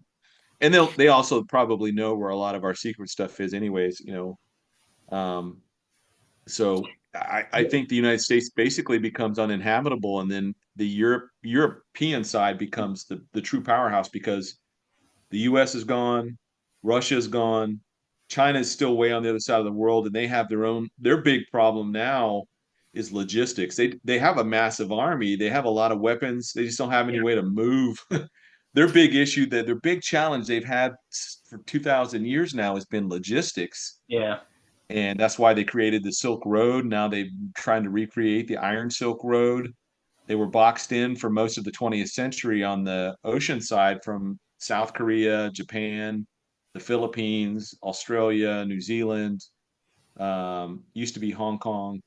Um, there's a bunch of allies to the west on their coast that's limited them to be able to really expand out their navy. So it's all been it's all been overland. So that's where they've invested in a lot of their making of the Iron Silk Road and all that, the railroad tracks and all that Yeah. kind of stuff. So I think that their huge dilemma is going to be logistics, and also China. And not to get off on a rabbit trail on China, but most healthy populations have a kind of a pyramid shape to their population.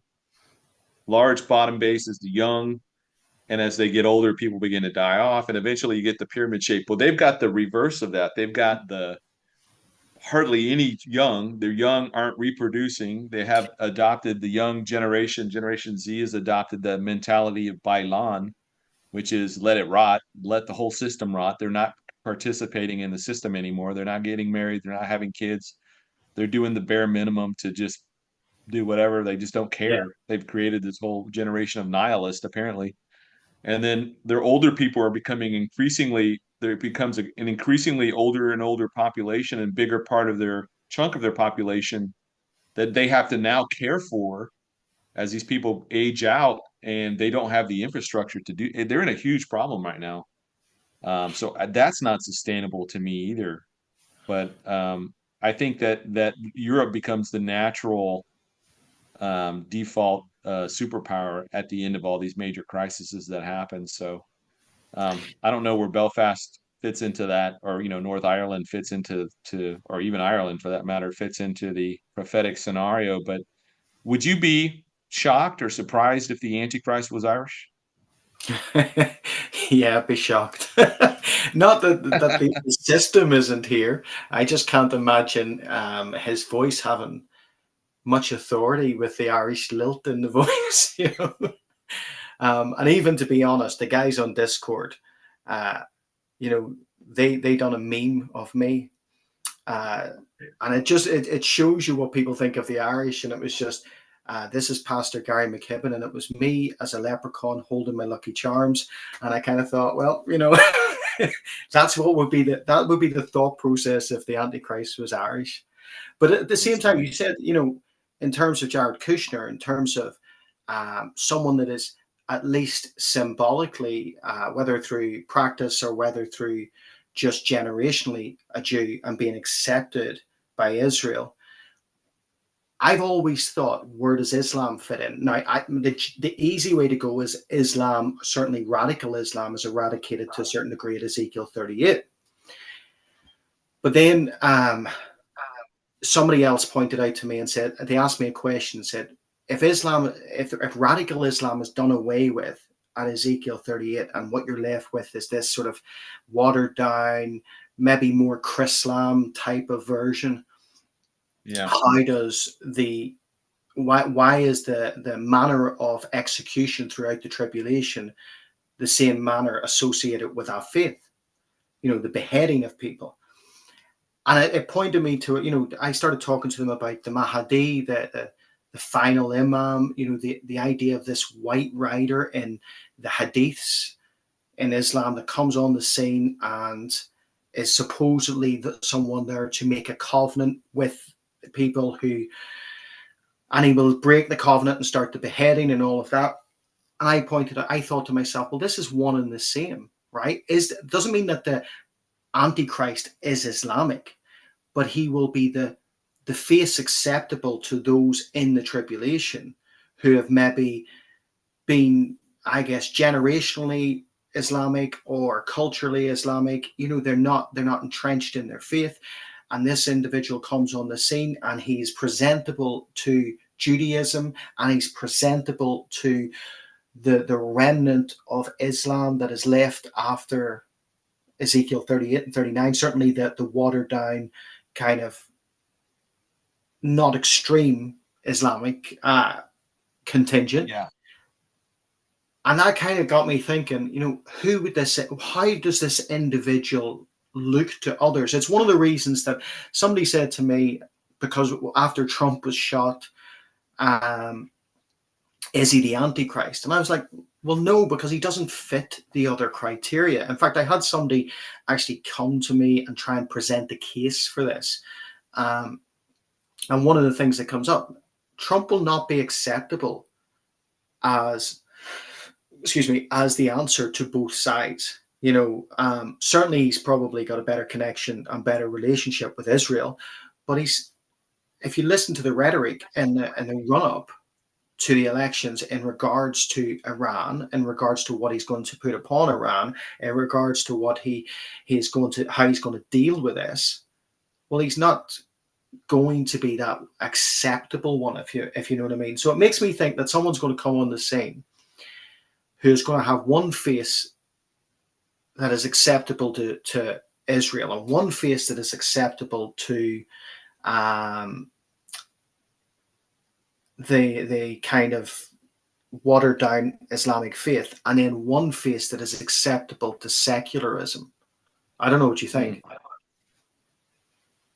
No, I definitely can see Chrislam, and not just Chrislam, but it'll be Chrislam with Buddhism, Shintoism, Taoism. It'll be all of that kind of encapsulated into that with UFO, supernatural, that stuff sprinkled on Yeah, top. Maybe ascended masters come, somebody shows up. Like, I think it's going to be full on supernatural deception. I mean, the minute after the rapture, the world's going to be turned on its head, and the normal is going to become the abnormal, and the natural is going to become the supernatural, and that will become the new normal going yeah, forward. Um, but it's a definitely it's going to be something. I don't think it's going to be something completely new. Like, it's not going to be this whole new religion that comes out of nowhere. I think it's going to be what we already have, and it's going to be minus true biblical Christianity removed from that, and whatever's left over, that dross, that's just going to be stirred up, and it's going to have that supernatural powers thrown on top of it to give mhm. it legitimacy. If that makes sense. Yeah, yeah. Yeah. It's kind of Um, a return to old. Like when we talked about this on that podcast, um, Hermes Trismegistus, the idea of an ancient wisdom, and what it was really doing, it was just taking from everything. It's kind of like New Ageism today, and perhaps that end time thing is more pantheistic, and the end time heart of the beast is more pantheistic than it is this is the one way or this is the other way. It's just always all roads, and it seems to me that it's going to be such a massive lie. But what gets me now is how quick it is building already, how quick we're seeing it, and how quick we're seeing churches turn away from the hermeneutical reading of the Bible to try and come up with some whimsical stuff. And it's, I've seen churches with people with wizard staffs. I've seen churches with people doing performances for Halloween. I've seen, and you kind of think, where is that in the Bible, right? Where is the time in the Bible in which God was found acceptable, even done in jest, the kind of celebration of other deities. If you look back at yeah. Ezekiel 8, Ezekiel was lifted by the hair, set in the outer court, told to dig through a wall and see the abominations that were grieving God's heart, the abominations that people were doing. And I can't tell you how shocked I am on a weekly basis by what I see in Christendom. And it's not done when I say shocked, it's not me being judgmental. It's me looking at it and going, oh, please wake up, lift your Bible, crack it open, because people are being, I've seen Christians crying because um, they believe that Trump is taking away a woman's reproductive rights. And I'm kind of going, oh my word, just read the word, right? Moloch is not someone that God was passive in his approach to. He was horrified and angry at false worship to Moloch. He was horrified and angry at anybody who sheds innocent blood.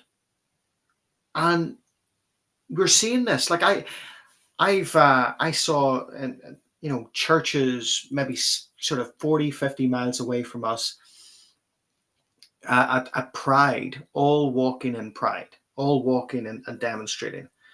And I don't know how far we have to fall away from the word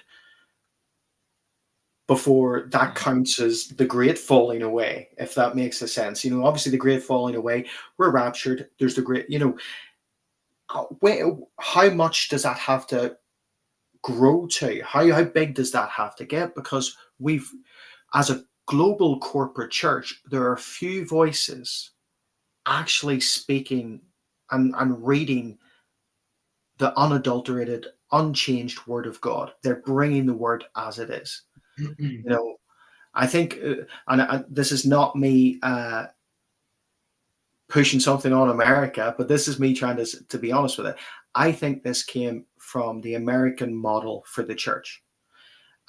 Certainly in the last maybe 60, 70 years, the growth of that, in the sense that you had the church growth movement, the idea that it's okay what we do as long as there's bums on seats.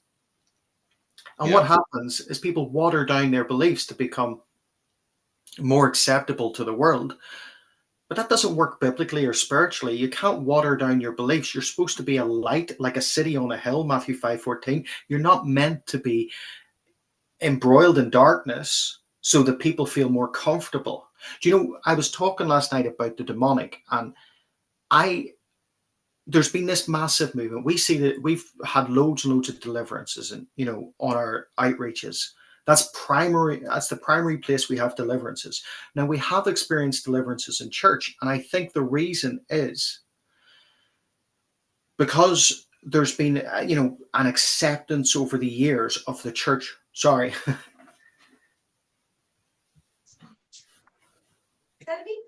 No, good. I think they cleaned it this weekend, so yeah, no, it's okay. Let's take it.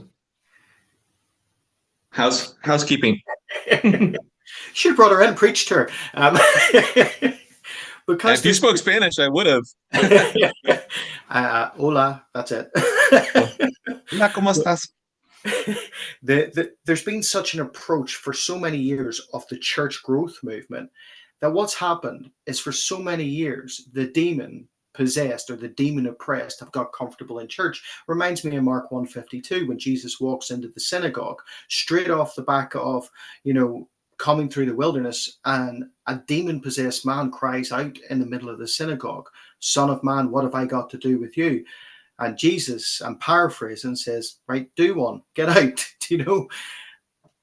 The thing is that when the demonic is comfortable in the church, it's because the word is not being taught. It's become entertainment. It's become a show. And I think that means that everybody's there at the weekend, like they would go to a concert, they get their pick-me-up, but they're not being changed. And we're meant to be changed through the beholding of him in Scripture. 2 Corinthians 3:18, we're meant to be changed into his likeness. And I think that's something that and again, it's not a slate on America. I think it's been exported to the rest of the world. When true Christianity is, I think, going to have to be the case in this next season. I was sent something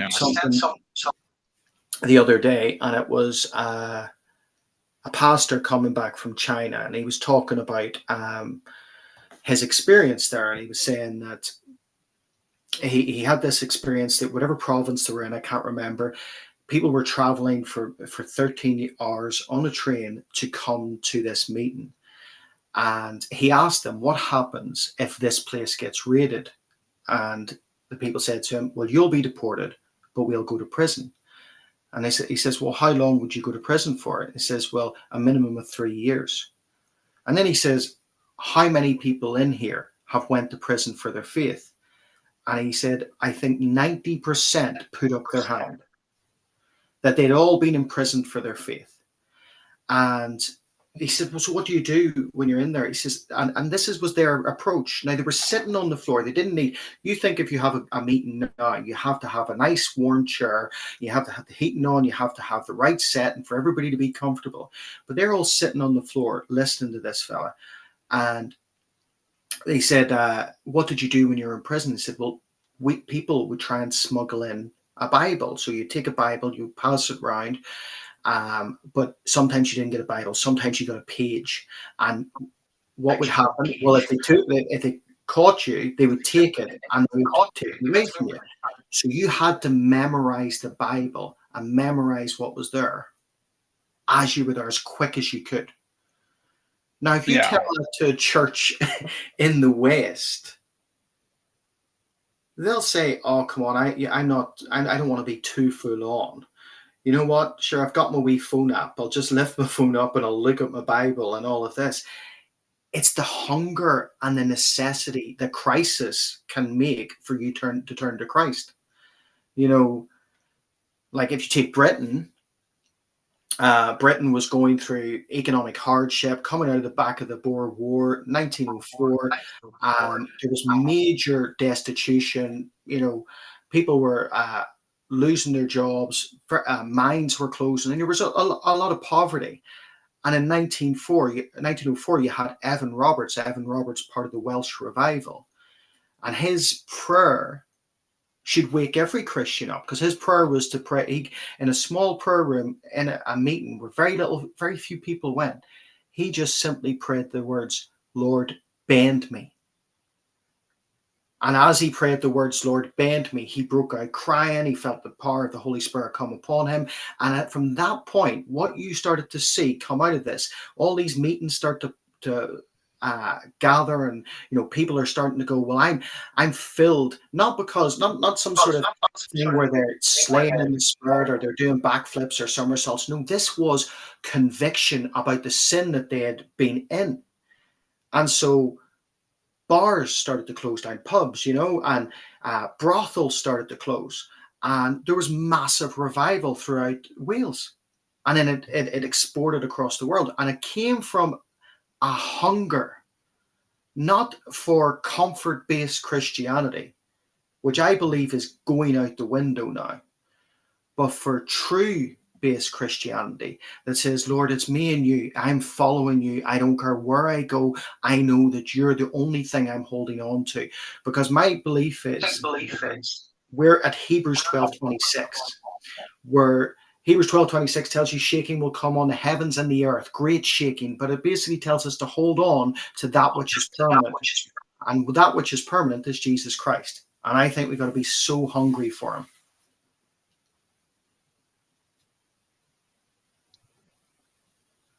What do you think about well, I do have a story about comfort church and all that kind of stuff. I was in Saudi Arabia and I got invited to an underground church there.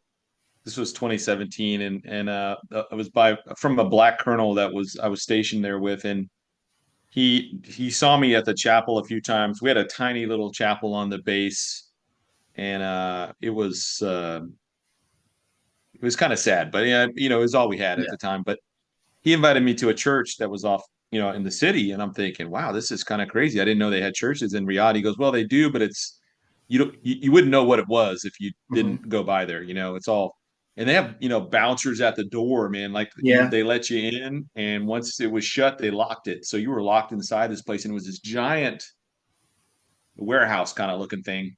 Yeah. But you walk in, and there's hundreds of pews, and they're old. They're all different, misshaped. I mean, they're just wherever they could find them, and there was probably a good two or three hundred people in there.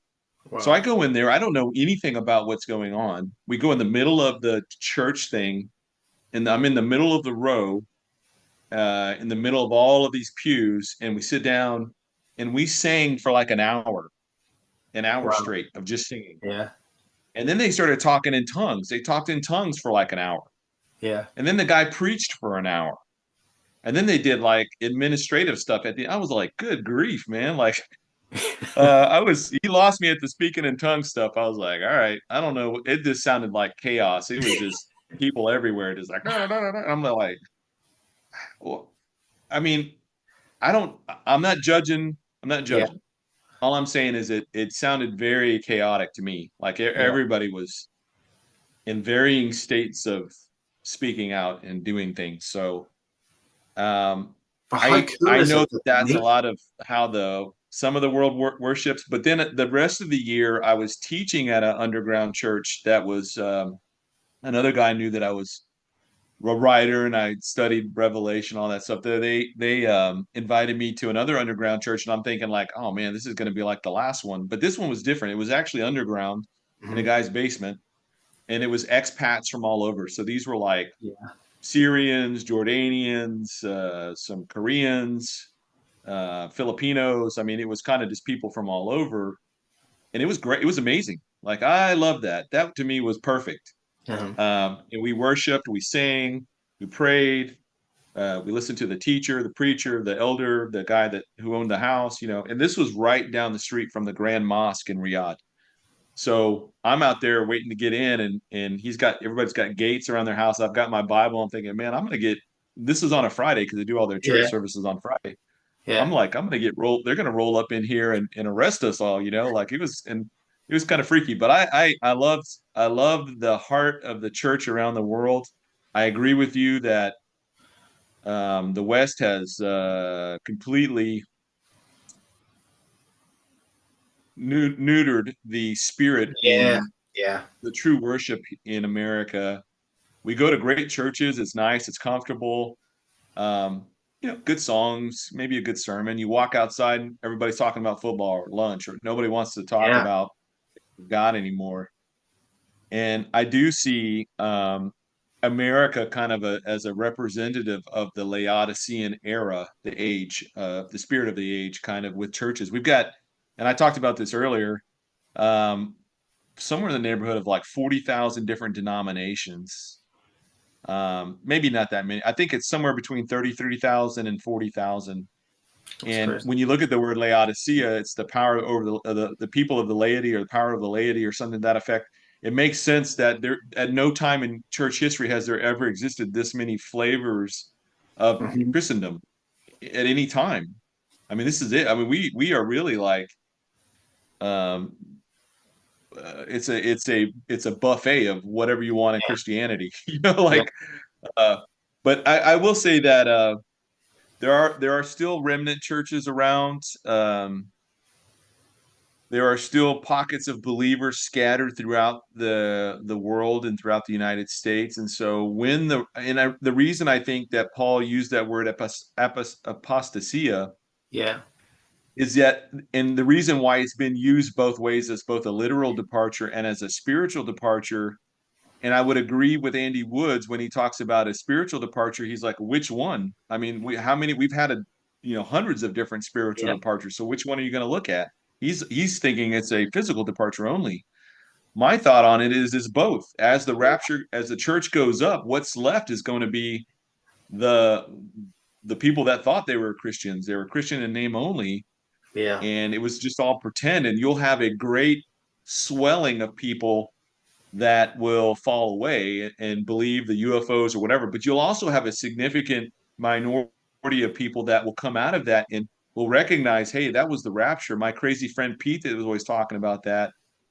And they're going to come to their faith. They're going to come. And we see in yeah, Revelation 4 that, not Revelation 4, in Revelation 6, and the fifth seal trumpet judgment, as well in chapter 7, this massive number of people that are coming out of the tribulation, uh, having lost their life as martyrs because they believed it. And I think the thing that cements it for them is going to be the rapture. yeah. And then adding on top of that, God's going to have the two witnesses, the 144,000, and the other supernatural things that are going to be going on. And God has allowed this little window of time for, say, the 1970s until today, for prophecy to really come back on the forefront Yeah. of both pop culture, academia, music, movies, whatever. And if for nothing else, it's refamiliarizing every this back to the world writ large, so that when it happens, there will be a testimony of that we've already been talking about this. Jesus says, "I tell you these things beforehand, so when they happen, you'll believe." I think this is kind of that time, the greatest period of time right now, where the greatest number of churches are closing their doors, especially since 2020. Yeah. you think about that impact on the mission field around the world. So you had 20 churches in Texas, for example, that all belong to some organization, and they supported mission fields in, say, Peru or Colombia or wherever, and those churches close their doors. Well, that money dries up for that mission field. At the Yeah. same time that God has opened this door on YouTube, and we have an audience here. I've been going for 4 hours now, and we have people from all over the world. Yeah. I mean, like God is going to keep that door open until it's time to close it, just like Noah's Ark. And when it's time to shut, it's going to shut, right? And I think that the door shutting is going to be the rapture. And Yeah. then that ends this particular dispensation. And what opens up then and what unfolds is that the saints that come out of that, out of the tribulation, will be in their own special category. There's not a different way of salvation. It's just God is going to separate them out, just like he separated the church out from the Old Testament saints. He may separate, there may be another separation between the antediluvian saints and those that come after the flood. And each group has their own special rewards and challenges and trials and things that that they had to undergo and endure in the times in which they lived. And so I think we have our own category here for us. And so Yeah. I know the general thought is that everybody's going to be sitting in clouds in heaven playing harps and white robes, and it's all going to be like the socialist, communist heaven, where utopia, where everybody's the same. But I think that a lot of what the Bema judgment is going to bring out is your faithfulness. Yes, works don't save you, but works are evidence of a faith, Yeah. right? They're evidence of your salvation. And the things that you did for God as a believer is going to be made aware, and they're going to be little old ladies in soft soled tennis shoes. They're Mhm. going to be decked out like Mexican generals with awards of having been Yeah. prayer warriors their whole lives and Yeah. undergone the trials and all the things that they had to do, and and the guys that are up on stage, that have these massive mega churches might be truly born again, but they're only there by the skin of their teeth. You know what I mean? Like Yeah. they've escaped the flame, so to speak. They're still Yeah. going to have that smell of smoke on them. But speaking of 4 hours, I do need to use the bathroom real quick, but and I don't want to shut this off just yet unless you have to go. But there was a question that I want you to talk to. Somebody had asked about do you have any teachings on deliverance Yeah. ministries, Yeah. and if you have it, maybe we can direct folks to where to find that. And then I want you also to plug your book, because I know we did it last time but nobody could see it, so I want you to Yeah. show people again your book and where to find it. And I have to use the bathroom real quick. I'll be right back. Okay. Well, I'll just talk away then. Yeah. So this is my new book. This is Guardians at the Gate. It is available at victorychurchbelfast.com, so you can buy it direct from the website, or you can buy at the minute the Kindle edition on Amazon, and the paperback edition I think will be out. There's a few problems with the cover. I think it will be out at the start of next week. And it goes into deliverance. So we've experienced, and I'll tell you just straight off the bat, that the last probably 5-6 years, we've experienced major encounters, demonic encounters. And those demonic encounters have been, some of them have been of one level, others have been extreme levels. And I spoke about this last night a little bit. I was talking a bit about deliverance.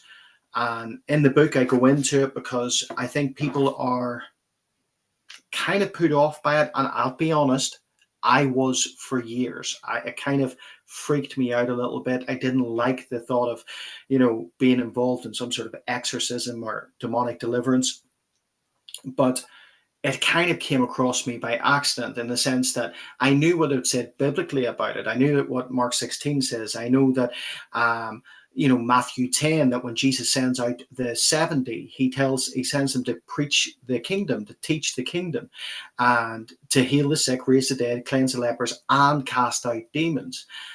And I never really sort of wanted to get involved with it until it sort of presented itself to us. And I've told this before. The first deliverance that I was involved in on the street, not in a church setting, but on the street, was by accident. And it was an individual that we know through our homeless outreach guy that I love, that I've sat in street corners with and prayed and sung hymns with. Um, and we were looking for him that night. I went out with a specific purpose to find him. Yeah, we go out to feed people and pray with people, but I was going out to find him. And towards the end of the night, as we're sort of wrapping up, we're walking to this part of the Belfast centre, and I hadn't found him yet. And then I heard in my spirit, he's beside you. And I turned and I looked at him, and he looked completely different. I've actually got a picture of him here, but I'll not show it. But he looked completely different. He looked maybe about half of his normal weight, and he was disheveled, and he was shaking like, if you've ever seen somebody who's maybe going into a diabetic fit, like they're just continually shaking. He was shaking so much, it was ridiculous. And he couldn't stand still. And I said his name, and he turned to me and he scowled. And his eyes were like the eyes of an animal. He scowled at me, and then I says, "It's me, it's Gary." And he goes, "I know it's you." And he went across the street. I followed him. And I'm saying, "What's wrong? What's wrong?" Because it was like he couldn't stop. He was like literally moving so fast. And I said, obviously, because he's on the street, "Have you taken something?" And he says, "No, no, I'm clean, I'm clean." And he was going, but he was just so agitated and so angry. And he was effing and blinding and saying all the swear words of the day. And I called my sister over, because she comes on the outreaches with me most of the time. And I said, "Right, look, there was a wee alleyway. Let's go down that alleyway, out of the way of everybody, and just see what, we'll pray with you, we'll talk with you." And he couldn't sit still or stand still. And we just said, I don't know why I said it. I says, "Will you let me pray with you?" And he goes, "If you're going to bleep and do it now." And I don't know why I said the words that I said, but they just came out, because I wasn't looking for deliverance. And I just put my hand on his head and I said, "In the name of Jesus, get out." And he went from like shaking like mad to, and it was like somebody had just emptied him, and he dropped everything that was in his hands. And we kind of looked at each other thinking, has he just blacked out? He was still upright. Has he just blacked out? Has something happened? Because he just went like this. And the next second, he stood up, opened his mouth wide, and there was no retching, but completely projectile vomited the whole of the alleyway. That we were like, uh-oh. So we stood behind, one of the industrial sort of waste bins. We stood behind that. And my sister's description of this, it was like somebody with a mop bucket, just emptying mop bucket after mop bucket into that alleyway.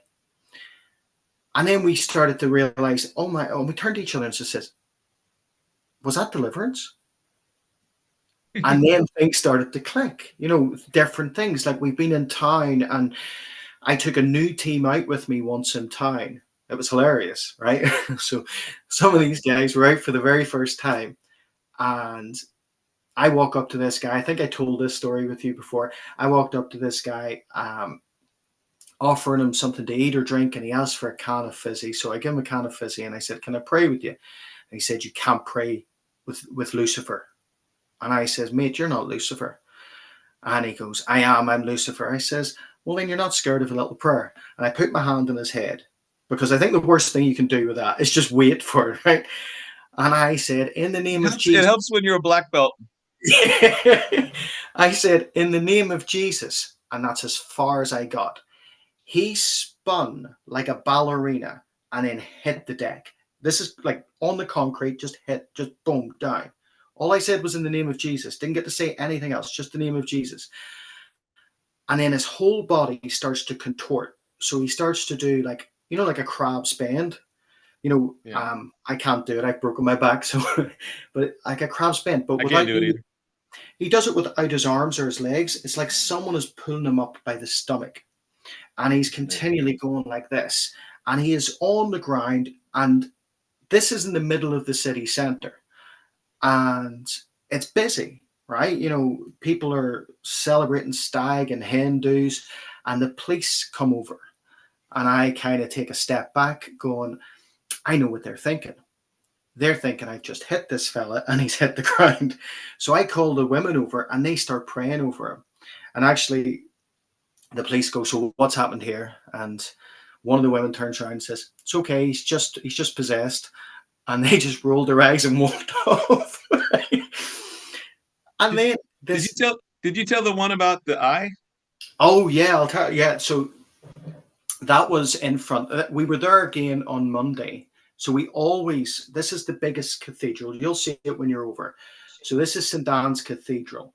My parents actually got married there in the middle of Belfast. And right in front of it, there's this kind of like wee open plaza. And there's always a congregation of people there, certainly homeless or people that are struggling, you know. And I came up, there was a group of us, we came up and we saw two people sitting down on the bench, a man and a woman. And we started to witness to them, started to tell them about Jesus. And this guy was very open. He was very, very open with me about things that had happened in his life, things that he had, when he was in prison, that he had allowed to happen to him for an easier life. And he said, his words were to me was, I think I'm possessed. And I said, why do you think that?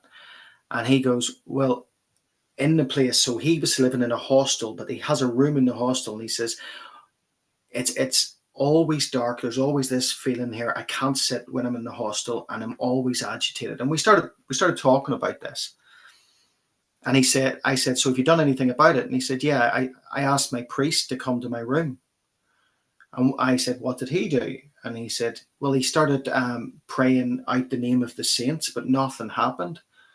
And I kind of rolled my eyes at that, because you don't pray in the name of saints. So I said to him, I says, I can pray with you now. And he goes, okay, do it. So he stood up and I put my hand on his head. And it's simple. I'm just going, in the name of Jesus, get out. In the name of Jesus, any demonic encounter, any demonic being in there that shouldn't be there, in the name of Yeshua HaMashiach, get out. And that's probably the extent of the prayer. And as I'm praying, I feel him pushing my hand up like this till his head comes up. And he starts to speak in Latin. Now, it's a deeper voice than his normal voice. He starts to speak in Latin. I done 3 years of Latin at school. I can remember very little, but this was like fluent sentences. And as he's doing this, and I'm praying, and my sister's here, and the other team members are around there. My sister's like 90 degrees to my side. And his eye, one eye's on me, and the other eye just goes right around there. Doesn't lose a gaze with me or lose a gaze with her. He's still just like, I don't know how he did it. You know, obviously it's the demon, but his eyes just separated like this to look at both of us. And I go, oh, this is a bit weird. So, because you kind of go, it's not you, it's Jesus. It's just Jesus doing it. So I find that the occasions kind of like, well, this is odd. So I just go, in the name of Jesus, get out. And as I was doing that, I noticed his girl, his other half, was sitting behind him. And she was watching all this, and her face was like the whole thing, because she could hear the Latin, she could hear the different voice. And I just say, in the name of Jesus, get out. My sister says, in the name of Jesus, get out. And we get a wee bit louder, not because it's to try and be loud, but he's getting louder. And she just projectile, she just goes like this, and projectile vomit starts coming out of her mouth. So we had a kind of new team member out with this. So I said, right, you go to her while we're still here. Now, when we had finished, completely different couple, completely different.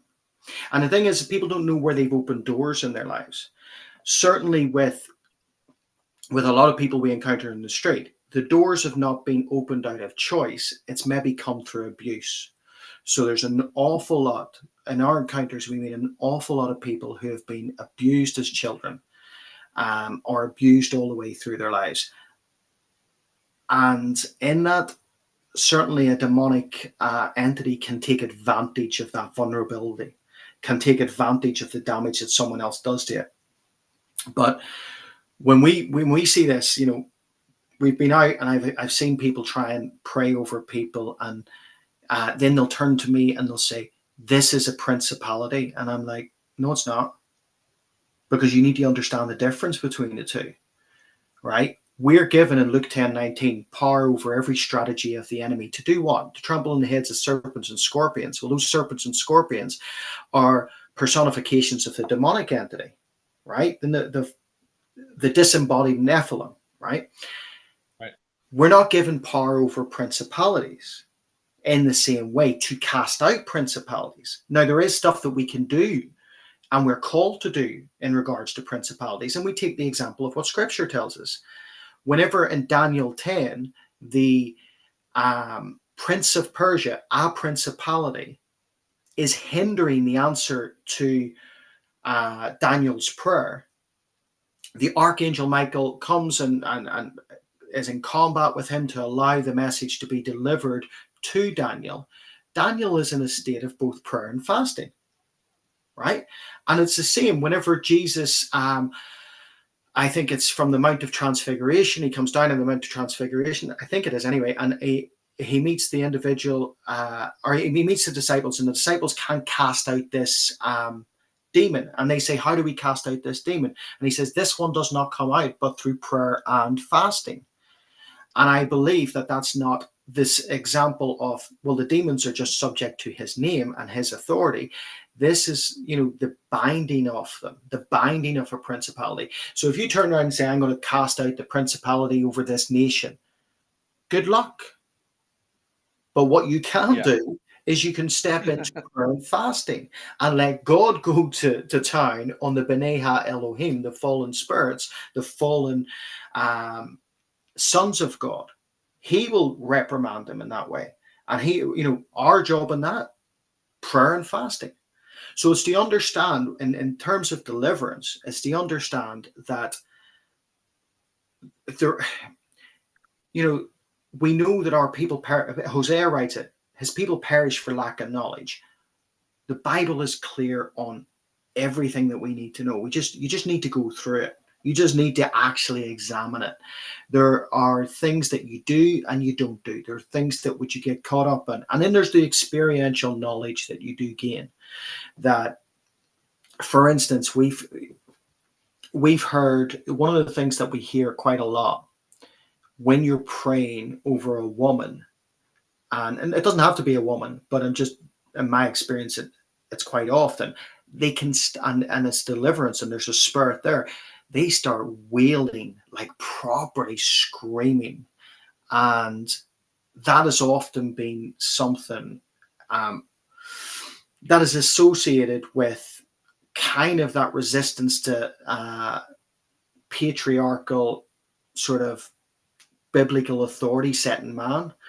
So there are things to be aware of.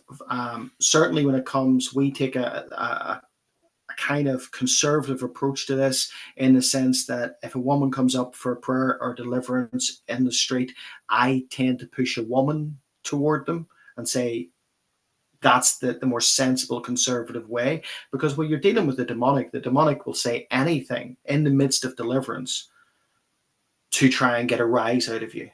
Anything at all. I remember, just to give you a good story as well, I was out maybe last year, and there was this big fella. He was probably a good foot taller than me, and I met him, and this was kind of a stupid moment for me, right? I met him on a busy street. He was homeless, and I said, "Can I pray with you?" And he said, "Yeah. Come down this alleyway with me." And I probably shouldn't have went, right? Nothing happened, but I probably shouldn't have went down the alleyway. But went down this alleyway. There's a load of tents there, people homeless living there. And I said, "Can I pray?" And he was so resistant. So it brought me down under the sort of premise that I was going to pray over him. And then when I got there, he was so resistant. He was changing his subject. And then he started to tell me that he served Lucifer and all of this stuff. And then he started speaking in tongues. He started speaking in what I can only describe as a demonic tongue. Only described as that. And it was chilling, and there was me, and there was probably about, I think that there was a couple of men standing up at the end of the alleyway, and probably about three women with me. And the three women just looked at that and went, "Nope," and they went. So it was me, and this guy standing there, and I was going, "All I want to do is pray with you." And he just kept going with this and getting, and his eyes were really just kind of like a dead darkness, just staring at me. And I'm thinking, you're a tall fella too, aren't you? I'm wondering how I get out of this without, because I never wanted to be in the newspaper. Pastor gets into fight in the middle of outreach and hurts someone or knocks someone out. Eventually, I had to get, and it sounds really bad, but I did get kind of forceful with him. I said, "You brought me down here to pray with you. If you have, or if you're afraid of prayer, then that's up to you. But if not, then let me pray with you." And he says, "All right, then do it." And I prayed with him. I saw that fella about 4 weeks ago on outreach, completely different. He came up to me. He had started to get his act together, and he said to me, "Could you pray with me? Because I have to go into hospital for an operation." So he came, complete different countenance, beforehand kind of scary, now just friendly and jovial. And I says, "Yes, of course." And every time I'm praying and I mention the name of Jesus, he's going, "Yes, amen, amen." And I was like, wow.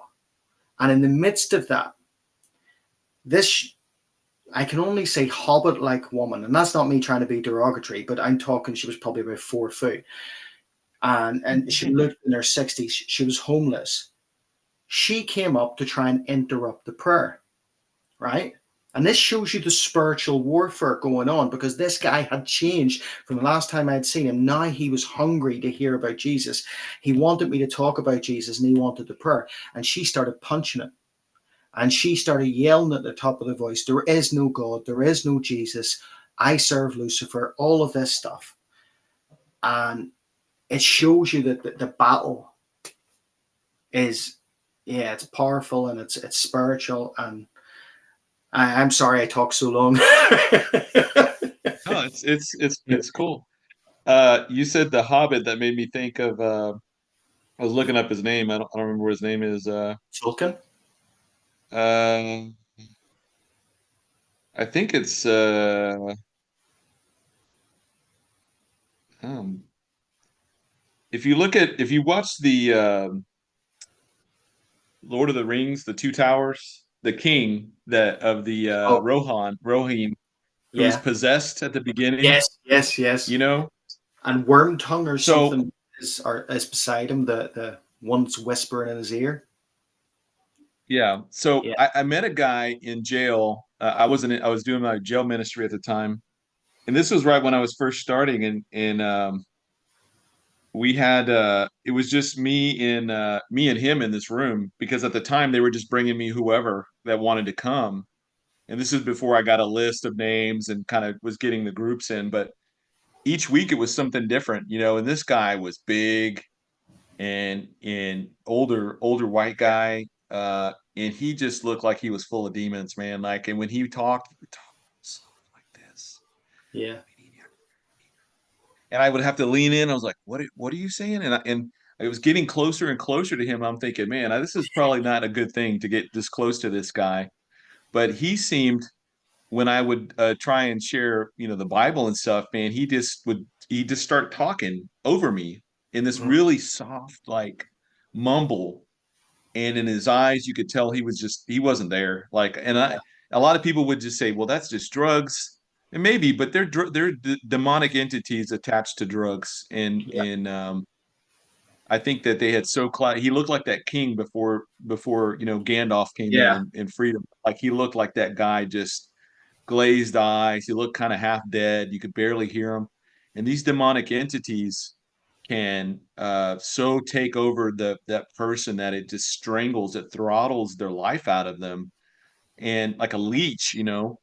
And then there's other guys I've met who were like, you know, in the military, you know, senior colonels, senior leaders, who I just had this uneasiness around. Like, yeah, I couldn't put my finger on it, but I sensed something very hostile in them, not to me personally, but just there was this. something about them, and I wonder if that is That's discernment. maybe evidence of a spirit that's attached themselves to that individual, and they're incredibly hostile, especially somebody like me coming in where they know Yeah, I'm a Christian, and now all of a sudden they're not friendly whatsoever, and it's like almost adversarial. I'm like, I don't even know you. Why are you yeah, like that to me? And you want to take it personally, but then at the same time, I'm thinking, sure, well, it's got maybe it's spiritual. Maybe there is a spiritual something in him that senses something in me, and that's not oil and water kind of thing. And this is where that yeah, pushback comes back. So I guess my advice to people is if you encounter somebody that you have this that you don't even know perhaps, or maybe you know them, and then all of a sudden they're very hostile to you. I mean, it may, especially if you don't know them, it may be something there's a spiritual component to it that you're not seeing. And this is where we should, and had I known at the time and been more diligent about yeah, this, you bring up the name of Jesus and see how they react to it. And not in a cuss word kind of way, but like, yeah, you try to fit it into the conversation and see if they flinch or see if something, you get some kind of reaction from it. But yeah, I've met professional people that you could tell they had demons, man, because like yeah. they had there was a very hostile adversarial spirit against anything Christian, Christ, Christianity, the cross. I mean, like that was I, kryptonite to them. They didn't want anything to do with it. And so for me, I think demonic possession can also come in those more subtle yeah. ways, and probably more ways than we think that we're not even really aware of. But there's a couple of questions that one of them was directed to you. Um, well, I don't know if it was directed to you, but I'm gonna hand it to you because I don't know. Uh, Bibi Netanyahu fired his defense minister Yolan Galant. What do you have any thoughts on that, or any Um, insight, perhaps? Because I don't well, know. I don't know much of this. I don't have particular insight on it. All I'll say is that the restructuring of things, um, from what I read into it, it was to do with, I think, Gallant's lack of respect and lack of towing the line in terms of the the the agenda and how the agenda and certainly how the war would go ahead. Um, I didn't have an issue too much with Gallant in that sense. I think that he was he's very spirited, but when you look at Netanyahu's kind of the statesman. You know, he knows what he's doing, and he knows how, if you're crossing the line of public opinion, if you're crossing the line this way, then it's not going to fly. He knows how to navigate that. I Yeah, don't think it's going to have. I think probably the biggest thing that'll have an effect on what's going to happen Israel wise going forward is the fact that Trump's going to be in office. Um, I think, like a lot of people have said already, I think that could lead to the living in unwalled villages scenario of Ezekiel 38. I think that could be the next setup, which makes sense. And see that God's hands in all of this. So if you're a Christian today and you disliked Trump and you're yelling, you have to understand God is sovereign and God doesn't, this is not taking God by mistake, and it is planned. And I think it is planned in terms of one allowing a last end time remnant to have the freedom to come to Christ, in the sense that the Democratic Party really censoring Christianity, pushing down Christianity, trying to push it to the side, but also in the other sense of the next stage, because if you look at where Israel's at already, they're nearly at the point of Zechariah 12 when we see that they have defeated the surrounding villages, you know, the fulfillment of Psalm 83 to some extent. And if that's the case, well, the next step from that point is Ezekiel 38, and they need the unwalled villages. So they need someone in their corner to allow that to happen. And I think that should show anybody, regardless of where they sit on this, it should show anybody that we're seeing prophecy being set up here. We're seeing the building blocks of everything. yeah. Somebody else had asked if the German government had collapsed yesterday. Have you heard anything about that? I don't think they've fully collapsed. There is major problems, certainly within the economy in Germany. So the economy, um, I think they've classed as collapsing in Germany. Now they were in a point of deindustrialization anyway. They were certainly going downhill. Um, in terms like as far as I know, they're still operating their government, but their major free fall. Now, this is a big problem because you go back a few years ago, Germany was probably one of the biggest economies in Europe. And now their economy's in free fall, their government's in disarray. And it kind of shows you back to the Emmanuel Macron point that there kind of needs to be a restructuring for certainly for the EU to continue, there needs to be a restructuring because the EU is in dire straits. And I think Trump is the catalyst for the restructuring. Yep. I've been a long time proponent that the EU was going to need its own military force. And I know in 2017 they'd passed. I can't remember the name of um, the treaty or whatever it was, but this was basically around the time when Trump was telling NATO, "Hey, you need to start paying up." And Yeah, so this gained traction. Then it's something that Prime Minister Sarkozy had been talking about in the early yeah. 2000s, but it wasn't until Trump came in that he started really pressing the issue with them paying more and getting more involved. This whole thing about creating the Europeans' own defense force Mm-hmm. comes back into play. And I think with most of Europe, the youth, say 18 to 25 age bracket. I don't know what the unemployment rate is right now there, but in years past, I know it's been very, very high for that age group. So when you have a large young population that don't have anything to do, that those are prime pickings for a military. To Yeah. oh, you want something to do? Here you go. Let's put you in the military. Give you a nice shiny uniform. Give you a paycheck, and Well, so I don't think recruiting is going to be that hard a problem for them. But I think as well, sorry to pick up on this, but the if you go back to whenever if you go back to the Conservative government, Rishi Sunak came out and given a warning about everyone in Britain needing at least 3 days emergency supplies in case of a global shock. That's happened in the EU now. So in the last week, they gave out a warning for all EU citizens to have 3 days worth of food and all of these things in preparation for a global shock.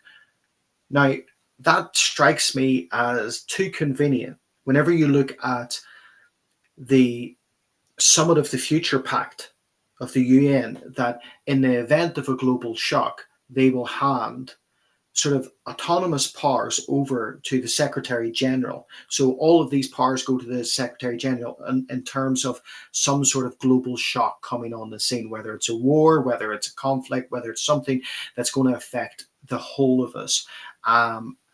Now, like I said, I think America will be a different sort of beast in this system because they've got Trump kind of, let's say, building up some sort of ideological wall between America and the rest of the world whenever he gets in.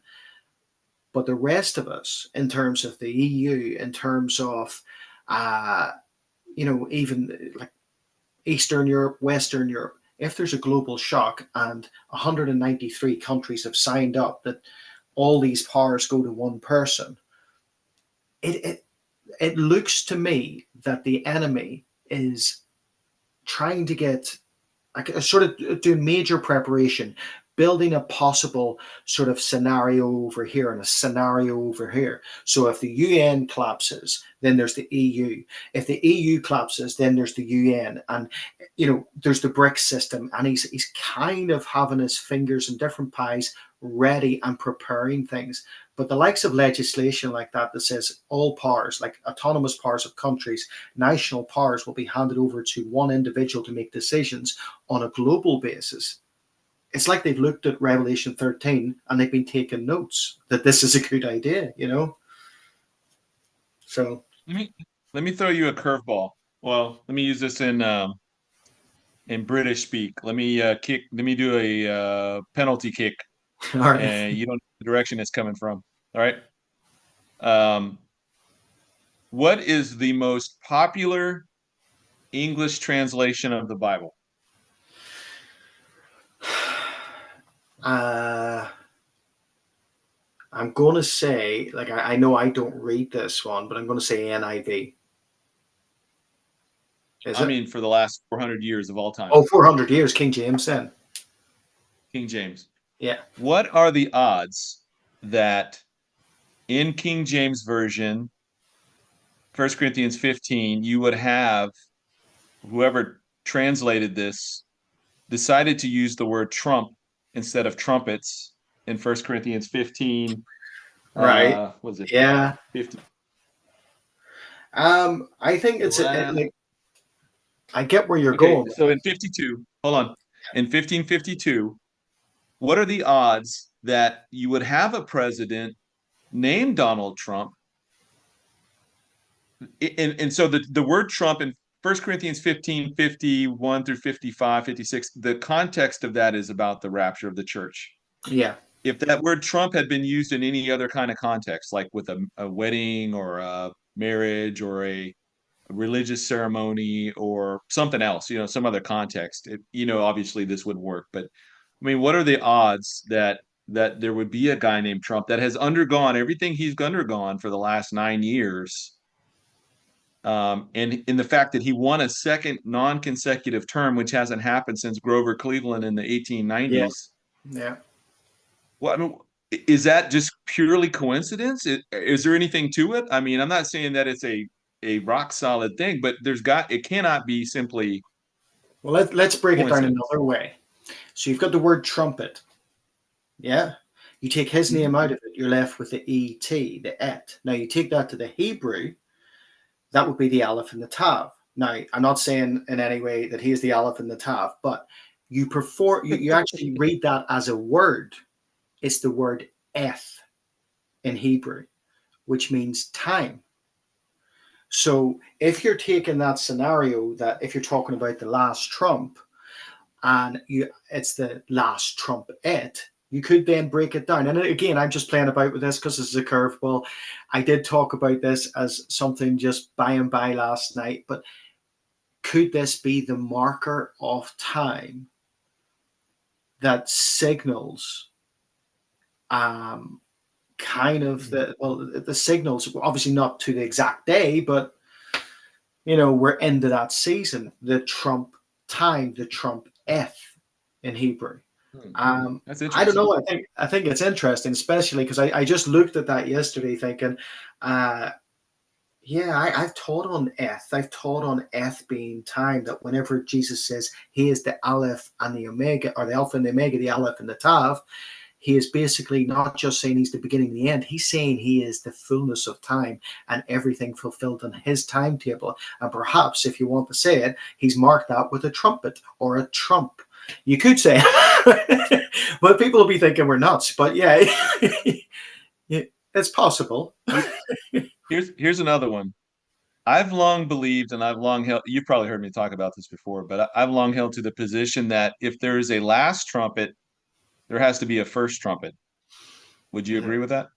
Yeah, yeah, Okay. The only other trumpet in the entire Bible that I can think of that even in context marries up with the rapture, which the rapture in and of itself, you have the resurrection of the dead in Christ, and then the translation of those that are alive. When it happens, you have for the first time Christians from that first Pentecost till whenever the rapture happens, meeting together as one group and then going up together to yeah, meet the Lord in the air. yeah. The only other time that happens in any kind of similar context is in Exodus 19, where the nation of Israel comes before Mount Sinai. Uh-huh. And we read in, let me read the passage to you. Um, it says, starting in verse 18, when now Mount Sinai was completely in smoke because the Lord descended upon it in fire, and its smoke ascended like the smoke of a furnace, and the whole mountain quaked greatly. And when the blast of the trumpet sounded long and became louder and louder, Moses spoke, and God answered him by the voice. And then the Lord came down upon Mount Sinai on the top of the mountain, and the Lord called Moses to the top of the mountain, and Moses went up. Mm-hmm. And so I know there was a propensity for people to want to associate this with the last trumpet with being the trumpet judgments in Revelation, or the Feast of Trumpets. I've never held to the rapture belonging to any kind of Jewish feast date that Yeah. the Lord set up with Moses. I've never subscribed to that because I don't know that the church, that doesn't apply to the church. It has no correlation to the church. But the trumpet blast there in Mount Sinai, where the whole nation of Israel come together as one before the mountain, Moses goes up. Here, the church comes together for the first time in 2,000 years, and we all go up as one to meet the Lord in the air. The Lord comes down, right? He came down on Mount Sinai. Yeah. Jesus comes down not to the earth, but to the sky, somewhere in the air, and we go up to get to meet him. Have you got Is your that Bible does there? that Have you got what's your that? Bible? Have you got your Bible there? Yeah. Yeah. Turn to Numbers 10. Numbers 10. So I think this speaks to it too, and I think it's a similarity in the sense that it's two trumpets, two Mm, silver trumpets in Numbers 10. But I don't know. I think it's probably the first three verses, something like that. Um, yeah. It does it tell you says, what the? and the Lord spoke to Moses, saying, make two silver trumpets for yourself, and you shall make them of hammered work. You shall use them for calling the congregation and for directing the movements of the There camps. you go. And when they blow both of them, all the congregation shall gather before you at the door of the tabernacle of meeting. Mm-hmm. But if you blow only one, then the leaders and the heads of the division of Israel shall gather to you. When you sound the advance, the camp. Yeah, I mean Yeah, that has correlations as well too. yeah. I think the Exodus 19 though is like, especially with It's God definitely a coming down. rapture picture. Yeah, it's definitely a Yeah, rapture picture. yeah. I've taught that as a rapture picture simply because you're seeing the ascension up. You're seeing him go up the mountain, and anytime, even in all the way through Scripture, anytime you go to the mountain or someone goes up the mountain, it's synonymous with coming into the presence of God. So that's what we see in 1 Kings 19 and 1 Kings 18. When Elijah is in the mountain, that's when he hears the still small voice of God. It's coming into the presence of God. And I would say, yeah, I've got. So if there's a first trumpet and there's a last trumpet, can you identify? Do you think there has been a first trumpet? Yeah, I think it's that Exodus 19 one. I You think when think that's yeah, okay? that was the first time. And to my knowledge, it was only blown that once. I mean, I have to look through the subsequent passages to check, but I think it was only that one time.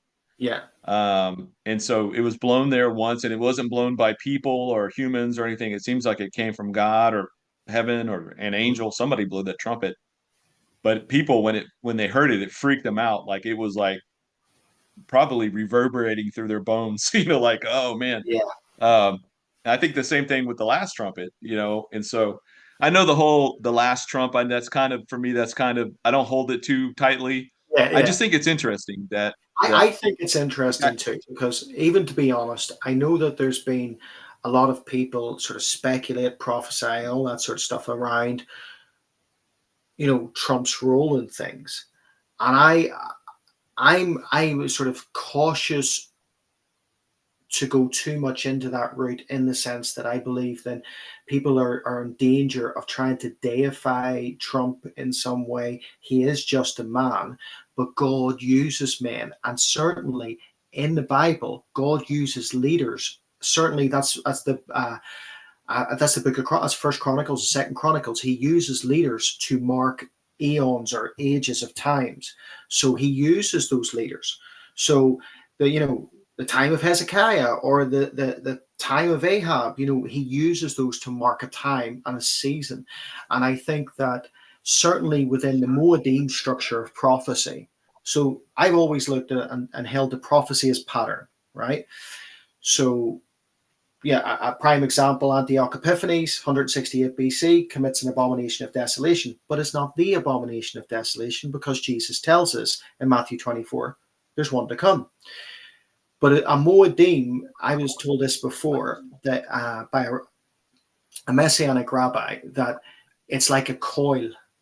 So the way the prophecy is seen, it's like a coil. It's not, modern day Christian concept of prophesying that we just declare like a fortune teller what's in front of us. It's the pattern of things happening over the ages until it reaches a crescendo of its final fulfillment. So when you have a first trumpet and a last trumpet, the last trumpet is the fulfillment, the crescendo of everything.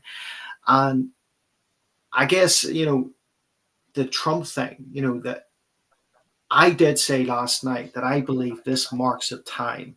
I believe he's the right person for the office, but like First Chronicles and Second Chronicles would do, I believe that his leadership will mark a time, and that time will be one of extreme polarization. We think the world's been polarized now. We think that it's been, people separating into one faction or another. It's going to go even more entrenched, because I don't know about you. I look at some of these leftists, and I can't understand their logic. You know, their logic of calling, like after the election, calling Donald Trump and the Republican Party a bunch of fascists. Well, fascism is extremely hard to define, but when you take any definition that holds, it's one who objects to or resists democracy. So it doesn't. I struggle with their lack of logic, but I don't think they're doing this out of. I don't think the left side of the camp, the woke side of the camp, are doing this sort of insincerely. I think they really believe the stuff that they're saying, and I think the world's going to go extremely, extremely polarized. And unfortunately, I see that for the church too. I see the church becoming more polarized on issues, with a lot going down the way of trying to appease the spirit of the age, and then a small remnant holding on to the truth. Yeah, It's I not I kind of cheery. see the. I don't disagree. I also kind of see within Christendom, there's going to be a rise of the NAR dominionist.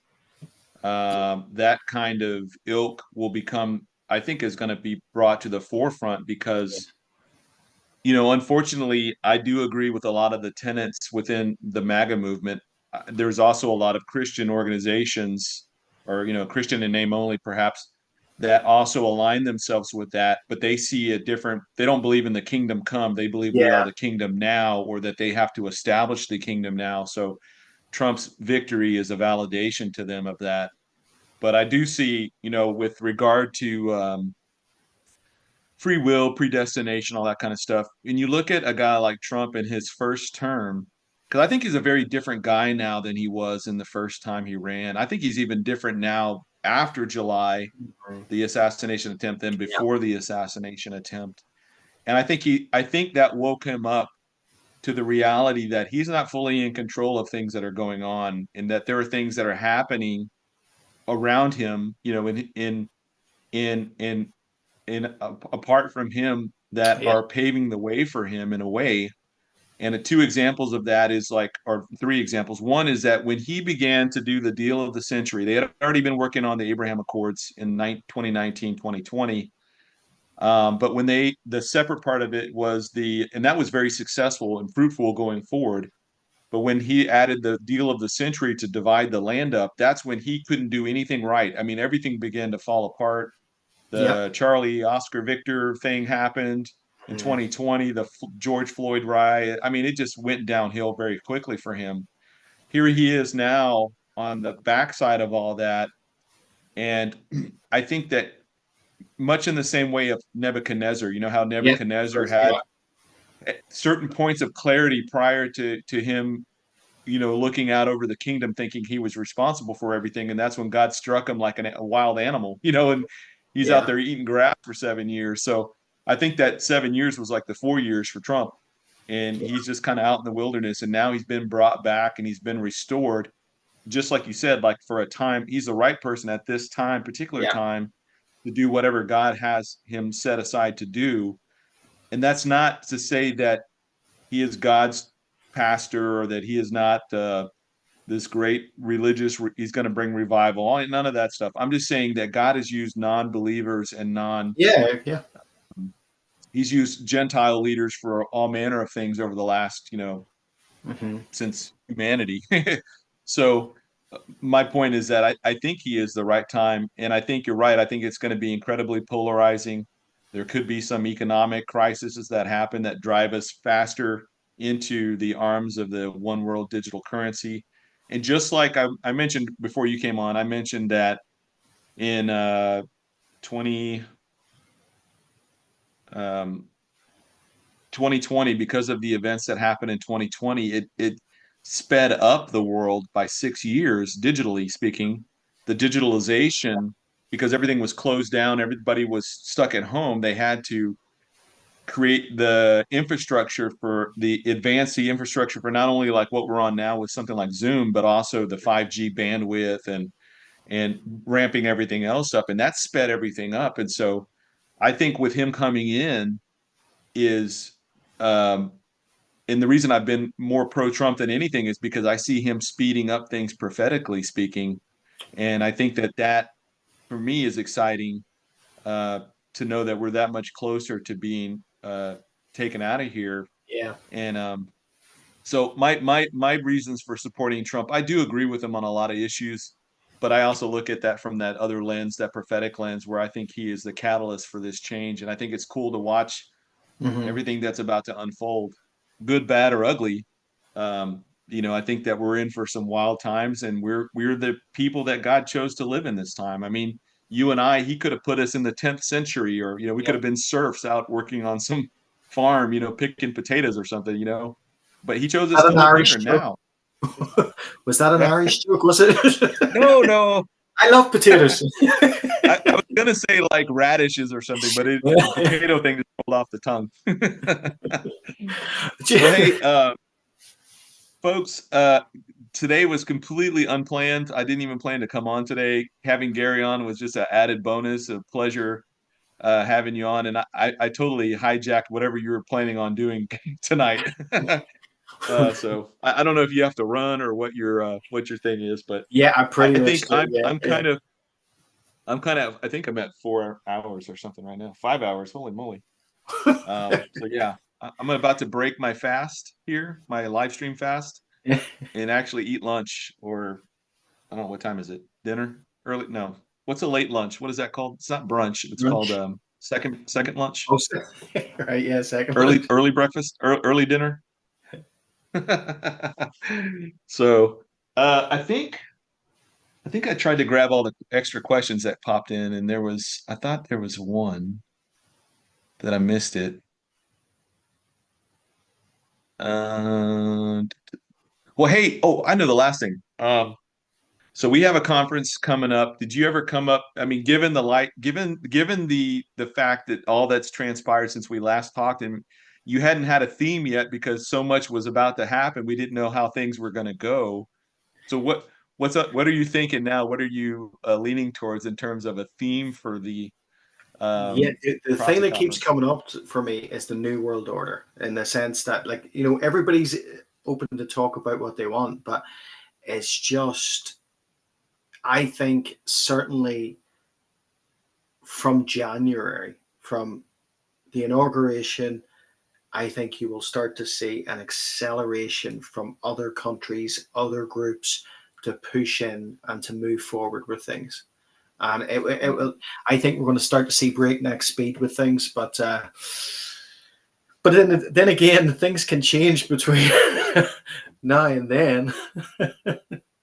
For sure, for sure. Yeah, Yeah, I mean, it was only what July there was an assassination attempt. There was a second assassination attempt. yeah, Hurricane Helene destroyed the yeah. East Coast, or the Rocky Mount or the Blue Ridge Mountains.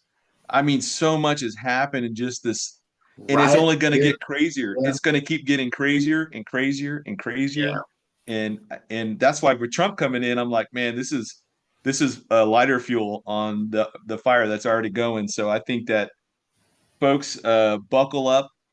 It's going to be crazy, and as I tell folks, lean into the storm. head on a swivel, keep looking up. Jesus is coming soon, Amen. and just it's an exciting time to be alive and to see the things. This is we live in the time now where the prophets had longed to see, like the even the angels and everybody's wanting to see this time that we're living in now. And so many folks are just checked out and just Yep. not paying attention to anything. And it boggles my mind how you can not be. I mean, I'm keyed up to the nth degree because I see the things I see going on, and I've been looking at this earnestly for the last 17 years or so, Yeah. and it just keeps ramping up and ramping up. It's just more and more exciting. So I'm very thankful that God has used me, used you, and all the other our brothers and sisters online to get the message out as wide as possible. And I'm going to give you any closing thoughts that you might have or things you want to say. Yeah. I think that we're living in a time right now, and I think everybody has to be aware of this, that the word of God needs to be so paramount in your life. You need to be reading it, not just taking somebody else's word for it. I've seen recently the old preterist rhetoric be pushed forward, and it's really to try and support anti-Semitism, the idea that Israel doesn't need to be reestablished, and it seems to have been a catalyst in this time, that the growth of anti-Semitism, the growth of preterism, certainly partial preterism, and we're being prepped and primed for a harlot. And I think the church needs to be holding fast. We need to be the Church of Philadelphia. And I know everybody on here is, and they would be identified as that. Someone that holds fast to the word and holds fast to his name.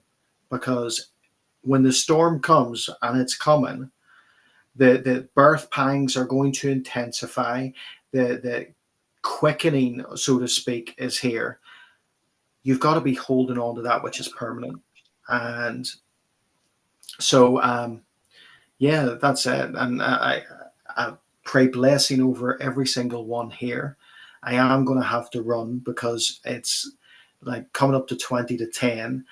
My wife's coming back from a prayer meeting. So I was supposed to have done a few things before she came back. And I'm not scared of her. I'm only saying this Dude, online. you could She's not totally blame me.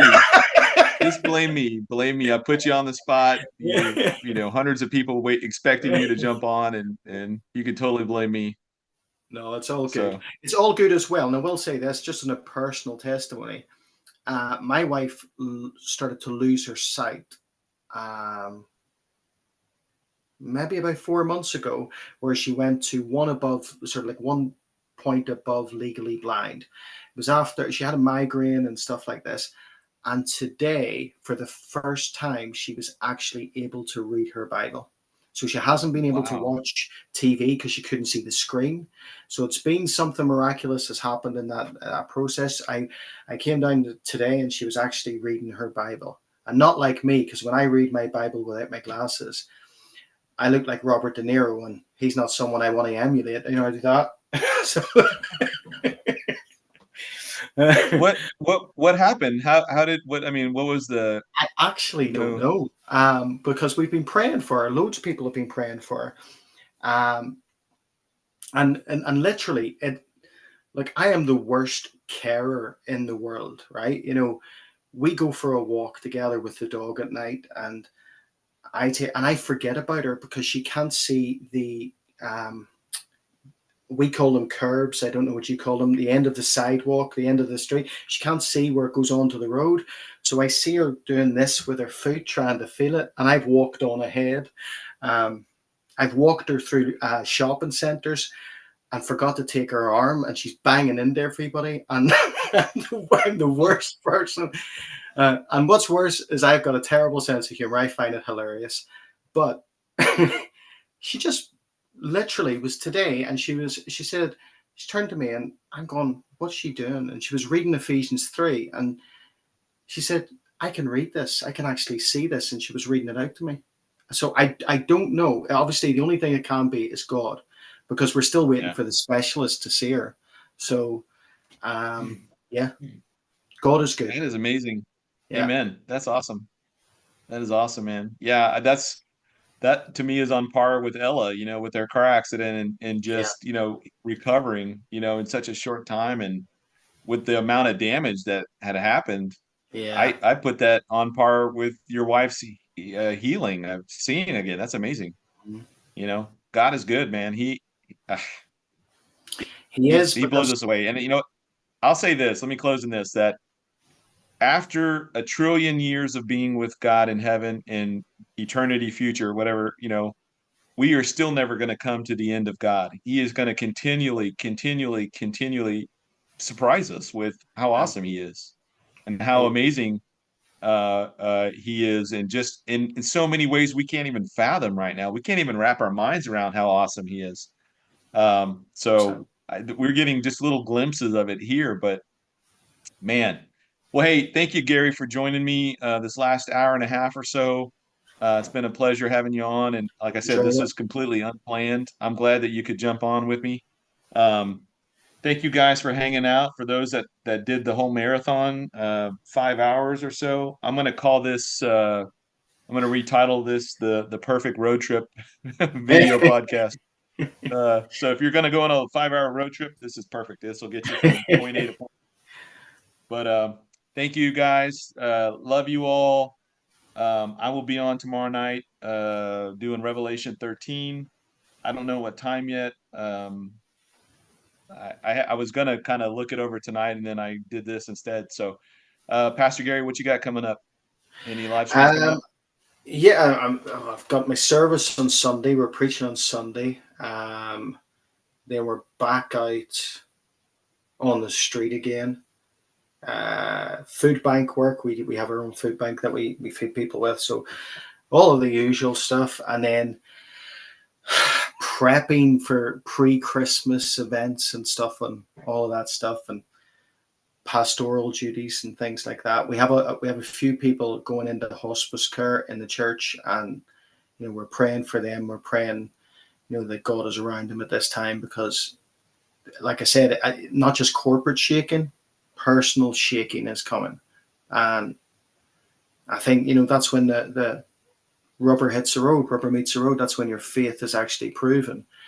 And the individuals that are going into hospice, they make me, I think, look like an absolute weakling in my faith because they are just calm, praising God. And yeah, I don't want to start it because I'll start crying, but it's just absolutely amazing to see their strength and their faith.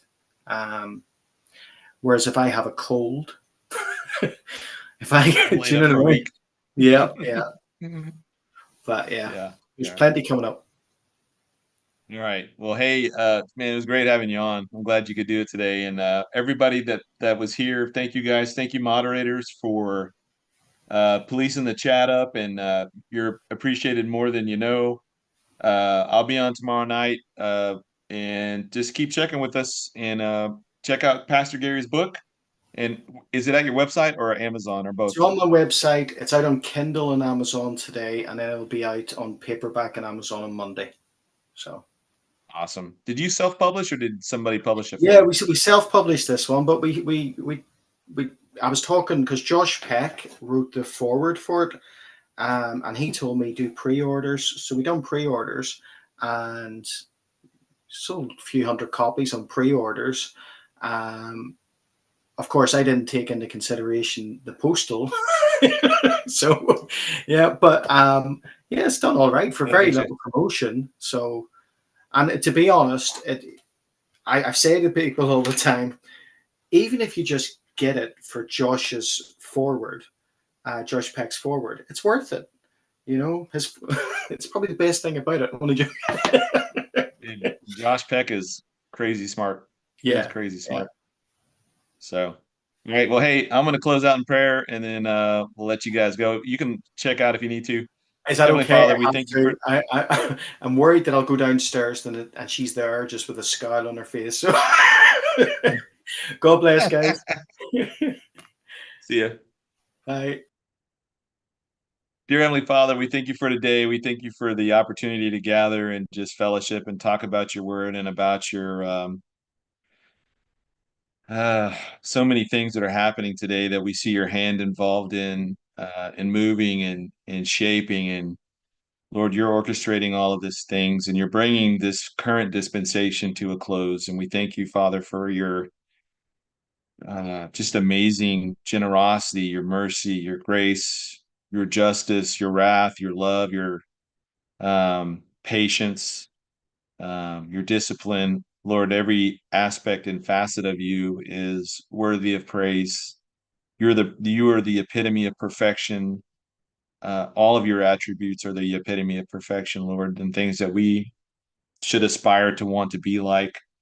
Um, and it's only through your Son's shed blood on the cross that we can even approach that path, Lord. So it's in Jesus' name, in the name above all names, that we lift this prayer up to you. Amen. All right.